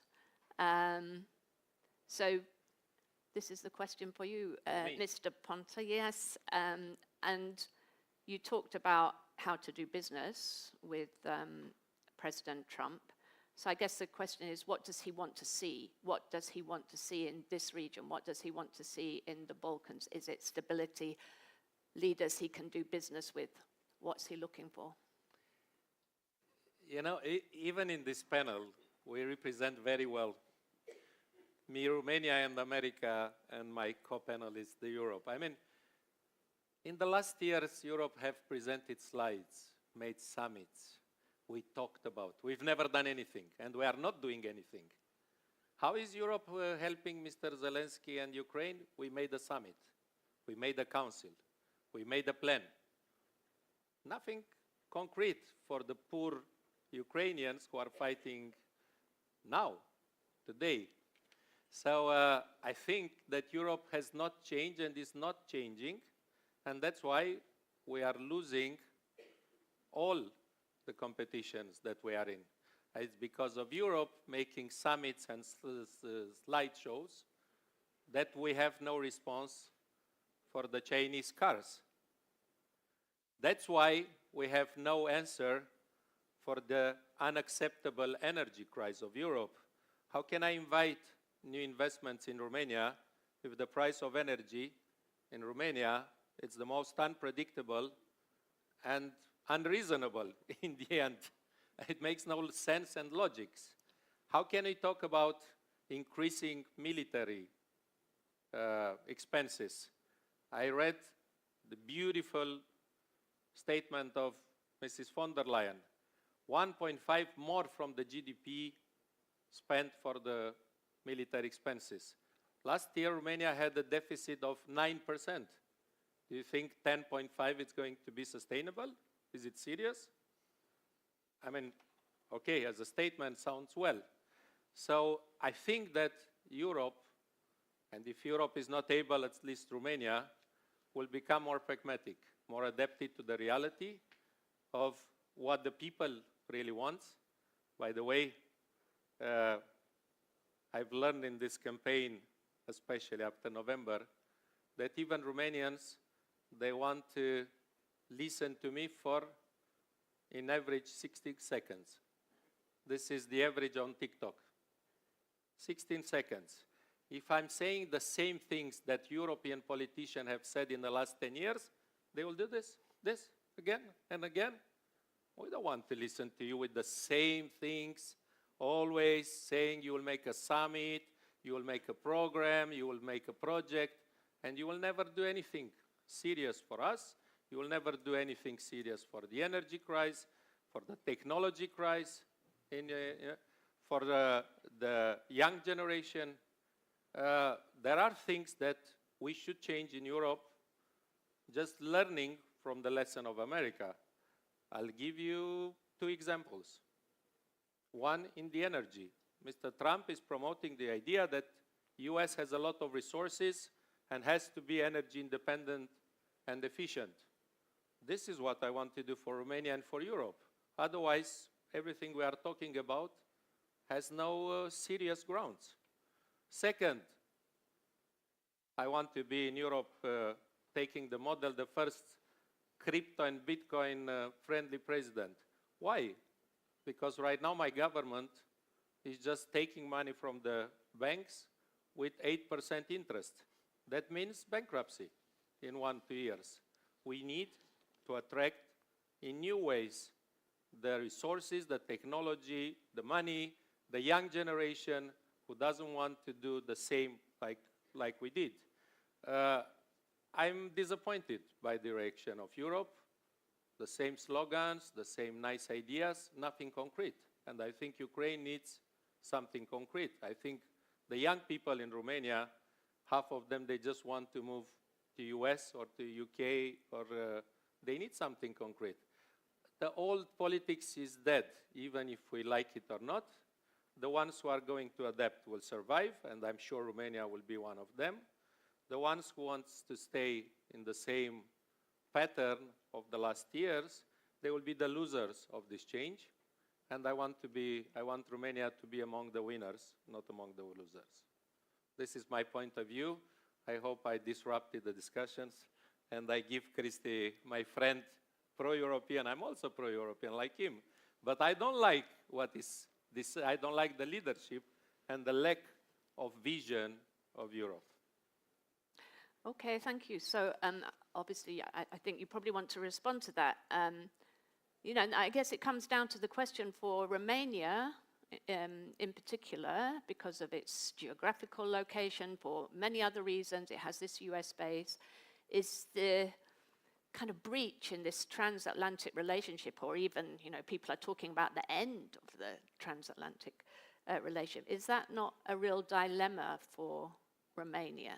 And I guess everybody's trying to navigate this moment and work out how to respond. So is there an overreaction? Oh, that's my first question. And you know, how should Romania's institutions, political institutions, handle this?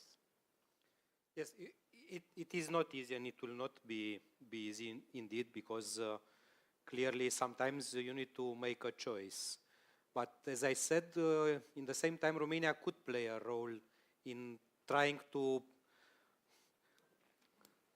keep together United States and Europe.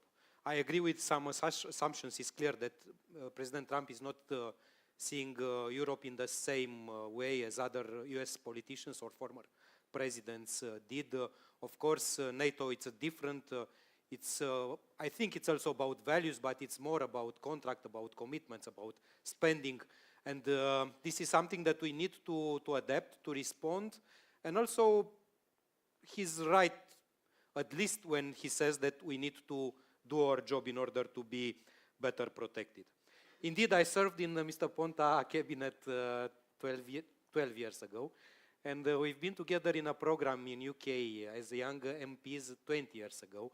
And I agree with some of his statements, as clearly we need to stay close to the United States, and we need to also use this opportunity to attract more attention, more investment, and a stronger partnership with the United States. Because even if President Trump is reluctant to EU institutions, European Commission, some European leaders, I think he will remain very much interested in individual countries and in the partnerships with countries that will understand United States' new vision and would like to continue to work with. But I don't see Romania leaving the European Union. So we can make this commitment and in the same time to work closer and close with the European Union.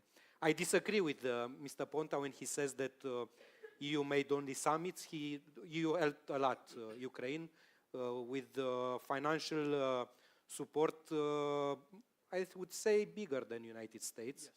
And it's not only loans, as President Macron explained in the Oval Office, it is also grants and other kind of support for Ukraine. Then, of course, it's challenging to increase the military spending and the spending for rearmament, but in the same time, the additional deficit will not be taken into account by the European Commission, and this is something that will give a, well, you're right, it's not only European Commission, should be also commercial banks, SP and other financial institutions that will look less politically to the deficits. But at least from the European Commission point of view and their rules, they will encourage member states to increase deficit by spending more on defense.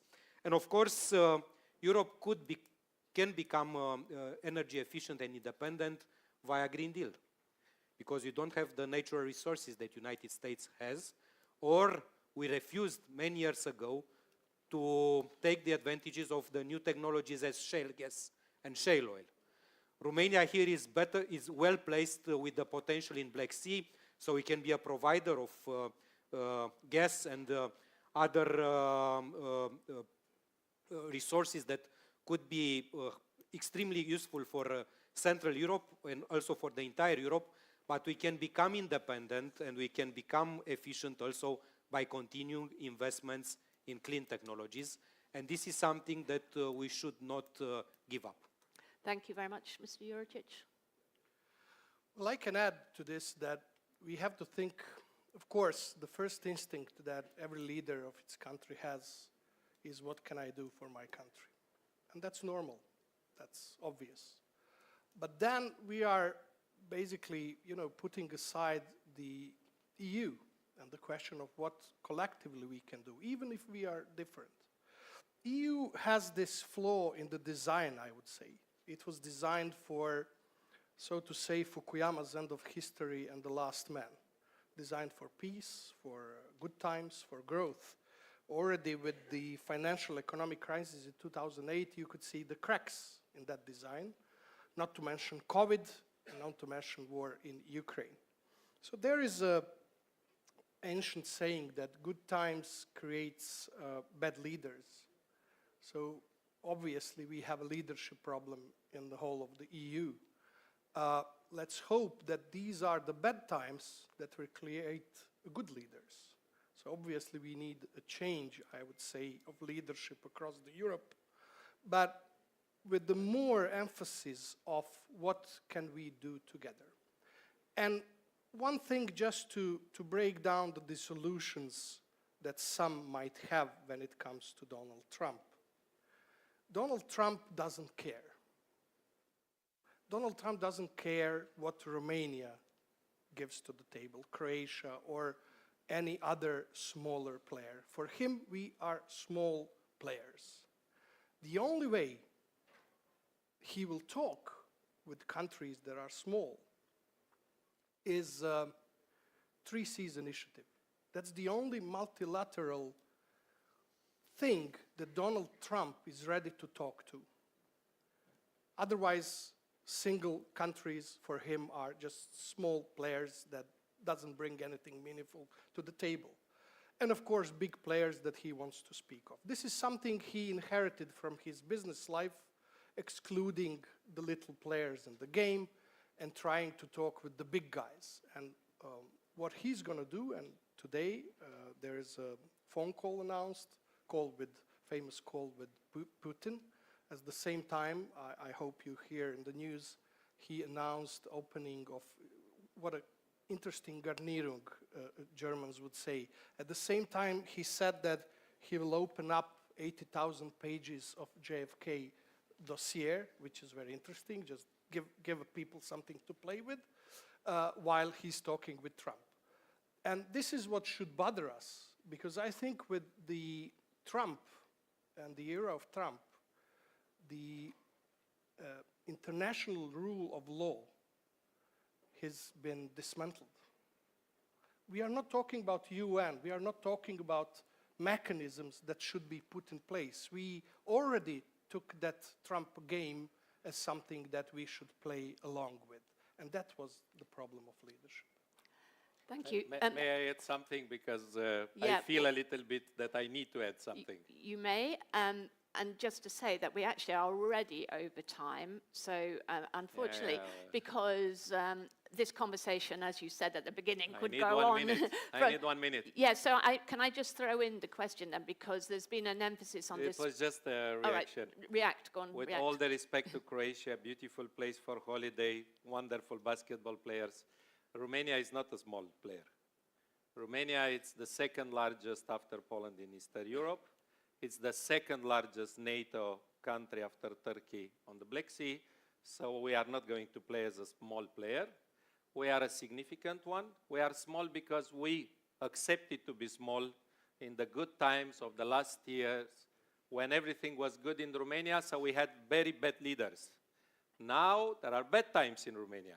With good leaders, we need good leaders, and we need to show that Romania is a significant player, and that's why I'm sure The Economist is in Bucharest.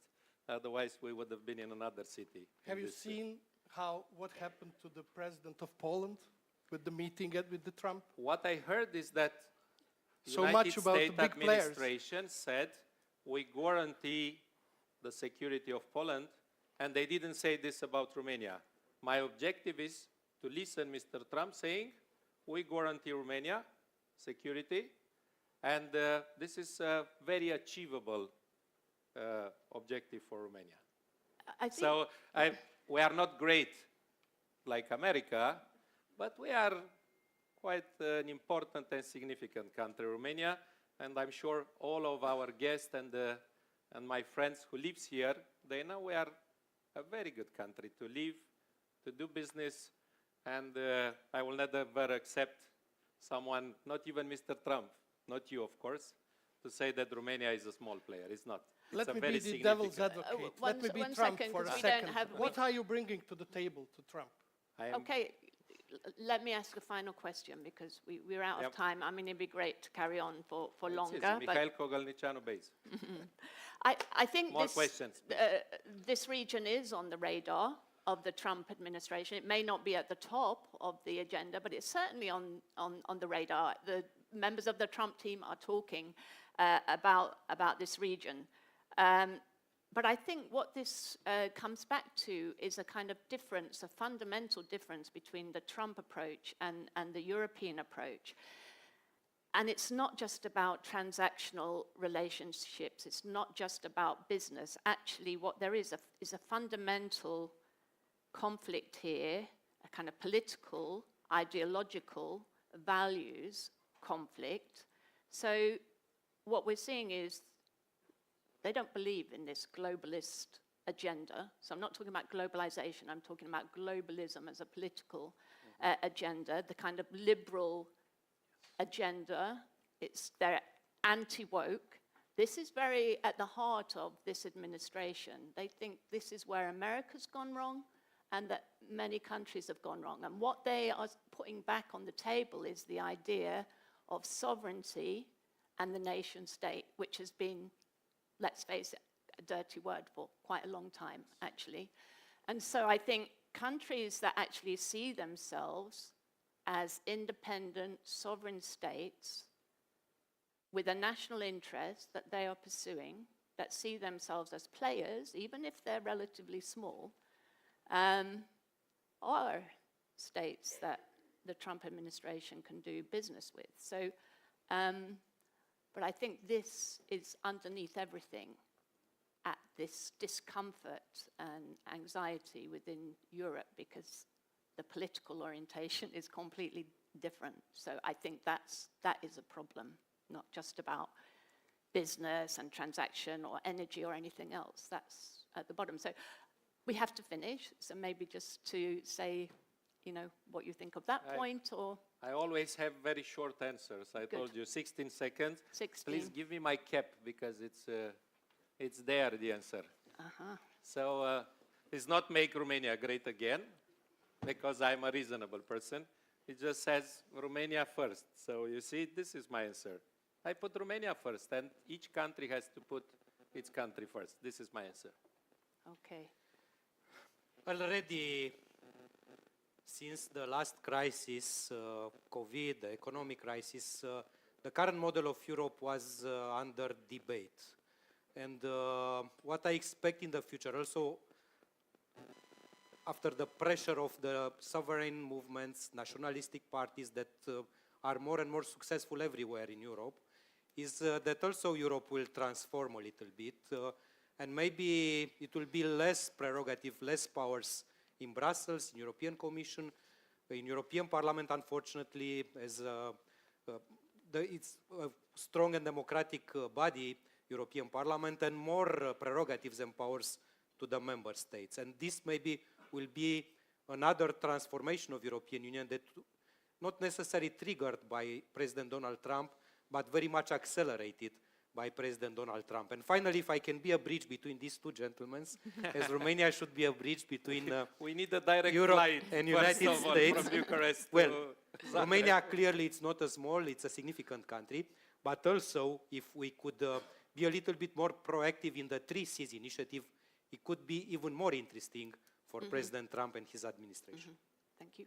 Final well, one thing is certain. Stability is no longer given. And that's it.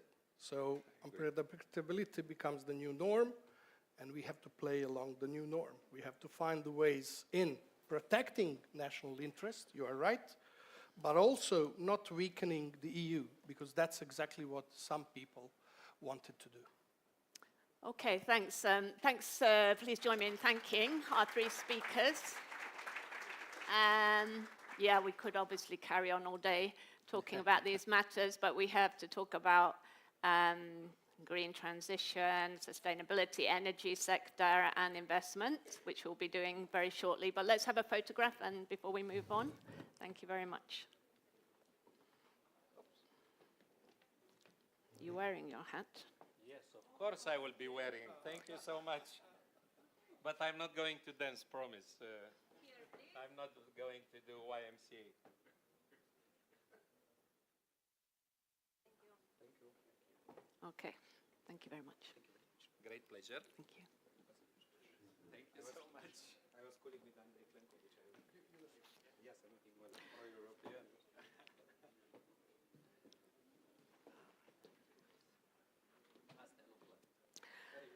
Okay, ladies and gentlemen, we're moving straight on to our next panel, and we're looking at sustainable business practices leading the way to a green transition. So we're kind of going to talk about ESG, but we're also going to put a D in ESG and talk about democracy as well. So let me introduce our three panelists. We have Paul Romeo Barbour, Secretary of State at the Ministry of Environment, Waters and Forests for the Government of Romania. Welcome, sir. Please take a seat. Gemma Webb, Chief Executive and President of Renewable SGR. Welcome, Gemma. I'm afraid this is mine. Welcome. And Marcus Buscaglia, founder, Already Partners, author of Beyond the ESG Portfolio. So welcome all of you. I believe you're all going to make some introductory remarks and then we'll move on to a Q&A. So over to you.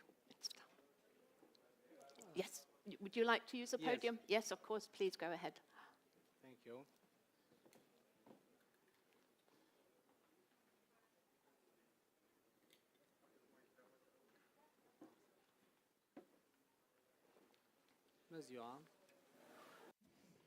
Good afternoon. I shall start by thanking you for the invitation addressed to the Ministry of Environment, Waters and Forests to this edition of the Economist event, next to representatives of the economical environment.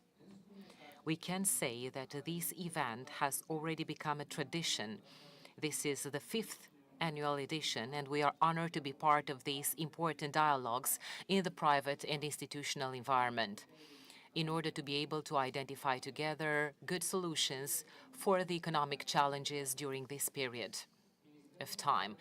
The ministry that I represent today is proud with a project well known to the Romanians, the System Guarantee Return, the biggest circular economy project in Romania.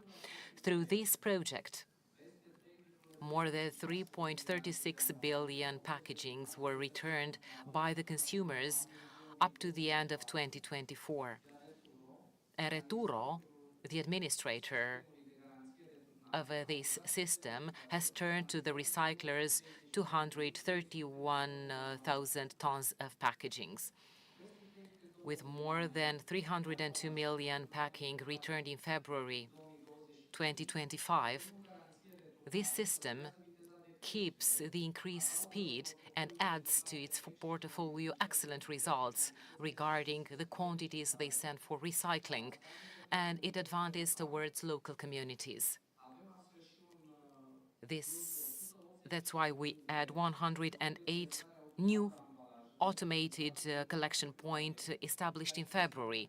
This means that the national network continues to grow, supported by stores, local authorities, and operators.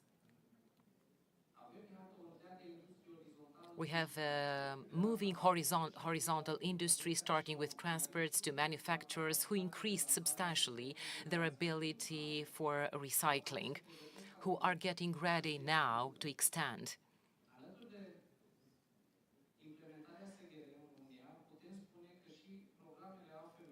The AFM programs are also important for both citizens and for the economic environment.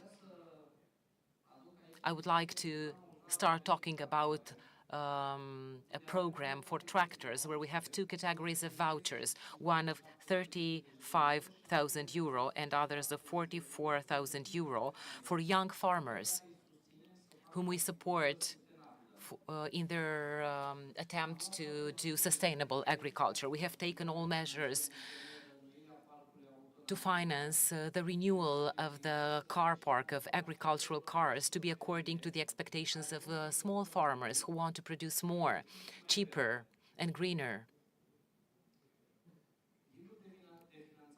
The financing guidelines brings modifications that add transparency and safety to our program.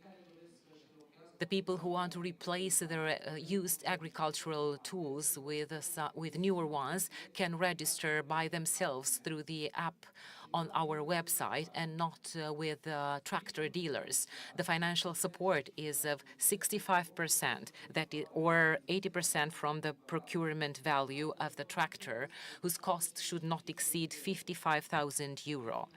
And the financing is granted when turning an old vehicle, because we also want to encourage the practice of fair gestures to the environment.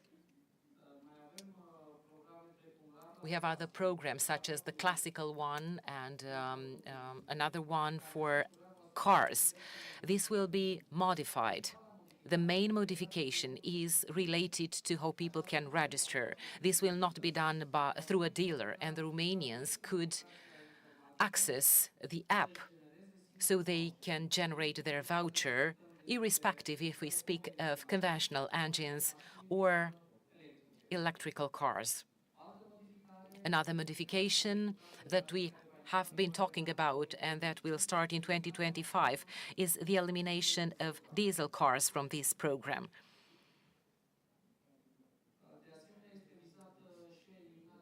We also aim at doing this in 2 seasons, during springtime and autumn time.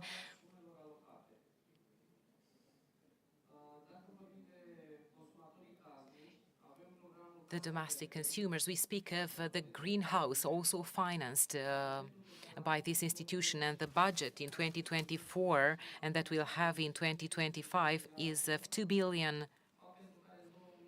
In 2024, there were about 67,000 direct beneficiaries. The financing has increased from 20,000 lei to 30,000 lei for the procurement and assembling of photovoltaic panels and for installation for green energy storage from renewable resources. We want to launch a new program, the Greenhouse, this year, that is dedicated exclusively to assembling batteries for those who are using such photovoltaic systems. This program will become operational next to the others. This new program will help the people who have assembled photovoltaic panels, but who are not having the possibility to store energy back then. This program, the Greenhouse 2025, will become fair for everybody. We need to take into consideration solutions for all the people, avoiding situations when the programs will end in just a few seconds. If we speak of sustainability and positive aspects, I want to say that the Ministry of Waters, Environment and Forests has green energy programs for farmers, and there is a call for proposals up to the end of September, where installations for energy production were financed from renewable sources, that is biogas based on waste. on manure. We will have solutions to produce such energy from renewable sources such as biogas. The maximum value that is eligible for one project is of 3.74 million euro, and the financing rate is 90% from the value of the eligible expenses of the project, from the VAT without VAT, and then the 10% is the contribution of the beneficiary. The financial allocation granted for the development of infrastructure for manure management and other agricultural waste is 20.7 million euro. In this project, there are already 7 projects that have been submitted so far. Aici am mai putea să vorbim despre amenajarea hidroenergetică de la Răstolnița. I also want to mention another project from Răstolnița regarding the safety of Romania in terms of energy. Such arrangements should be ended as soon as possible, of course, complying with all the procedures and European directives. This project brings benefits to Romania, such as contribution to the national energy safety, a source for green energy, and complex use of water resources. This project has started 30 years ago, and what we want is continue it. The Ministry of Energy should finish it by also accomplishing all the requirements regarding environmental protection.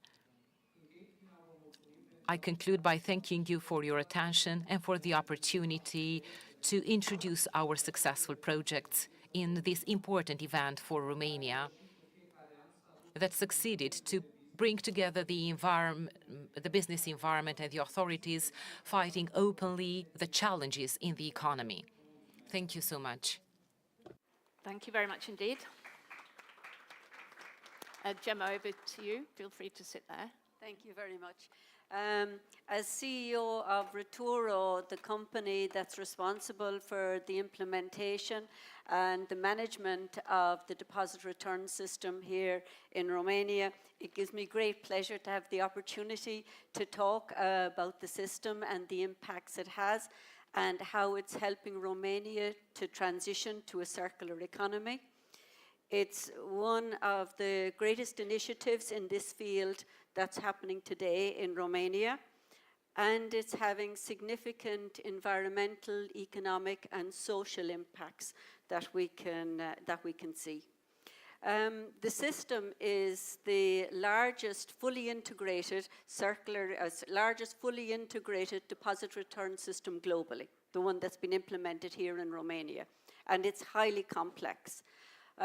Its success as a result of a coming together and collaboration between retailers, producers, local authorities, and consumers to reduce waste and meet the EU recycling targets.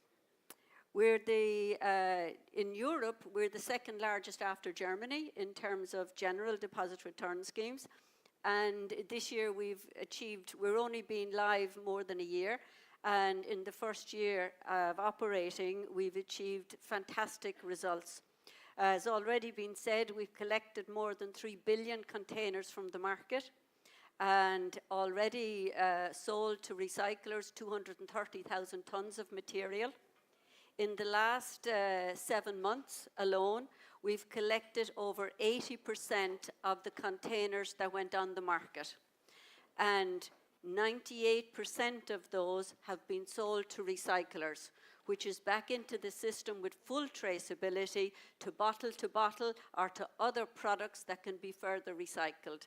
So in the space of a year, Romania has done super well in this initiative and made a huge step change. In terms of environmentally, we see a huge reduction in the waste, and it's visible on the streets and in the countryside. It just doesn't exist anymore, and this is down to the consumers.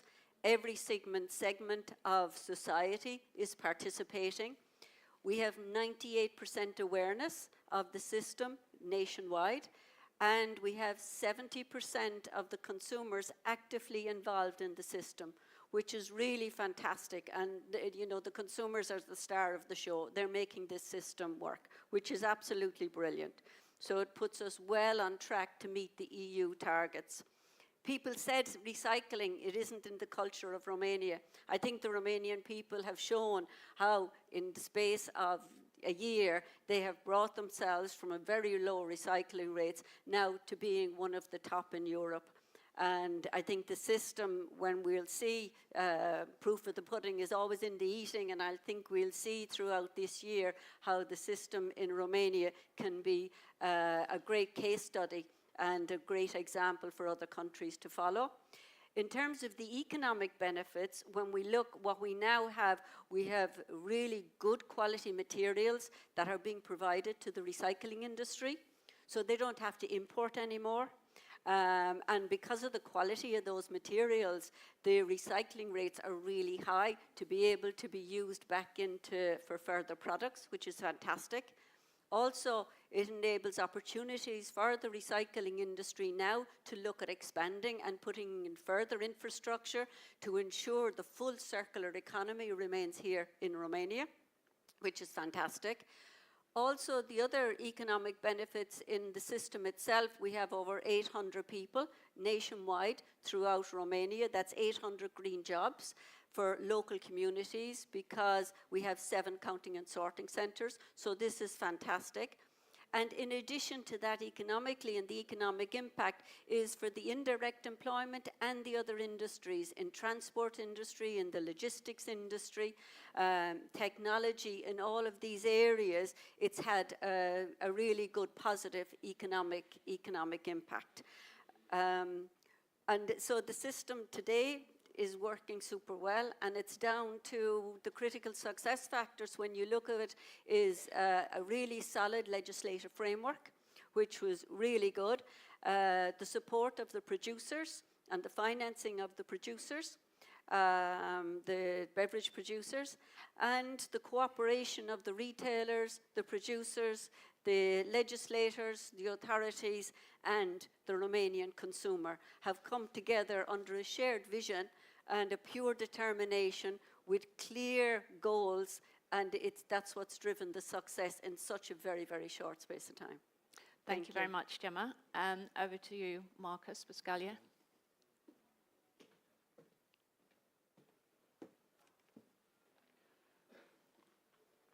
Well, thank you very much, at Economist Impact, for this invitation. I'll show a presentation if possible.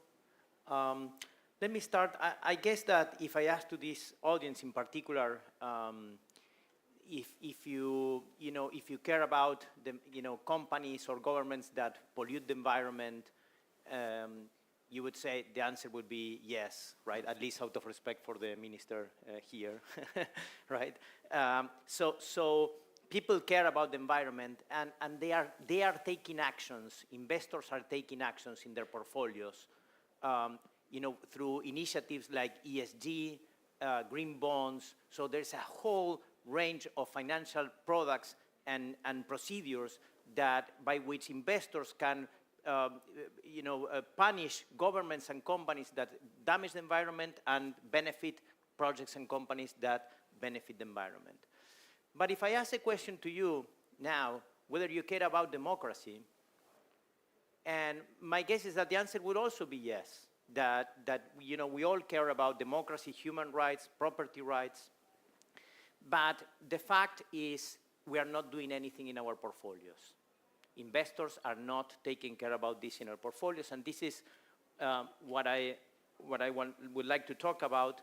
If you see, and this is also a problem. I mean, pollution and the global warming are real problems, and the decline of democracy standards is also a problem. If you see the chart on the right, unfortunately it doesn't incorporate the latest Economist Intelligence Unit report, but let me tell you, it goes down, right? So it's an average of the Economist Intelligence Unit, the democracy index.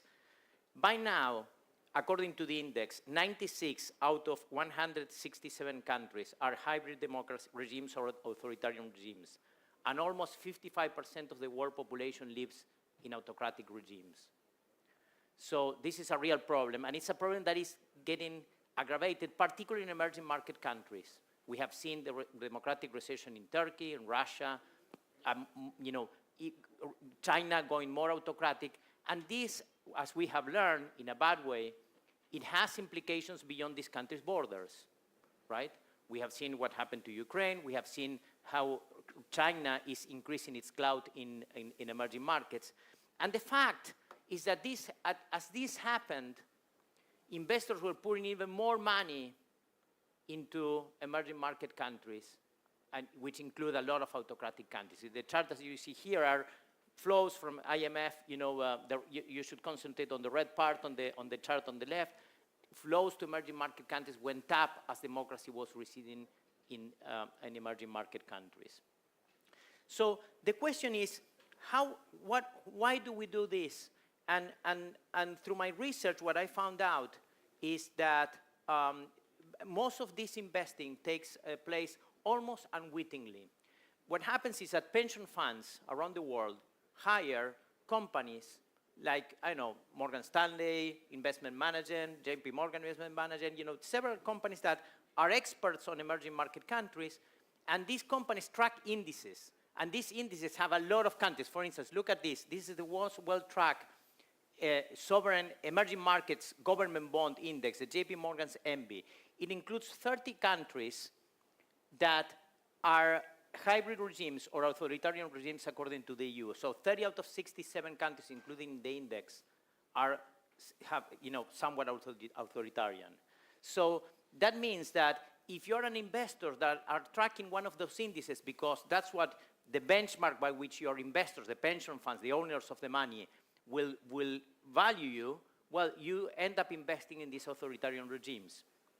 Look, the impact that the inclusion of China in this index, the World Government Bond Index, this is the most widely tracked government bond index in the bond market, in the government bond market. This is the biggest one. In 2021, China was included in the index.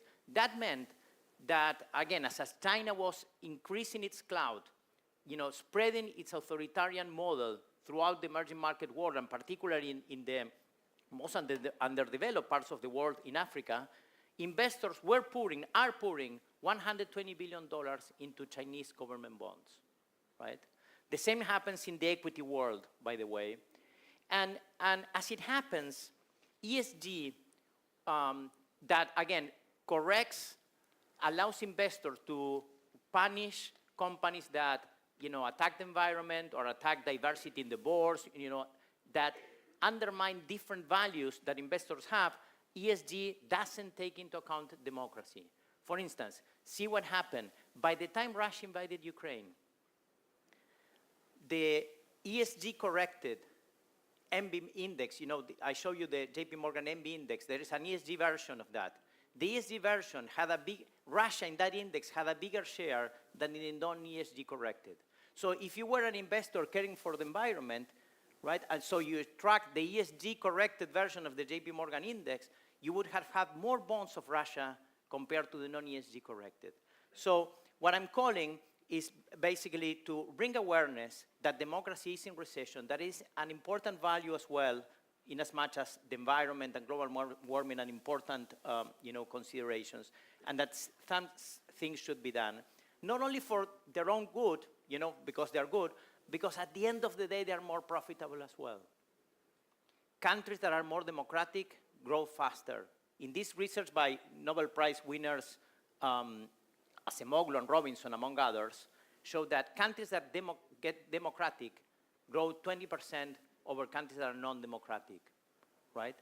And this includes official GDP figures, and it is a well-known fact now that autocracies overstate GDP growth.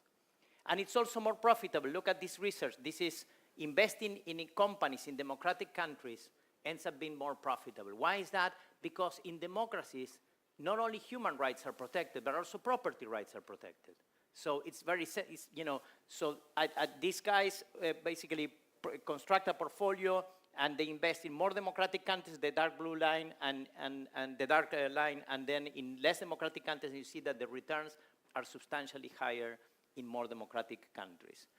So you know, my idea is stop investing in highly autocratic countries at least, but my first objective is to raise awareness. I mean, I think there's no awareness that we, probably through our pension funds in the Western world, through our, you know, in the case of the US and other countries and university endowments, we are supporting autocracies, and we may not even know about it. So with that, we can take action to correct that. Thank you. Thank you very much, Marcus. We're 15 minutes over time, so it doesn't give us much time for the discussion. I just wanted to give the opportunity to anybody from the floor if they had a question for any of the speakers. If not, I have some. But do raise your hand. And yes, have we got a microphone here, please?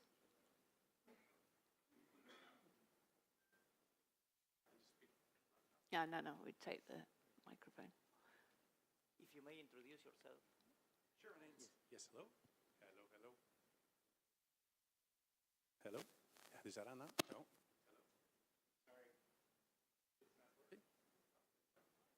Is it? Oh, it's working. Okay. My name is Matthew Bryza. I'll be on the energy panel. I'm a former U.S. diplomat. I live in Istanbul, consultant, board member of some energy companies. Just a very technical question. Is not democracy part of governance in ESG? And so isn't it somehow taken into account in the criteria? Yeah, very good question. I don't know if my microphone is working. Yes. Yeah, now it's working. So a very good question. Well, some bond investors take the governance index of the World Bank into consideration, which has some, you know, includes some features that democracy index like the Economist Intelligence Unit include, but the correlation is very low because they are tracking different aspects. For instance, I'm from Argentina originally. China scores much higher in the World Governance Index compared to Argentina. And you know, with all our faults, Argentina, believe me, it is a democracy. You know, it's not a perfect democracy, but it's a democracy. So they're tracking some of the, you know, governance issues that also good democratic countries have, but not all of them. If there are violations of human rights, the World Governance Indicator will not catch that. Yeah, and just if I can add, because I'm the editor of this annual democracy index. Our index is a thick measure. It has 60 indicators, and it looks at 60 indicators across 5 categories. So the obvious ones are electoral process and pluralism and civil liberties, but we also look at functioning of government. So governance issues in a much broader sense as one of the biggest categories in the index, actually. So I think the World Bank one is a much narrower focus, and we also look at political participation and political culture.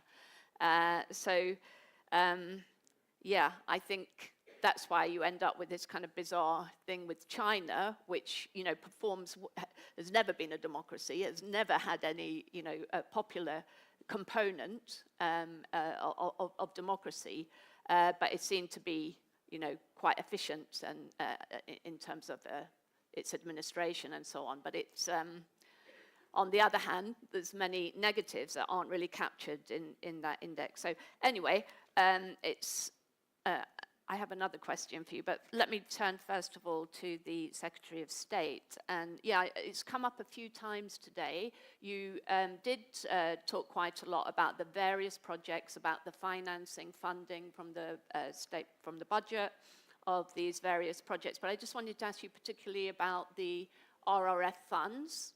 As we know that the particular emphasis of the Commission and the RF funds is meant to be on the green transition as well as tech and digitization and so on. So, you know, to what extent is Romania really, you know, utilizing those funds to, in this particular area in terms of the environment, green transition, circular economy and so on? Can you tell us a bit more about the take-up of the funds, and are they lagging? You know, are you going to actually absorb what's available by the end of the program in 2026? Thank you for your question. I can say that Romania, when it comes to the absorption of the RRF funds representing green investments, has a very good situation when it comes to the Ministry of Environment.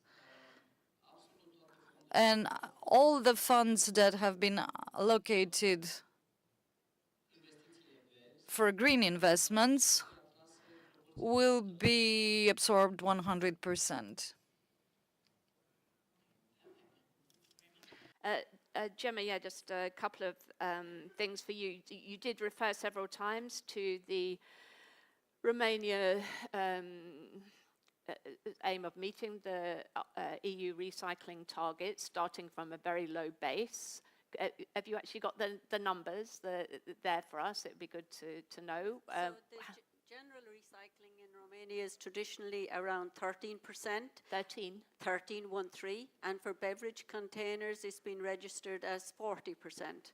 So we've taken it from this level to now over 80%. And full traceability for it to be recycled back into products which will be reused again. Okay.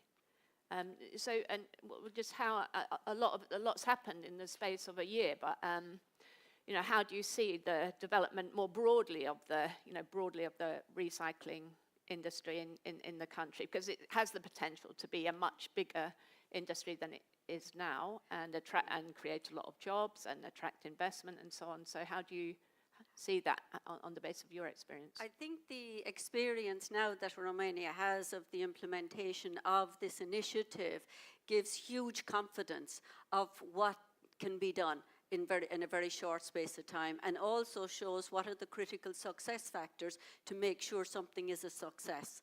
The deposit return system is the most successful private-public partnership in Romania over the last 30 years.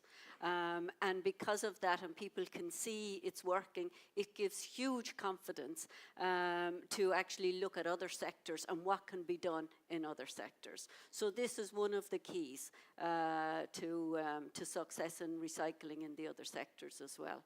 People will actually make a step forward to get things done.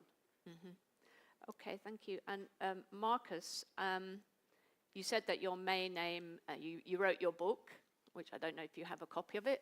I recommend it. It's a very interesting book, Putting the D in ESG.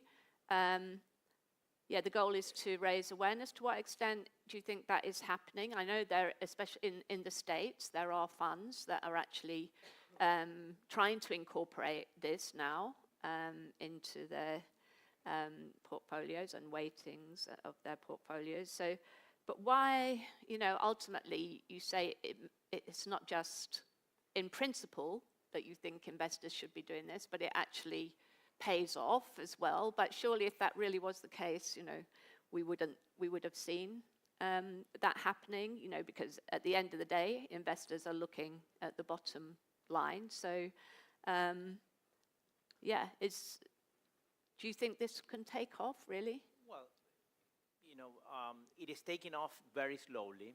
You know, to start with, ESG is under a lot of criticism and not particularly involved in the US as of now. So I think it will take place very slowly, because the main institutions that may bring the biggest change, that are the index providers, for instance, JP Morgan, Morgan Stanley. Remember that build these indices that all the investors track. Well, these companies at the same time are, you know, working, underwriting bonds of these autocracies, working, having offices, so they don't have an incentive. At the end of the day, the incentive will have to come from investors, and this will take a long time, I think. But this said, there are, you know, if we compare like 3 years ago, probably there was not a single product by which investors could try to avoid investing in autocracies. Now you have several ETFs. ETFs are investment funds that anyone can buy with your, you know, with a person can buy. No, it's not for institutional investors, but are, you know, like trade like stocks. You can buy them and sell them instantly like a stock, are very popular now and the biggest investment vehicle now in the world.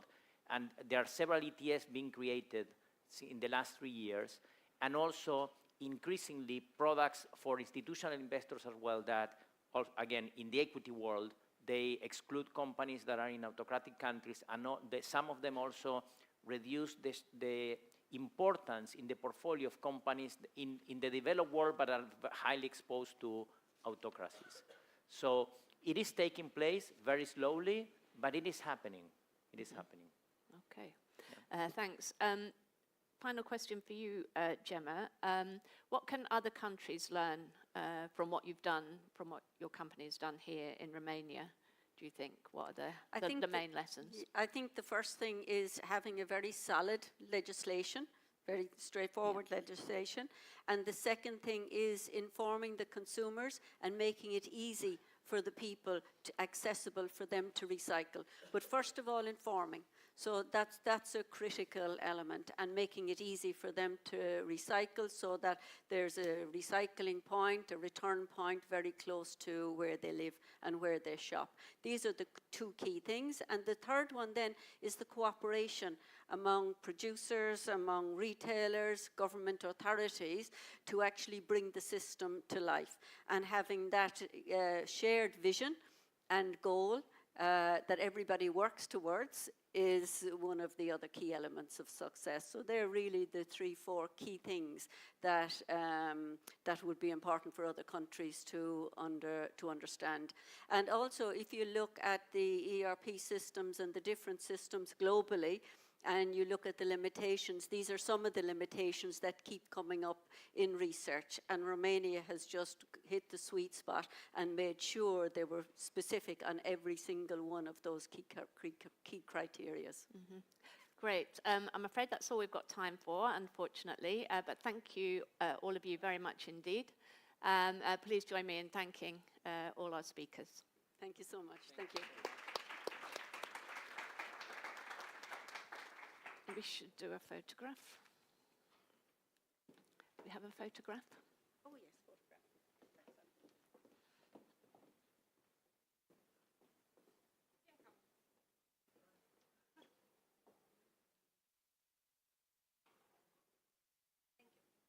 Okay, thank you.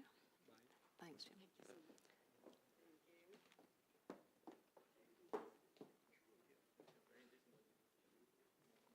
Okay, our next panel is focused on growth through investment. And I want to introduce our 5 panelists. First of all, Ionut Savoiu, State Secretary at the Ministry of Transport and Infrastructure, Government of Romania. Welcome. Thank you. Have a seat. Victoria Zinchuk, Director and Head of Romania at the European Bank for Reconstruction and Development, EBRD, welcome. Stefan Kraus, Chief Operating Officer at Henley and Partners, welcome. Please take a seat. Bogdan Marginan, Technical Subdivision Director, Civil Engineering, Strabag, Romania. And George Kremlis, Member of the Board of Directors, European Public Law Organization. Welcome. Have a seat.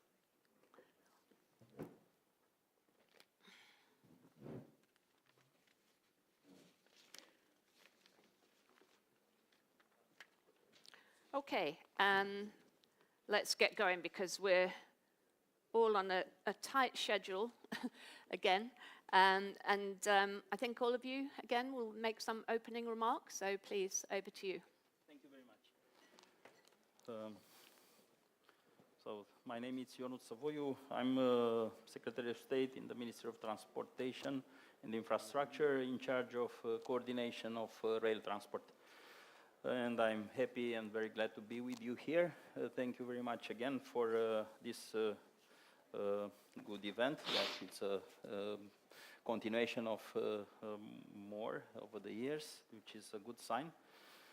The first, ladies and gentlemen, distinguished guests, how can Europe be better connected through the transport infrastructure and logistics? This was the first item on our agenda today. And of course, Europe can become better connected through transport infrastructure and logistics by adopting a multi-approach that prioritizes modernized integration and sustainability. First of all, we have to modernize and enhance the trans-European transport network, which is a key factor. This network, which spans across the continent, needs to be upgraded, especially in the eastern part of Europe and in the peripheral regions. Improving road, rail, and maritime links can help reduce congestions, shorten the travel time, facilitate efficient movement and goods and people and services across the borders. So this has a clear impact on the economic side of Europe. On the other way, better connected Europe, better connectivity means and requires promoting multimodal transport systems that allows easier transfer between different transport modes, such rail, roads, maritime, air and sea. And of course, this is not an easy task. There is a lot of change over the years, especially in our country, where many years the rail transport, for instance, was marginal, was not so well financed, and suddenly over the years we receive a lot of programs and projects, and we have to cope with this important challenge. On the other side, the question if the 3Cs initiative has a role in improving the connectivity between Adriatic, Baltic and Black Sea. What is important regarding this important progress between 12 EU countries started and launched in 2015. We discussed a lot, and Romania is an important and major player in this initiative. Romania has received European funds to support the development along these 3Cs initiative projects. And one of the most important was Via Carpathia, that wants to link the Baltic Sea to Adriatic and Black Sea, avoiding the Carpathians. And as you know, we have the Transylvania route, the Transylvania motorway, which is part of this project.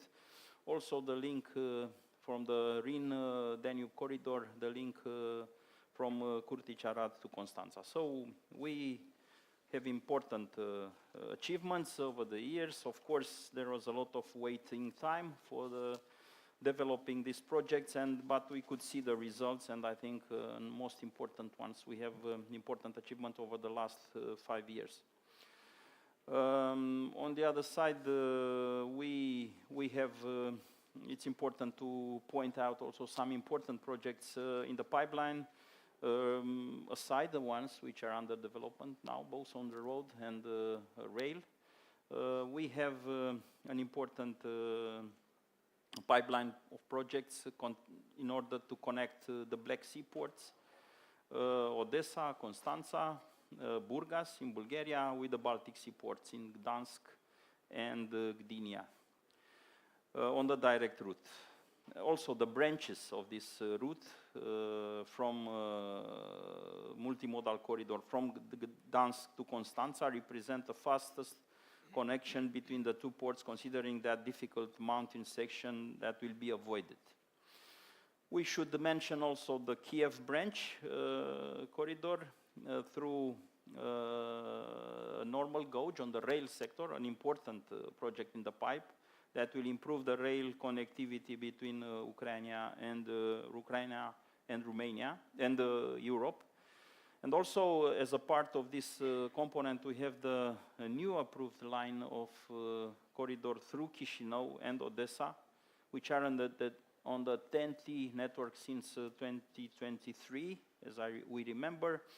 And also on these routes, we have the motorway A7 that will link furthermore to Bulgaria and Greece with a new bridge in Giurgiu and between Giurgiu and Ruse hopefully will be a combined road and rail bridge, which is in the feasibility study at the moment.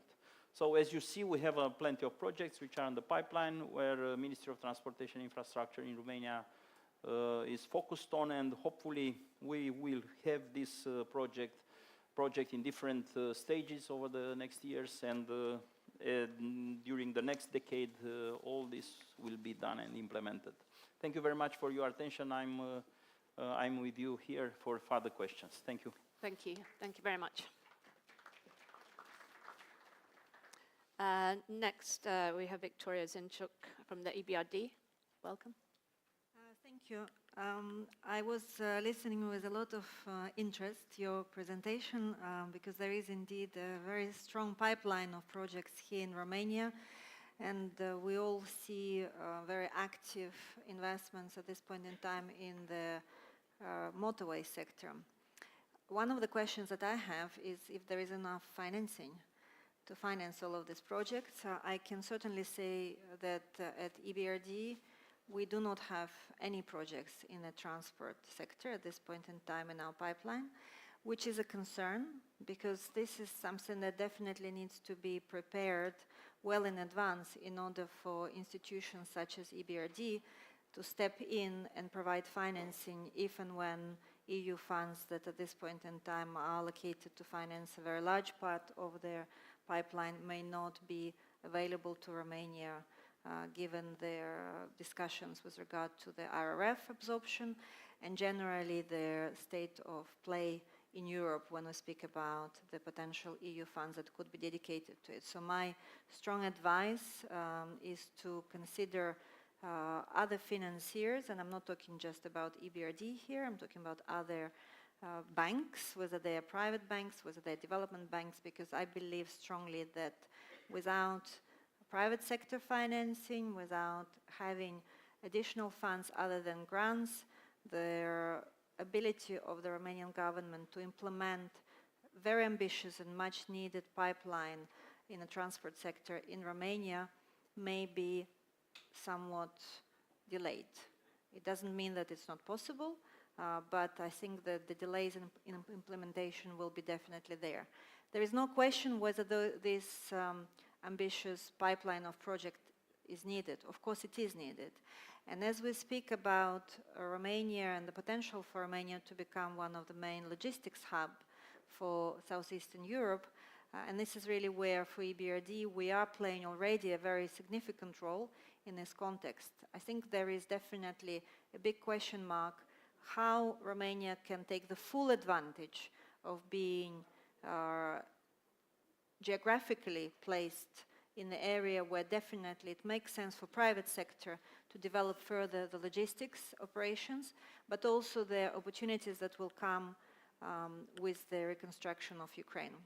When we speak about Ukraine, a lot of it is being said generally about Romanian potential to be there as a logistics hub, but I do not know how many of you have traveled across the border between Romania and Moldova, between Romania and Ukraine.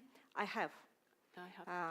So, and since both of us have traveled, I can tell you that there is no way that any serious logistics operation can take place at this point in time without major improvements in the border crossing points.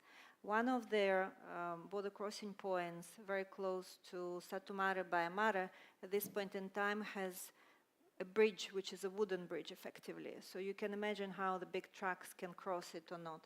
Their other border crossing points do not need to have a bridge, but they are very small. And at this point in time, despite what we can imagine while having this border line between Romania and Ukraine, giving this huge opportunity for Romania, I think without strategically looking whether anything at this point in time can really happen in terms of connecting better these two countries.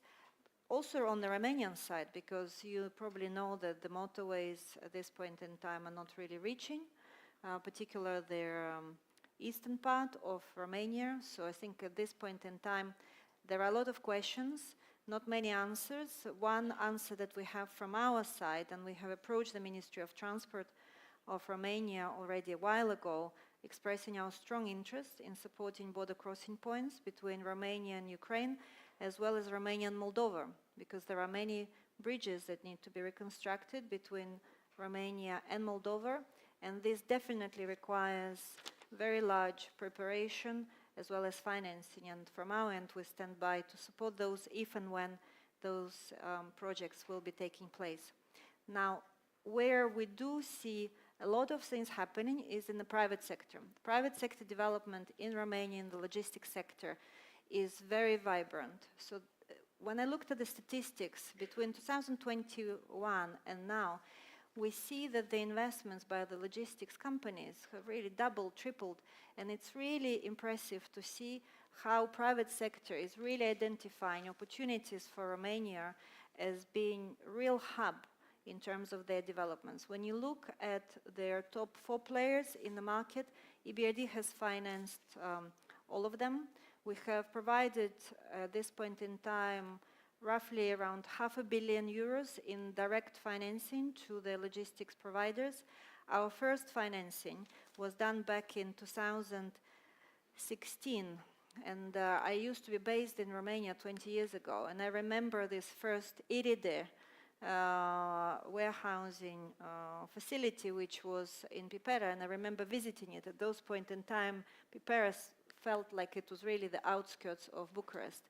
And of course, at this point in time, you know how the development of the city has taken place. So from our perspective, we can be quite confident that investments in logistics will continue in Romania. We see very strong pipeline. We see regional projects taking place. And this is really where there is a big difference that Romania can make in terms of the contribution to the economy, because it does indeed have amazingly large network of the rail. It will have, in a few years from now, improved motorway infrastructure, and we stand by to support both private sector as well as public sector developments in this context. Thank you very much indeed. Stefan Kraus, Chief Operating Officer, Henley & Partners. Welcome. Thanks a lot.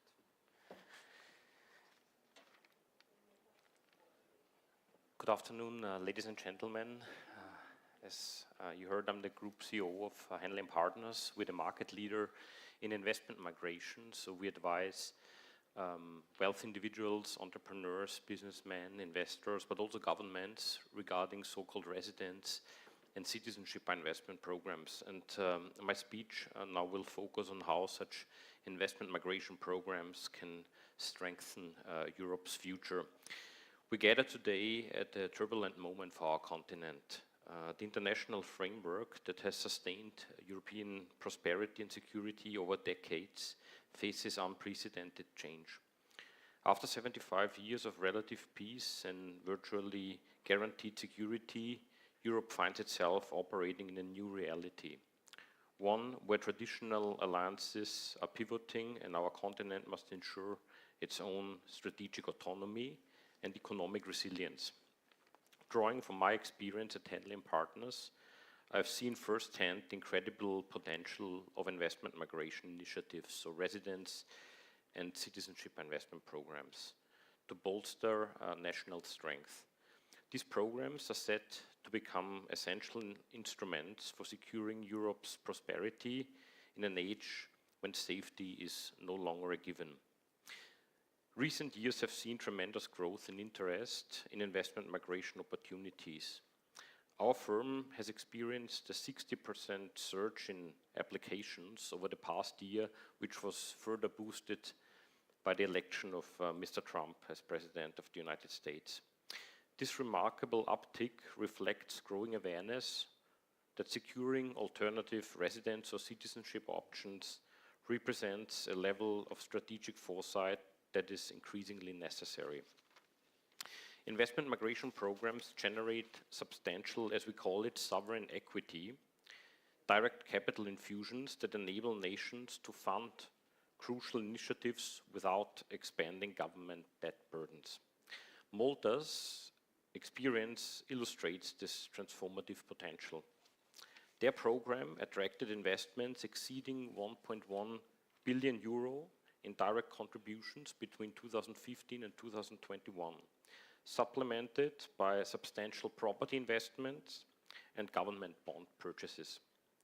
This revenue stream helped government achieve remarkable economic growth and maintain among Europe's lowest unemployment rates. The residence by investment programs in Portugal and Greece, also known as Golden Visa programs, have resulted in foreign direct investment of more than 5 billion euro. It is obvious that such programs can provide significant funding for Europe's critical priorities, enhancing military readiness, transitioning to renewable energy, modernizing digital networks, and strengthening healthcare infrastructure. Rather than passing financial obligations to future generations, investment migration creates sustainable funding channels for these essential developments. Our analysis indicates that in 2025, we'll witness more than 142,000 high net worth individuals pursuing new residence opportunities worldwide, marking unrivaled levels of wealth migration. Europe must position itself to both retain and attract accomplished individuals capable of contributing to our continent's continued prosperity. When implemented with thorough due diligence, investment migration enriches our societies through diverse talents, experiences, and resources. It embodies the progressive openness that characterizes modern European identity. Looking forward, investment migration will increasingly help European nations maintain fiscal strength and strategic independence.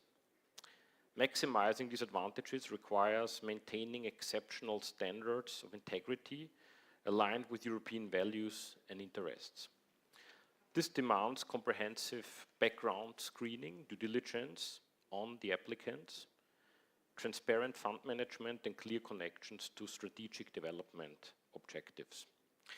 The question facing us involves not whether to implement investment migration programs in Europe, but rather how to optimize their potential for strengthening European resilience, autonomy, and prosperity. By embracing these opportunities while maintaining appropriate oversight, we ensure Europe's continued leadership in an evolving world order. Thank you. Thank you very much indeed. Over now to Bogdan Marginian from Strabag. Thank you very much for the invitation. It's very clear for all of us that Romania plays a very important role in the geopolitical and economical landscape. We already heard that by EU-financed programs, we have a lot of investment in big infrastructure, from railway, highways, ports, airports. These are main links to communities. But furthermore, these links also mean economical growth and stability. Nevertheless, in the construction business, and I would like to bring maybe a fresh perspective on an old industry, we need to talk about change. Innovation is the baseline we are building nowadays. We have also digitalization and sustainability. So from this perspective, last year I think construction output was 8% of the GDP, and the construction industry is activating more than 10 employees on the horizontal. We can think about all these instruments and all these concepts. Why not to bring output above 10% of the GDP and activating on horizontal more than 20 employees. Strabag is living these concepts by daily basis. We are using recycled asphalt, low emission concrete, self-healing concrete, but also drone survey for our sites. Furthermore, digitalization in means of building digital twins of the construction, beam, usage of beam, not only for the 3 dimensions, for the spatial dimensions, but also adding another layer, the 4th layer, cost, the 5th layer, time, of course, in being much more productive, in having a better output and controlling our project from cost point of view, from budget offshore, and time. These are very easy means to use on a daily basis, but these are the steps that Strabag is now applying to our biggest goal, to be climate neutral till 2040. As I said, construction is a very, very conservative business, highly regulated, and I think now is the time to speak about a robust partnership between private and state, public, ensuring economical growth, stability, and a greener future. Because we are speaking about the future, we also need to think about the next generations. These also need to be trained in this mindset, in a fresh mindset, applying digitalization and sustainability in the construction business. And we heard about a lot of projects that need to be implemented in the next years. I would like to launch a question about thinking, using the infrastructure for dual use. We have the Transport Ministry here present, and this is a very actual topic, using the infrastructure for military as well as for civil purpose. Nevertheless, we also need to think about resources. Raw resources are limited. We need to think about green building, about sustainability, recycle, circular economy from several points of view. Thank you very much. Thank you very much indeed. And now over to you, George Kremlis. Well, thank you. Good afternoon, everybody. And many thanks to the economists for this great event. Congratulations. Let me start looking into the map of Europe, starting from the Black Sea, the 3 seas, going to the Baltic Sea, going to the Black Sea, to the Adriatic, and to the Aegean, as the 3 seas have now become 4 seas, and hopefully they will become 5 seas with the participation of Cyprus to have also East Mediterranean part of this huge project. This is a project that needs further to be supported, and I do believe that all of us, the countries involved in the process, needed to ensure that in the next programming period, the appropriate financing will be available, including under Connecting Europe facility, not only under the structural funds, to boost this important project.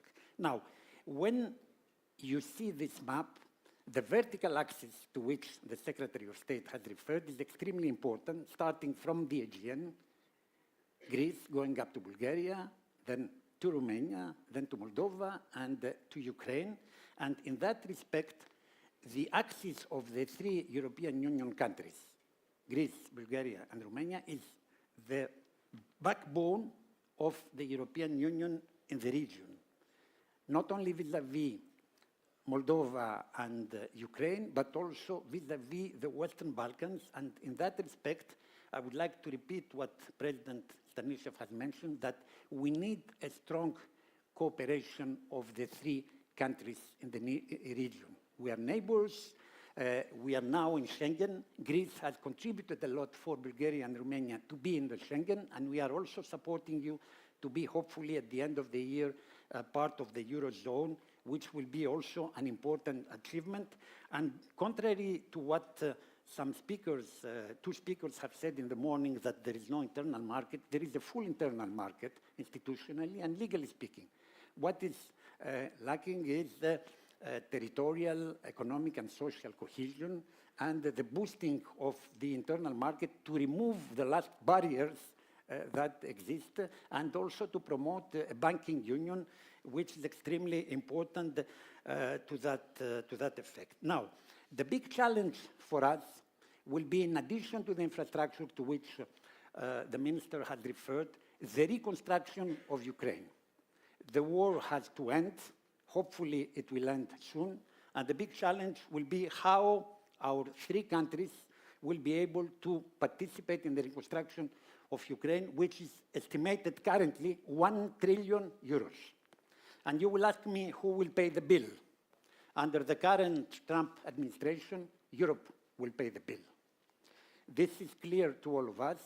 And of course, this is a bill that will be paid under a second recovery and resilience plan, COVID type, or under a new Marshall type plan that Europe will have to initiate, as the United States will draw the benefits from the region, from the rare earths and the critical raw materials of Ukraine and possibly of Russia.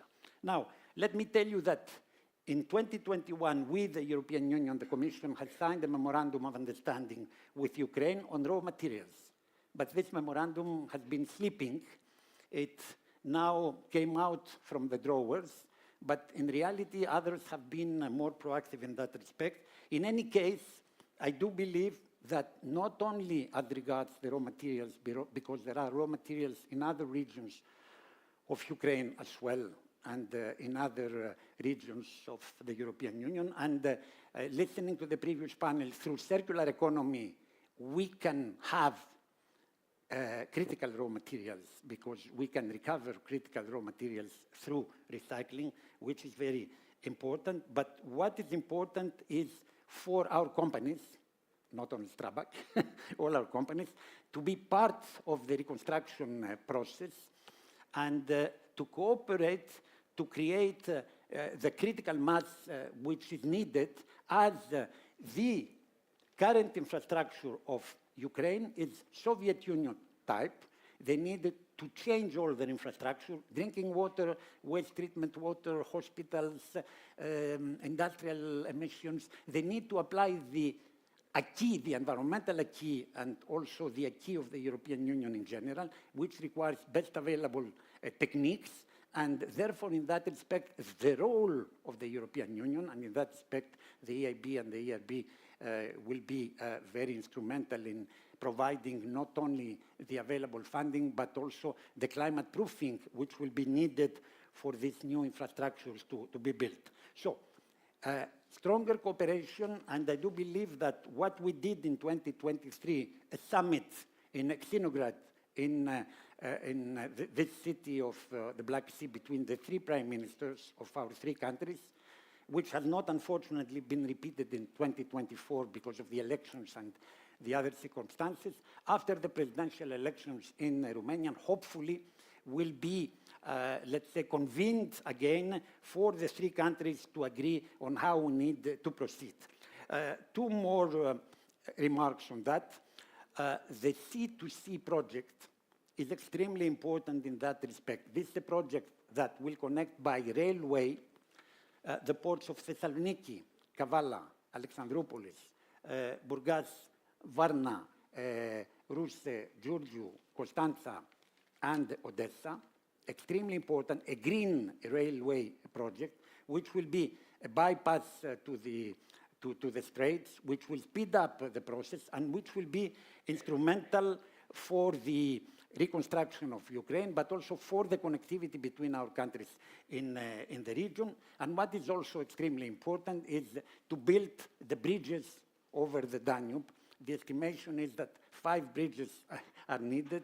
The existing ones need to be upgraded. Last but not least, on the energy side, energy pipelines, which can also become dual pipelines to have hydrogen coming also to Romania, are to be initiated. We have the IGB pipeline connecting Greece to Bulgaria. This is to be extended to reach your country. And the very, very last point, Madam Moderator, Greece will bring green energy from Egypt thanks to the GREGI undersea cable, and thanks to the Great Sea Interconnector bringing green energy from Israel, Cyprus, the GREGI will bring green energy from Egypt. It is extremely important to extend the grid between our three countries and to build the appropriate storage capacity which will be needed to benefit from Greece from this green, clean energy. Thank you. Thank you very much. Okay, we've got about 10 minutes or less, actually, seems. Less time than that. So some very quick fire questions for all of you, each of you. Stefan Kraus, just wanted to turn to you first of all. You know, you presented some very interesting data about the expansion and the appetite for your investment migration programs, certainly over the past year and longer. So I just wanted to ask you about Romania, focusing on Romania. What makes Romania an attractive place, do you think, for, is it the location, is it the size of the country, is it the business operating environment? What are the kind of main factors that would attract people to be involved in such a scheme here? Thanks a lot for the question, and I believe it's all what you just stated. Our clients look for programs all over the world. They look for opportunities in Europe. Especially in the last, I would say, 5 years, wealthy US Americans look for residence or citizenship in Europe. They look for stable countries. They look for countries which are attractive in terms of economic opportunities, living standards, culture. And I believe Romania ticks all these boxes. And in addition to that, Romania recently joined the Schengen area. So if you now become a resident of Romania, you can travel with the residence card to other Schengen countries, and that makes a big difference to the attractiveness from I would say, migration program point of view. So I think Romania could easily now compete with other programs in Europe, like the Portugal Golden Visa Program, the Spanish Golden Visa Program, the Greek Golden Visa Program. And it all depends then whether there's some other upside for like a US investor, maybe a quicker route to Romanian citizenship after 2 years, after 3 years, without language requirements, if they, next to investing here, maybe contribute to the economy in another way by sponsoring projects, infrastructure projects, streets, kindergartens, whatever it is. So I think these considerations, the country itself, the attractiveness of the travel document, the residence card or the citizenship, and then is there a route from residence to citizenship, which is the goal we see with a lot of clients, especially from the US. That's the reason why Portugal is so attractive, because they have a 5-year route to Portuguese citizenship after becoming a resident, and you need to learn Portuguese, so that's a barrier, but still that makes the program more attractive than, for example, the Spanish or the Greek Golden Visa Program, where there isn't such a route to citizenship. Okay, very interesting, thank you. Mr. Marginian, you talked about quite eloquently about the need for the construction industry itself to change and certainly to become more sustainable and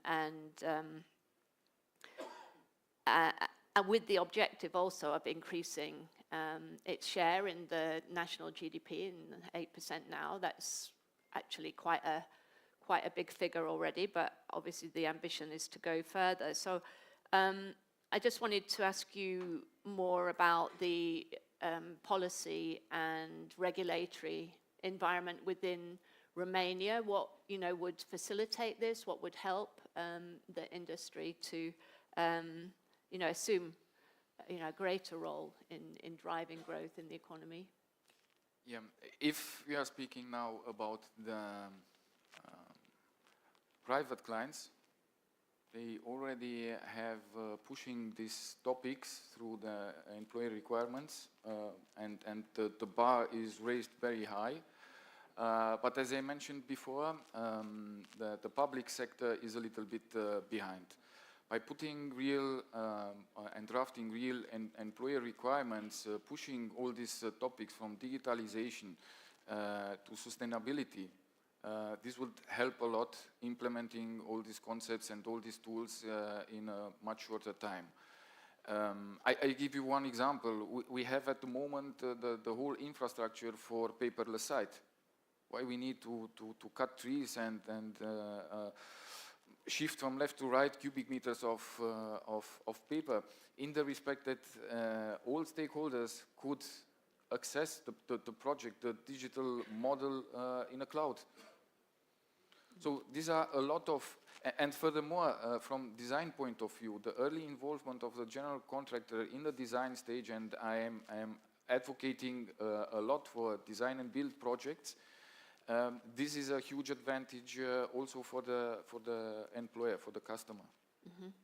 Okay. In terms of cost, in terms of technical outcome, of performance of the building, time to implement this building. Mm-hmm. I think the State Secretary wants to respond to this. And also, if I can ask you, because we've got to respond to this, and really questions have been raised by George Kremlis and by the EBRD, which really are about expansion of these 3Cs initiative and the big question of financing and a lack of projects that the EBRD doesn't really have more projects in the pipeline. So should we be concerned about that? And the big question of then, of financing and how you see that. So, I think you've got to answer those questions. I have to pick up the challenge for this. First of all, I remember some figures from a couple of years ago. There was a gap of 3 billion euros for financing the large infrastructure projects in Romania. So it's a huge gap between the available funds and the funds needed in order to go full speed ahead with all the projects on one side. On the other side, the capacity for expending the money, it's also important because you have very much money, but you are not good enough to spend the money on the existing project due to different reasons. And one of the reasons what I would like to pick up the challenge from the colleague from Strabag is that the design phase, the permitting part, also the project preparation and consultancy around in supervision of the project is a very challenging part of the project. And when we speak about large infrastructure projects and digitalization of these parts of the business for large infrastructure construction, I think we'll have a role and a direct effect to shorten the duration of the project if happens. So I agree that we need more standards, more regulations, how to pass to the digital part of this digitalization of this important project cycle stages, where having fast access to information, fast access to changes in the projects will enable the authorities to implement the project faster. I hope we will go to this part of development as fast as possible during the next years. It's obvious for everybody that we should do important steps in this direction. Regarding the finances, on top of the gap of finances, we have at least 3-4 programs now available with the European funds. We have a Connecting Europe facility. We have a national program for recovery and resilience, and also we have the program transport. So we have 3 important public finances available through the European Commission. But on the other side, of course, we have approached especially for underground network in Bucharest, the Bank of Japan and also the International BEI, the Bank of European Investment Bank. This is the right translation. Of course, as I said, there is a big gap and there are opportunities, but also we have to look at how the bankability of this project, how feasible they are for the EBRD type of financing. And I think there is a lot of discussion how far we can go with the EBRD type of financing in the next future. in order to reduce the finances gap we talked about. Okay, and any final points about the expansion, the possible expansion of the 3Cs initiative and the need for more cooperation, especially with the and also Schengen with countries? also cooperation between the countries, and we have cooperation, very good cooperation with the neighboring countries. We already are focused with also to the expansion of the projects cross-border. We have very good cooperation with the Hungarian government on the western borders. We have very many projects on the exactly on the corridor of 3Cs initiative. We have Oradea Arad motorway, which is under development at the moment. The bids were done. It's also Satu Mare Oar, another cross-border project that links Romanian motorway network with the western border motorways. And of course, we experienced a very good cooperation also on developing new projects with Bulgaria and Greece on these new projects that were mentioned today here. Of course, we are not at the point to discuss about 4 bridges across the Danube, but it's obvious that more bridges across the Danube will enhance the economic growth in the region. And I think having a multi-railway and motorway bridge across Danube in Rusu, Georgia in the near future, because we are already in the development phase, we are in the feasibility study status financed by the EU, I think will be an important milestone to enhance the connectivity between Bulgaria and Romania and furthermore towards Greece. And when we speak about Moldova connections, last week there was a startup kickoff for the new bridge in Ungheni, which will be a fast motorway connection between Chișinău and Iași.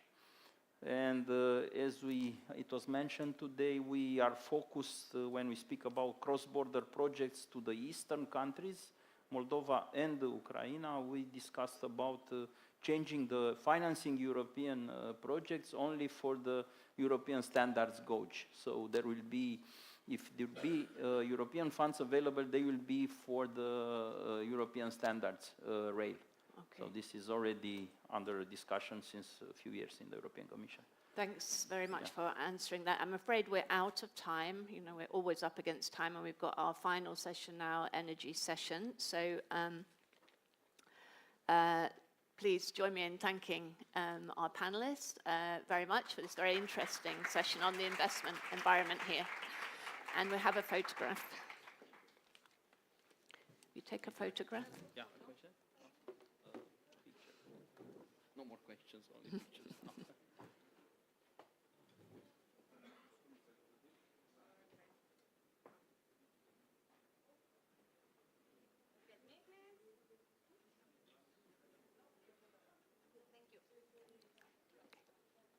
Okay, thank you very much. Thank you, Stefan.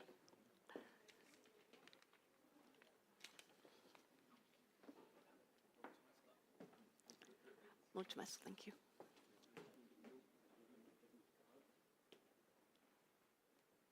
Okay, ladies and gentlemen, if you can take your seats, we've come to the final session of the day, a very important topic for Romania, improving energy security in uncertain times. We have 5 speakers for this panel. First of all, I would like to introduce the Minister of Energy, Government of Romania, Sebastian Ioan Berduja. Welcome. Very nice to see you again. Please take a seat. Matthew Breitzer, former US Deputy Assistant Secretary of State for European and Eurasian Affairs. Welcome.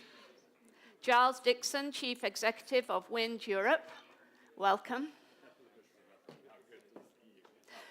Alessio Menegazzo, Chief Executive and Country Manager of PPC Romania. Welcome.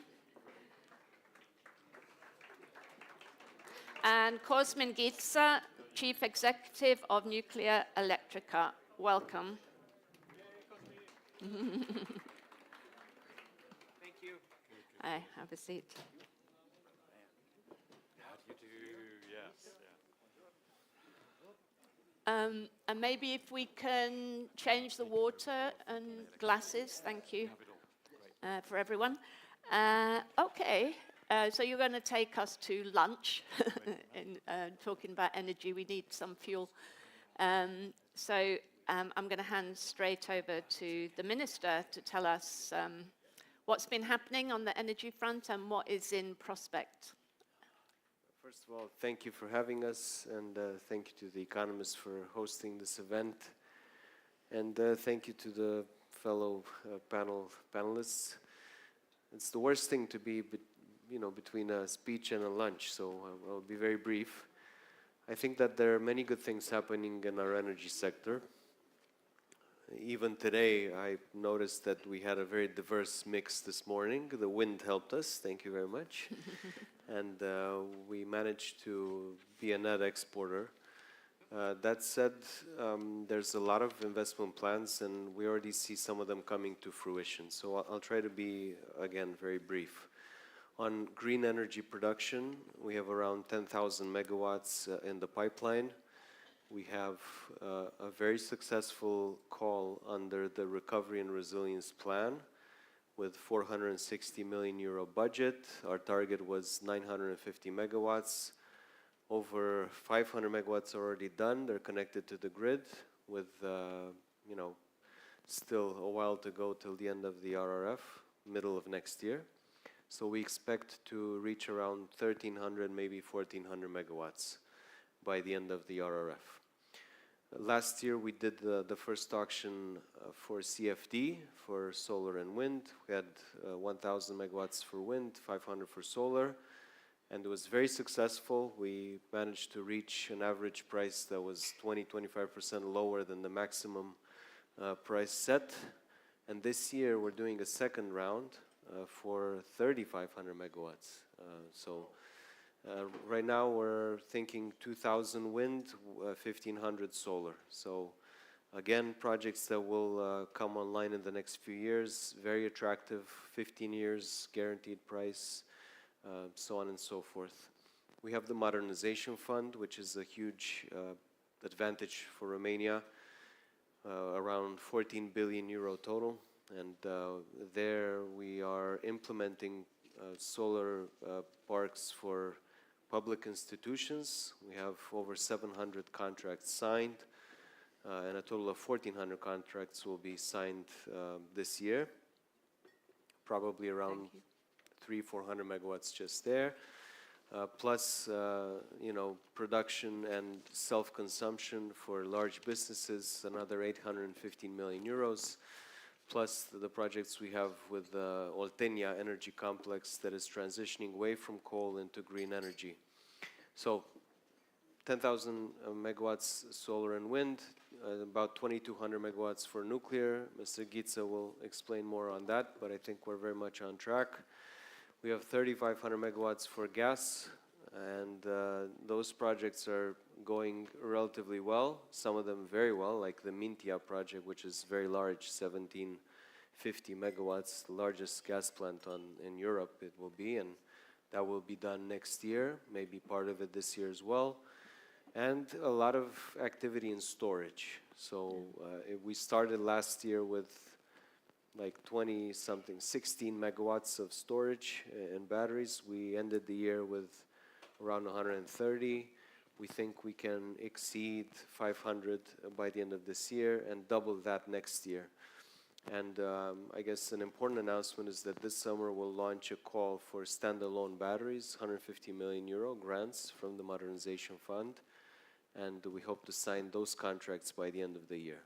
So all in all, I think we'll have a lot more energy, and our vision is to turn Romania into a net exporter of energy for the region, and not just of energy, but also of security. I think that is absolutely critical. And so our goal now, because last year we managed after 17 years to pass a new energy strategy, our goal now is to implement. So execute, execute, execute, and invest, invest, invest. Excellent. Thank you very much indeed for setting out all that. So now over to our next speaker, which is Matthew Breitzer. Welcome again. Thanks. really happy to be here. Nectaria and your fantastic team, thank you again for a beautiful conference that's really stretching my mind.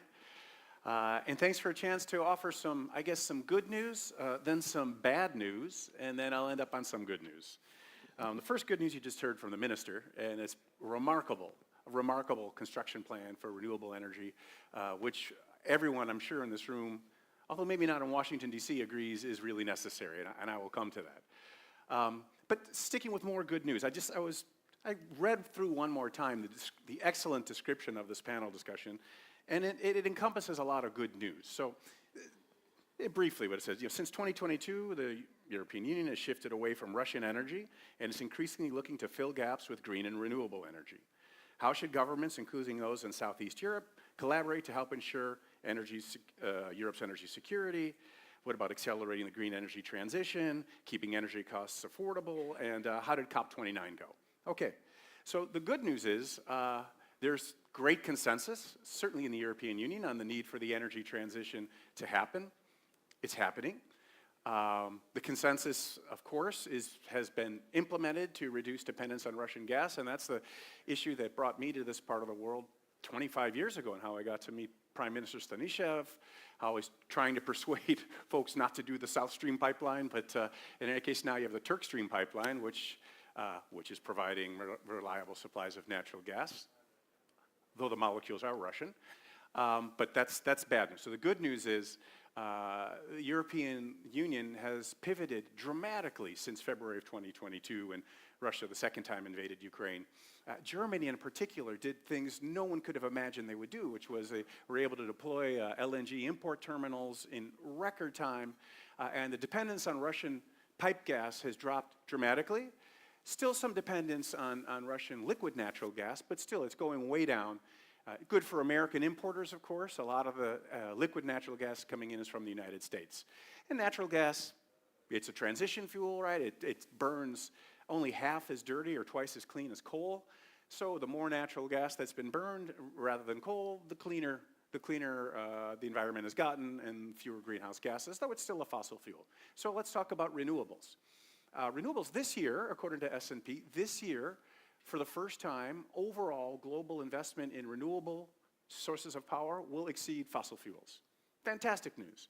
And in terms of new generation capacity, the minister will correct me if I'm wrong, but now today, if you compare just the operating costs of existing coal-fired plants, just the operating costs, are higher than new build and operation of solar and wind plants. So economics then are going to drive the energy transition, even if the political consensus is unwinding a bit in the United States, and I would argue in a moment, maybe beyond the United States as well. And then COP29. COP29 was billed by many as a failure. I'm a former ambassador to Azerbaijan, so you may think I'm biased, but in this case, I could be very critical too, because I know the country very well. But when it comes to COP29, there were all sorts of op-eds and other condemnations of it as a failure. And there was one NGO said, yeah, it was such a failure because COP29 was supposed to increase the pledges of the developed countries to the lesser developed countries to manage the consequences of climate change. The goal had been going in, get to 300 billion annually, and get to I think it's 1.3 trillion by 2035. So lamentations that COP29 was a failure, except that those two goals were met. The developed countries participating in COP29 agreed at the 11th hour to those targets. So good news story. Renewables are gaining momentum, they make commercial sense, and the developing world is realizing, my God, we've got to do something to help lesser developed countries. Bad news.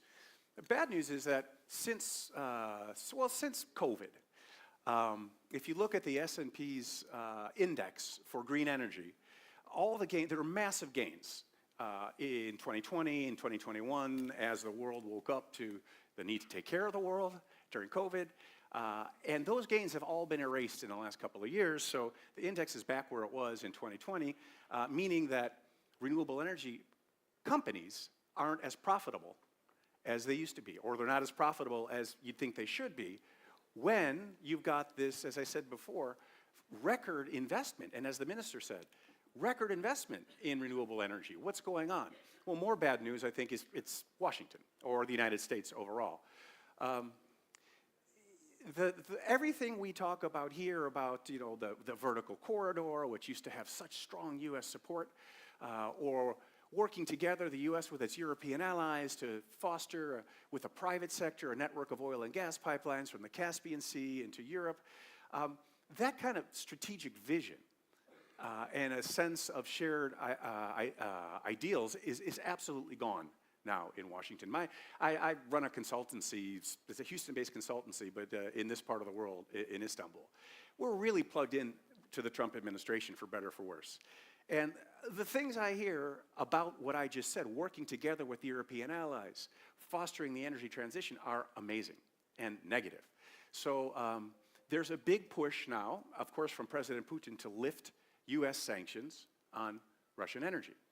And guaranteed, when the U.S. starts lifting those sanctions, which we may hear about later today after I think President Trump agrees that Crimea is going to remain under Russian control, once those sanctions against Russian oil and gas imports by the United States, production, go away, I think we're going to see a lot more oil and gas imports coming back into the European Union. As I forgot who it was earlier today was saying that the European, especially the German economy, really needs the cheap energy resources to be able to compete, and increasingly compete with the United States.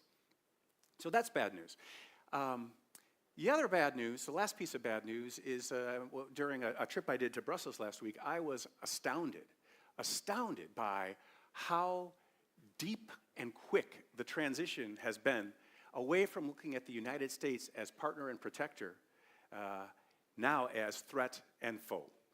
I saw that I was doing discussions on critical raw materials, and the big push was, yes, we've got to onshore critical raw material supplies, make sure that we're not dependent on China and the United States. And on the defense side as well. It was friends of mine that are Eastern European, closest friends you could imagine of the United States on the need to counter Russia, are absolutely furious and disappointed with the United States. And I don't see how the trust is going to come back if we had the Trump administration initially calling into, and I'm not a member of any political party, by the way, but the Trump administration initially calling into question whether NATO was obsolete. Then we had the Biden administration saying, oh God, NATO is so important, we've got to strengthen it, and it worked. To now, where we had J.D. Vance, the vice president's speech, saying the threat to Europe is within, including here, as you all recall, and it's not Russia and it's not China. And then we had the debacle, the monstrosity of the attack on President Zelensky by Vice President Vance and President Trump. So that has really shaken the U.S.'s European allies into thinking, you elected him once, okay, we got back on track.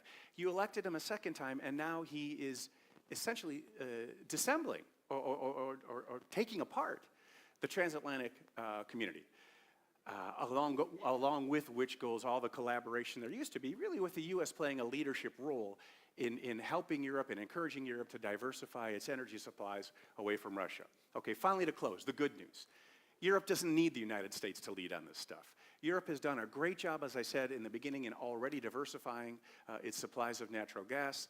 With leadership like we just heard, there's massive investment in the renewable sector. It's a European consensus to move forward, and you will. You will without the United States. But I hope you'll lead by example, and over time, when the transactional Trump administration is looking for foreign policy based on what the U.S. can extract from other countries and what sort of investment deals can happen that benefit American companies, because that's what I hear when I'm promoting some project with the Trump administration. They say, you need to show me which American companies will make what amount of money from such a project. As these projects succeed, because they make economic sense, then maybe things will turn around in Washington because we're following what makes sense for the planet, but also for the economy. Thank you. Thank you very much, Matthew. Over to Giles Dixon, and I understand you have to leave by 3, is that right? Look, I'll be flexible, I'll stay. This is going to be a great discussion. Okay, that's good to hear, thank you. So, go ahead. Do you have a specific question for me, Joan, or?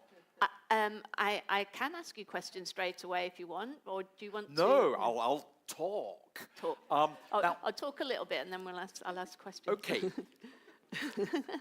Matthew, you very helpfully reminded us of the exam question for this session, and you read it out from your phone. You said it was excellent. It is excellent, but there's one word in it that perhaps is misleading. I'm going to read just one section of it. How can we accelerate the green transition, while reducing energy costs? It's that word while, which sort of implies that accelerating the green transition might in fact increase energy costs. I'm going to challenge that word while. I'm going to give you two facts. If you take all of the new wind and new solar that was built in the EU in 2021, 2 and 3, over those 3 years, the net impact of the capacity additions just in 3 years was European electricity consumers saved 100 billion euros. Average wholesale electricity prices in the EU were 8% lower than they would otherwise have been. Now you might be thinking, oh, he's the wind lobbyist. He would say that. It's their own figures. Those figures come from the International Energy Agency. I will share another fact with you. We have a problem in the wind energy industry. Every day we have somebody from steel, cement, chemicals, aluminium, banging on our door or on the phone saying, please, please build more wind farms. We want to decarbonize, we want to electrify, and we know that wind is cheaper than electrifying with fossil power, but you're not building enough wind farms quickly enough. And the fact is we are not. We need to be building twice as many new wind farms in Europe as we are today. And you see these energy intensives, they see that wind is cheap. They cannot get enough of it. Sadly, we're not building enough, but Sebastian, you're doing a great job here. You've been very modest. Your CFD auction was a model to every other country in Europe that you ran at the end of last year, and it's fantastic that you're repeating it this year with even bigger volumes for wind. We are delighted with it. You've given the core figures. People weren't even bidding at the price ceiling. They were bidding below. You got really good developers with good European turbines bidding in to your auction. Fantastic. 5 years ago, one might have come to Bucharest and talked about wind energy, and it might have been perceived as a largely Western European thing. That is no longer the case, thanks in large part to your leadership. It's not only Romania, Poland is building offshore and onshore wind, so are the 3 Baltic states. Slovakia is about to start building their first wind farms. Serbia, North Macedonia, Montenegro, countries throughout the region are investing in wind because they can see it makes sense. And Moldova, indeed, yes, about to run their first auction, running it, in fact, as we speak. Thank you, Sebastian. You didn't want me to speak too long, Joan, so I'll close it there for the time being, yeah? Perfect. Okay, that's great. We are going to have good discussion. So Alessio Menegazzo from PPC Romania, you're next. Welcome. Thank you. Now I'm wondering what I'm going to say after Giles, because he left me without any kind of, I have to invent something now. No, I'm joking. So I will not pledge for the fact that investing in renewables is the way to make energy cheap. And by making energy cheap, you can address the problem of competitiveness of Europe. Okay, this is, for me, a known fact. There is no point in discussing anymore that renewables are increasing the cost of energy. Renewables are the way to drop prices down. That's a fact. Established scientifically, business, etc. Thank you. So, I think that what is somehow missing in the discussion, or something that I would like to address, is that the energy transition is something that puts a new factor in the scheme, while energy policies were mostly state-driven until 10 years ago, 15 years ago. The biggest upside of the energy transition is that it puts the customer with a relevant role, and it gives also a, let's say, bottom-up approach in the energy sector. What do I mean with this? Well, in Romania, we have a practical example.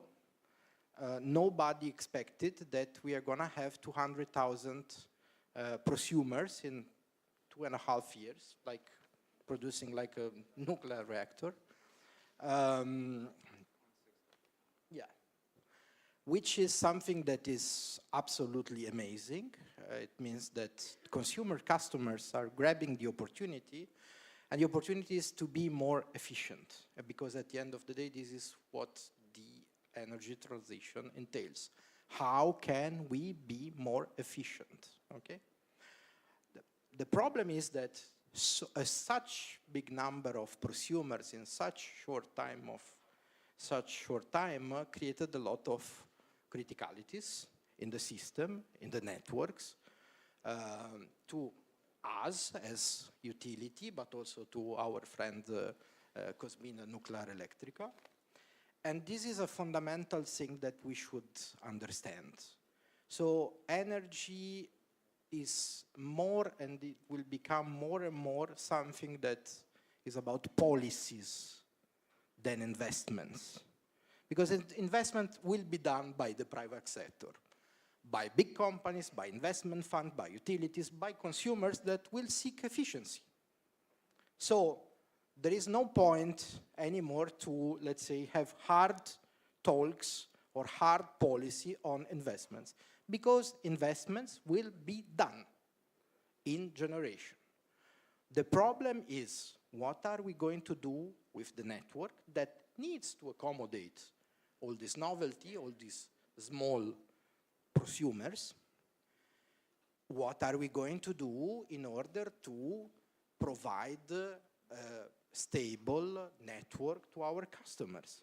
Household, industrial customers, and again, with the goal of making the use of energy as efficient as possible, because electricity is the most efficient way in which you can use energy.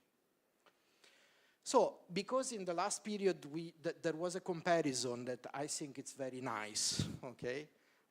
And it's about highways. So comparing, at the end of the day, the electricity network, which is an infrastructure, with the highways, okay? There is, at least in Romania, there is nobody that is claiming that it's wrong to invest in highways. We spend too much on highways. There is no need to make highways. There was a president many, many years ago that said that Romania doesn't need highways, and he is mocked with this statement. So, but if we speak about energy infrastructure, well, we have all this discussion about what should be the costs, who should do it, how we should do it, and again, customers are investing more and more and more. And if we don't take a stand, and if we don't have the support of, let's say, authorities to design policies to make networks adapted, it will be very, very difficult. So it's like everybody is entitled to have a car, but in order to drive a car, you need a driving license. You cannot go at 200 kilometers per hour in the streets or you cannot park on the sidewalks. So there are rules, okay? And this is something that needs to be understood. We need rules, we need policies more than ever. We need policies in Romania, but mostly we need policies from Brussels those policies has to be taken and adapted. Okay, every country has a difference, of course, by each European country. And this is something that we need to stress more and more. I don't believe in energy independency for countries.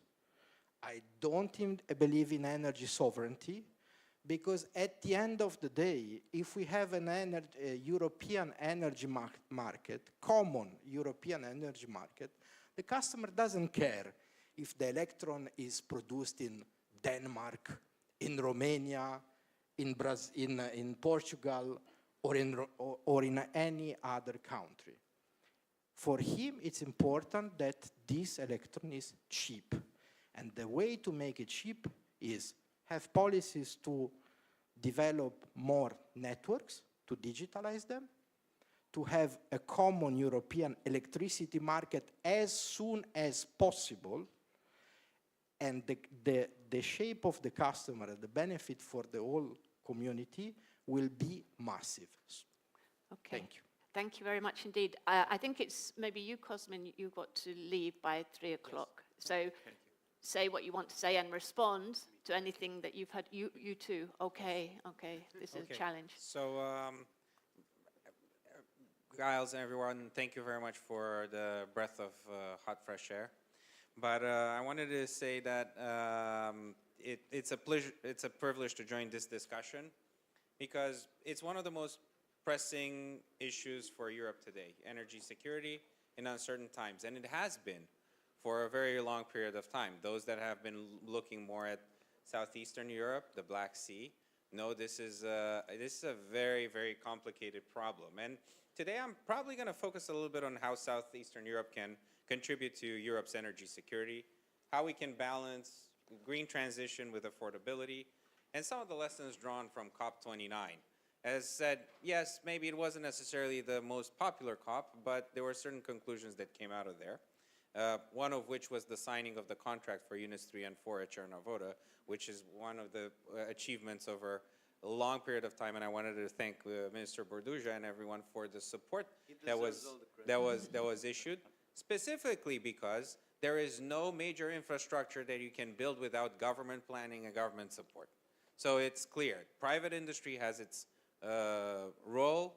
We're very nimble developers, great project developers, great engineering, technology incubators, but at the end of the day, you need to have a public-private partnership to make things work. Case in point, there's no renewables that are installed without a CFD structure that are being deployed in an efficient manner. So the more you have a capacity factor in that sense, the higher support and planning you need.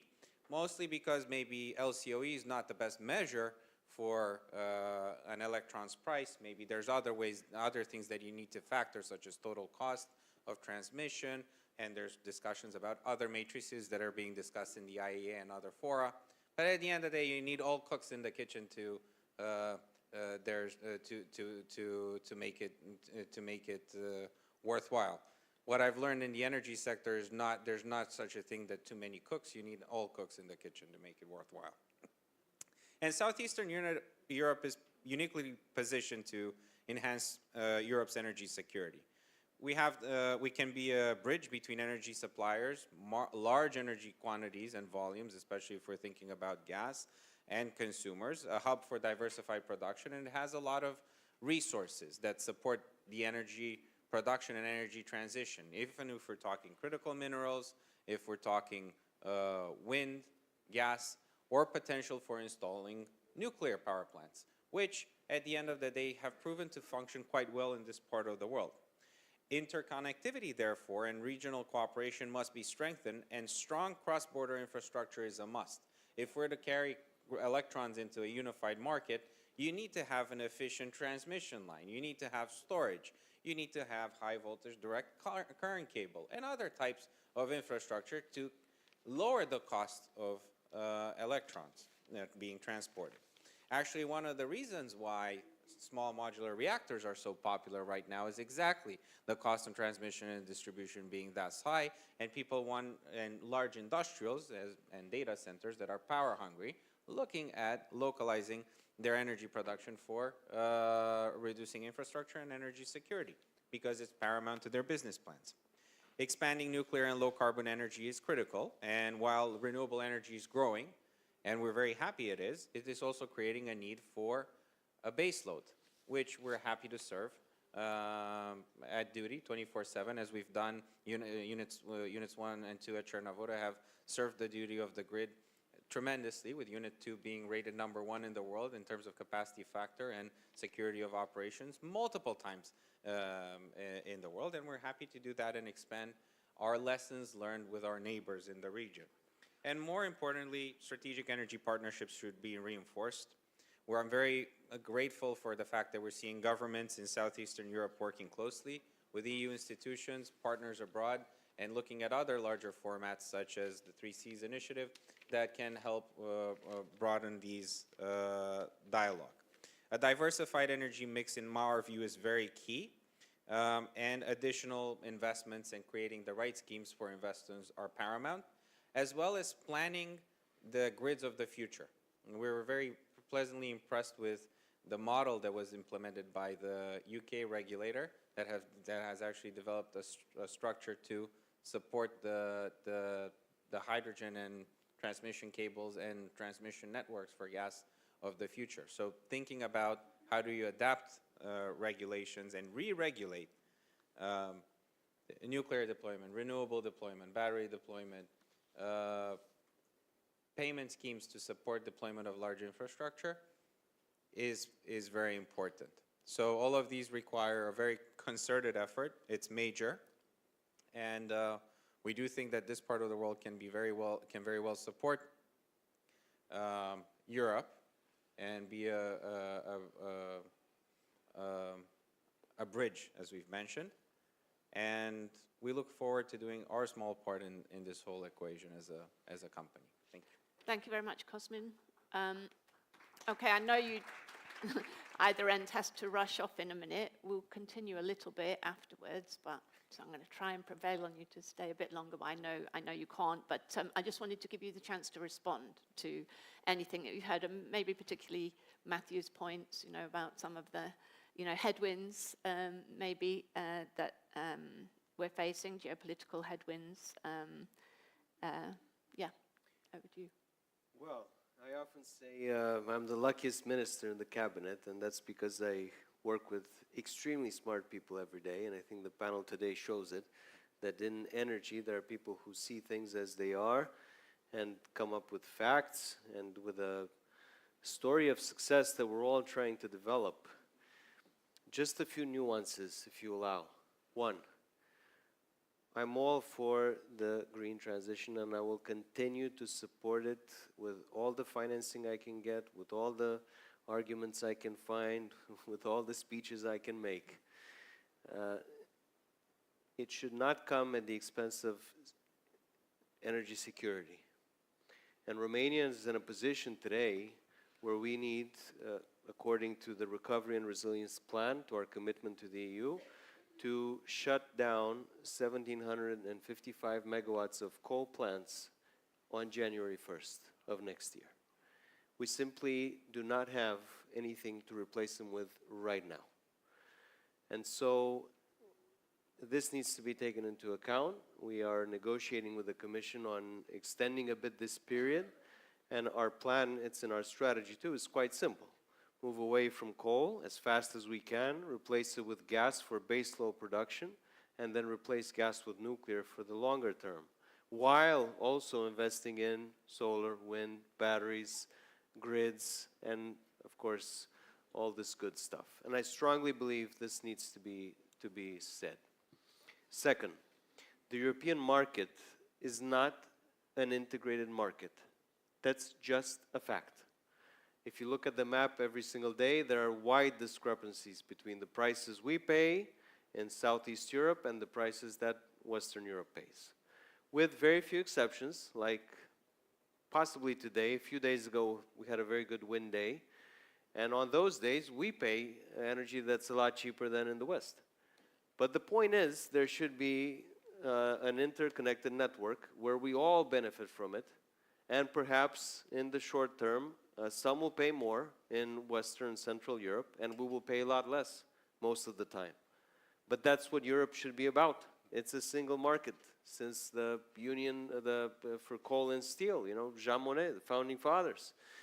Otherwise, it's just, you know, a reality that we have been resigned to accept, that there's no wires crossing the border between Austria and Slovakia, for instance, or that the capacity for interconnection between Austria and Hungary is half of what it could be very easily because there's stations on both sides of the border, but not enough wires crossing it.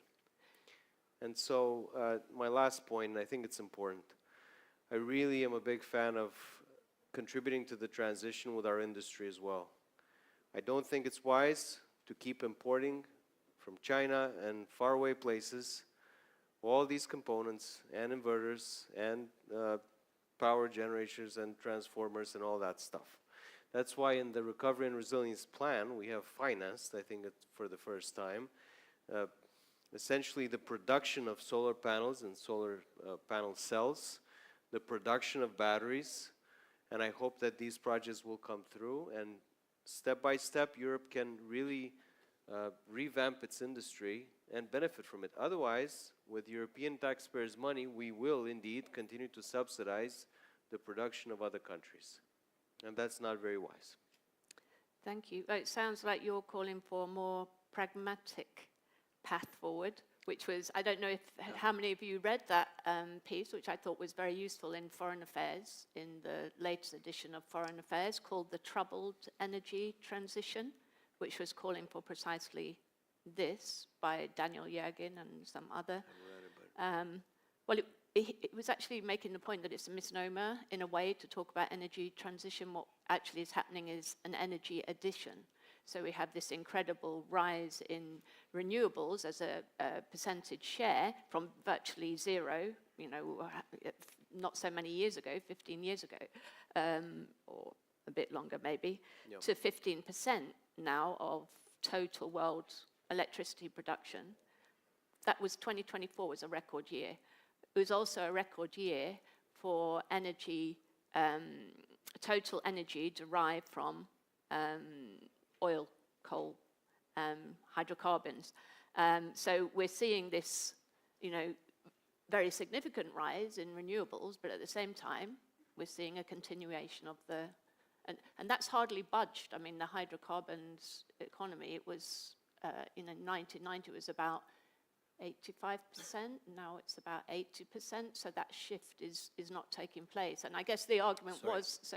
In Romania, it has taken place. Yeah, of course, and, so and this is... Let me just give you a fact. We're the % country in the EU that reduced greenhouse gas emissions, 77% reduction compared to 1990, 77% compared to 30-something percent European average. In the energy sector, over 7,000 megawatts of coal and gas plants completely shut off, never to be started again. So in this context, to continue to pushing, or as we say, to push on the horse that's pulling the hardest is not really fair, because now in peak consumption hours, we are dependent on imports from countries that produce their energy with coal. So what the hell have we solved? Yes. Well, the implication is that they actually, that where the transition will take place, it has to be in the global south. And that's where the costs, that's where it's going to be costly. And so, yeah, there's something different is happening here. Cosmin, before you go, did you want to add anything to what you've said already, or respond? I'm happy to take them. Otherwise, he has work to do. He's building 2,200 megawatts. He's very busy. Yeah. Yeah, I mean, you know, I guess, you know, the Chernovoda was, you know, very big, you know, step forward and achievement. So I guess, you know, just to ask you what the kind of plans are, you know, just for the immediate period now, for the next few years, that would be good to hear. Getting to work and building, right? Because what we're doing right now, it requires a lot of effort. And we're seeing a dire need for human resources, supply chains, all of which these projects have the benefit of revamping. for our benefit and the larger industrial benefit of Romania. And we're very excited by the production of, by new production through CANDU, units 3 and 4, that have proven to be a very good legacy for us. For the deployment of small modular reactors as a possibility to replace some of Romania's oldest coal plant that was shut down 10 years ago, and we're proving very well a case of nuclear renewable integration. We have solar and we have right next door, and we're balancing the grid very well. And we think that's a model that can be exported to probably another 100 and so coal-fired plants in the region that will be coming offline in the next 15 to 20 years. So the opportunity is massive. That's one piece. The other thing is the energy of the future. We are also working on a tritium removal facility that uses Romanian technology. Tritium is the fuel for fusion.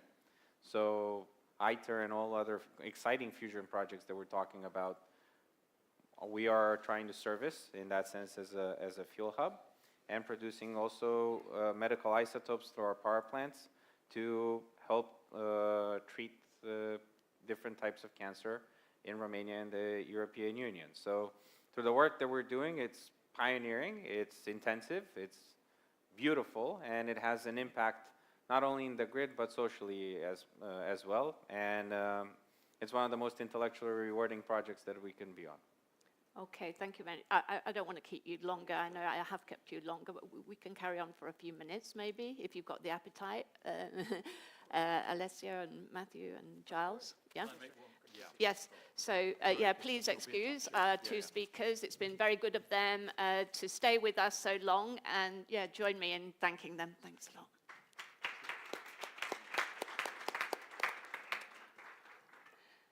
Okay, yeah. I thought you might want to come back on, a few things now. So, Matthew, did you want to say a few words, or who was just saying they wanted to speak? Giles, was it? Giles was, yeah. Giles, yeah. Yeah, one of the many great things that Sebastian has done as minister is to persuade the European Union, together with Bulgaria and Greece, that they've got to change the algorithm which governs electricity trading and electricity flows from Germany and that Central European bloc. Today, the algorithm works in such a way that not enough importance is attached to electricity consumption east and southeast of Germany. And now that's going to change, and very well done, Romania. Romania is going to have to invest even more money in both the transmission and the distribution networks, but there's one thing that will make that easier, which is both Transelectrica and the distribution system operators today are overwhelmed with applications for grid connections from wind and solar. And I'm afraid that a lot of those applications are from purely speculative projects. Project developers who want to try and get the grid connection permit, and then they'll sell their project, make some money, and go away and repeat the process. They have no intention of building the project, these guys. And they're clogging up the system. They used not to exist, these people, until we liberalized electricity markets. Now, the good news is there is nothing in EU law that prevents Romania or any other country from saying to the TSOs and DSOs, guys, stop doing first come, first serve. Stop treating every grid application equally. Be strategic. You know some of them are more serious and more important than others, so process those projects first. And that will make life so much easier for the grid operators, and we'll get the grid connections built in the right places on time. Okay. Alessia, did you want to respond to that? I mean, you actually put a lot of emphasis in what you were saying at the end, that we need some changes in policies in Romania, but mostly we need it from Brussels. And we need more networks, digitalization, common EU energy market. Are you confident that that's going to happen in the foreseeable future? I don't know if I'm confident or not.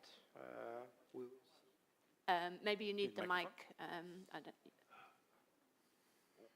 What I know is that we have a job to do. So, and we are going to do this job no matter what. So, Again, Giles is speaking for me also as distributor operator. He's right. And again, this is a very good point. We see this tendency of government, and I'm speaking about the Romanian government, to be very, very present in the energy sector for investments in generation, which is not the case because, again, those investments will be made no matter what. Okay. So my pledge is to have a switch mentality and understand that the role of the state in the energy sector is very different from the 90s, the 80s. We are living and we are going to live in a different era. I don't agree, for example, I'm sorry that Minister Borduja left.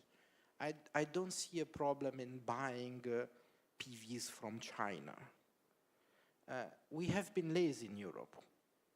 We delegated to somebody else. And now we cannot say that this is, we need to stop because we were lazy. This is the reality we need to face. And I prefer to have buying PV from what, and of course I would love to see PV production massive in Europe.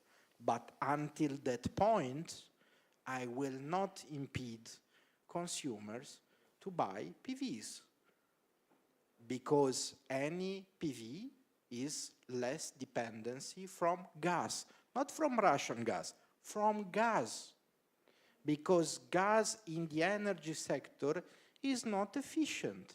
You should use gas where it brings value, not cooking and not heating, because the technology today says that you can do otherwise.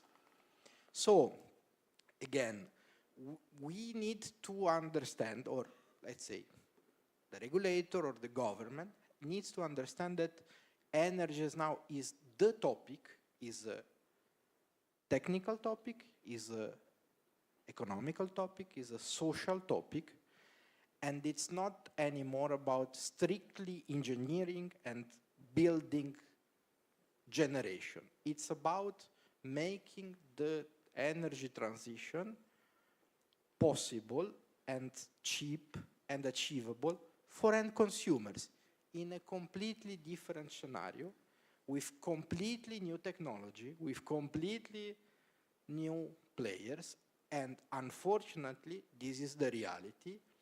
Most of the time, we are in huge delay with what is happening in the reality on the field.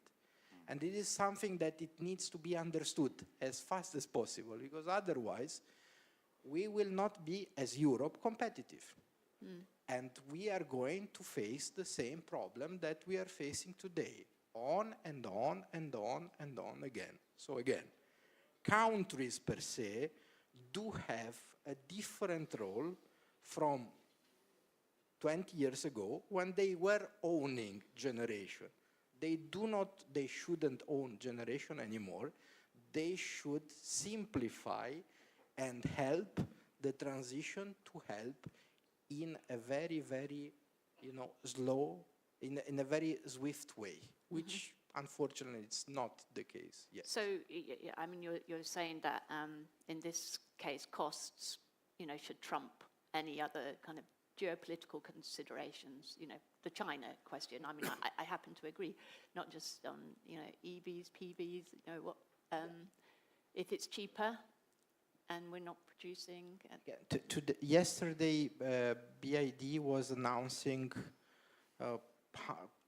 500 kilowatt charging station, which will charge 80% of an EV in 5 minutes. So why shouldn't we allow people to buy this product if they want it, of course, okay?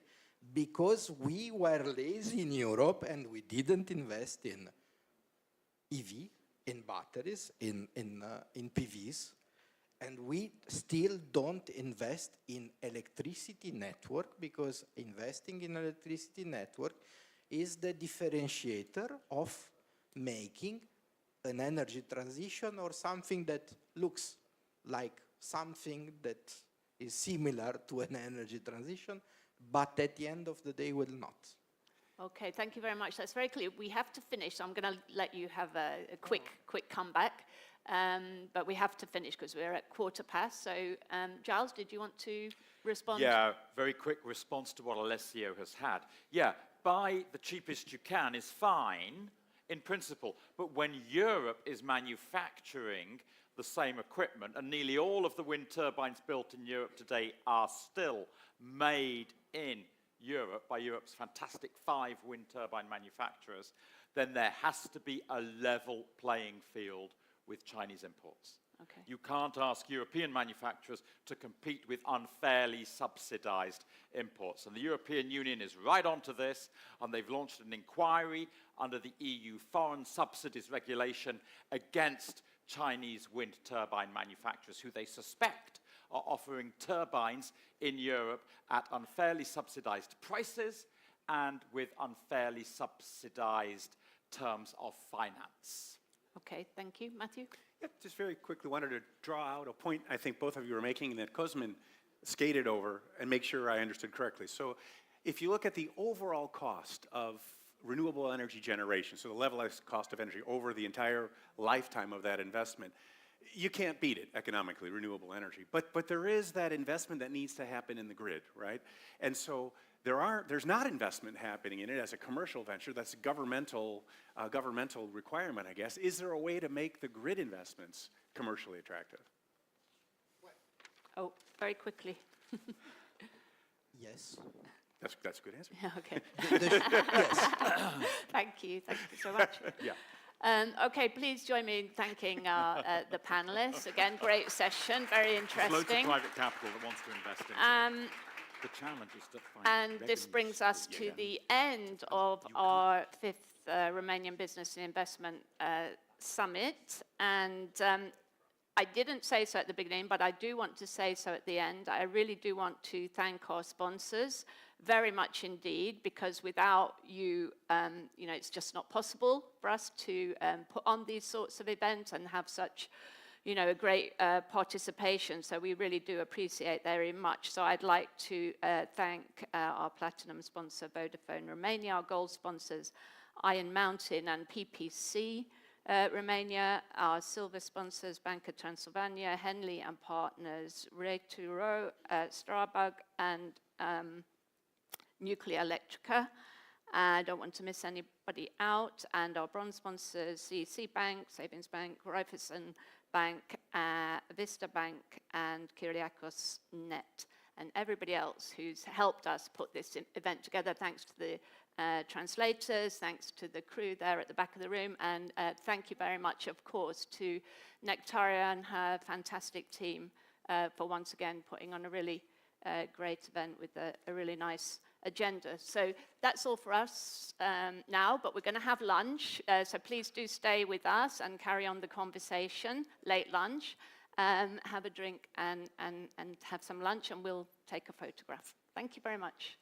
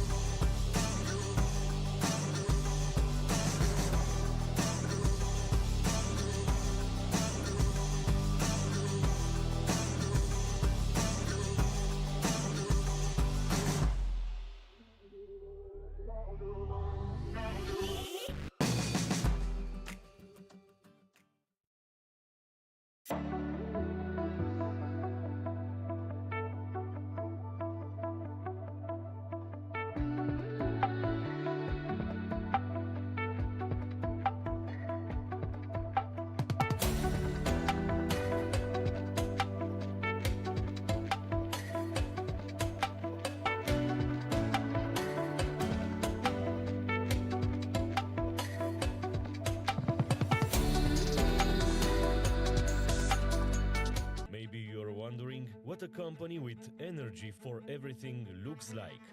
We are PPC, and clean energy is our driving force, with our mission being a sustainable future for all.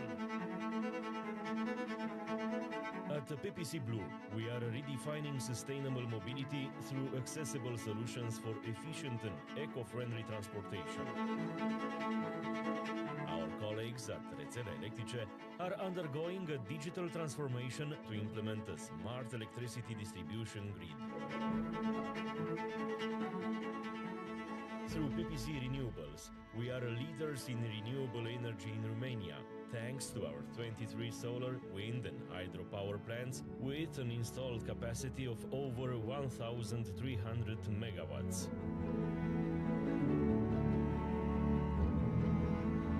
PPC, energy for everything.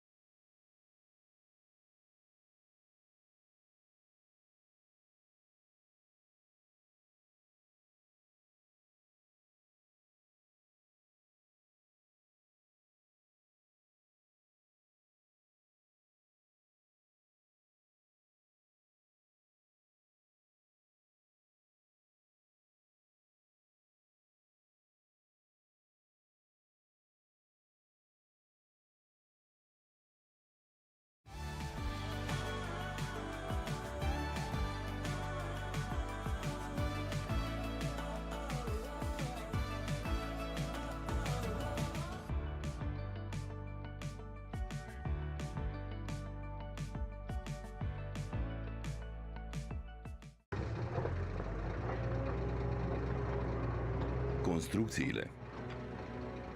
Să fim sinceri, construcțiile sunt o treabă grea. Mașinile noastre fac mizerie. Materialele noastre de construcție sunt pline de pământ. Iar la capitolul mediu, un dezastru? Construcțiile generează 38% din emisiile globale de carbon. Așa că nu suntem chiar băieții buni în povestea asta. Până acum. Pentru că stă în puterea noastră să facem cu adevărat o schimbare. 38% mai înseamnă ceva. Că dacă facem o schimbare, va fi una majoră. Acesta este progresul la care lucrăm. Cu peste 400 de proiecte de sustenabilitate și inovații radicale, cum ar fi asfaltul care reduce poluarea sau economisirea resurselor valoroase prin procesul Lean Construction, am demonstrat deja că putem face lucrurile diferit.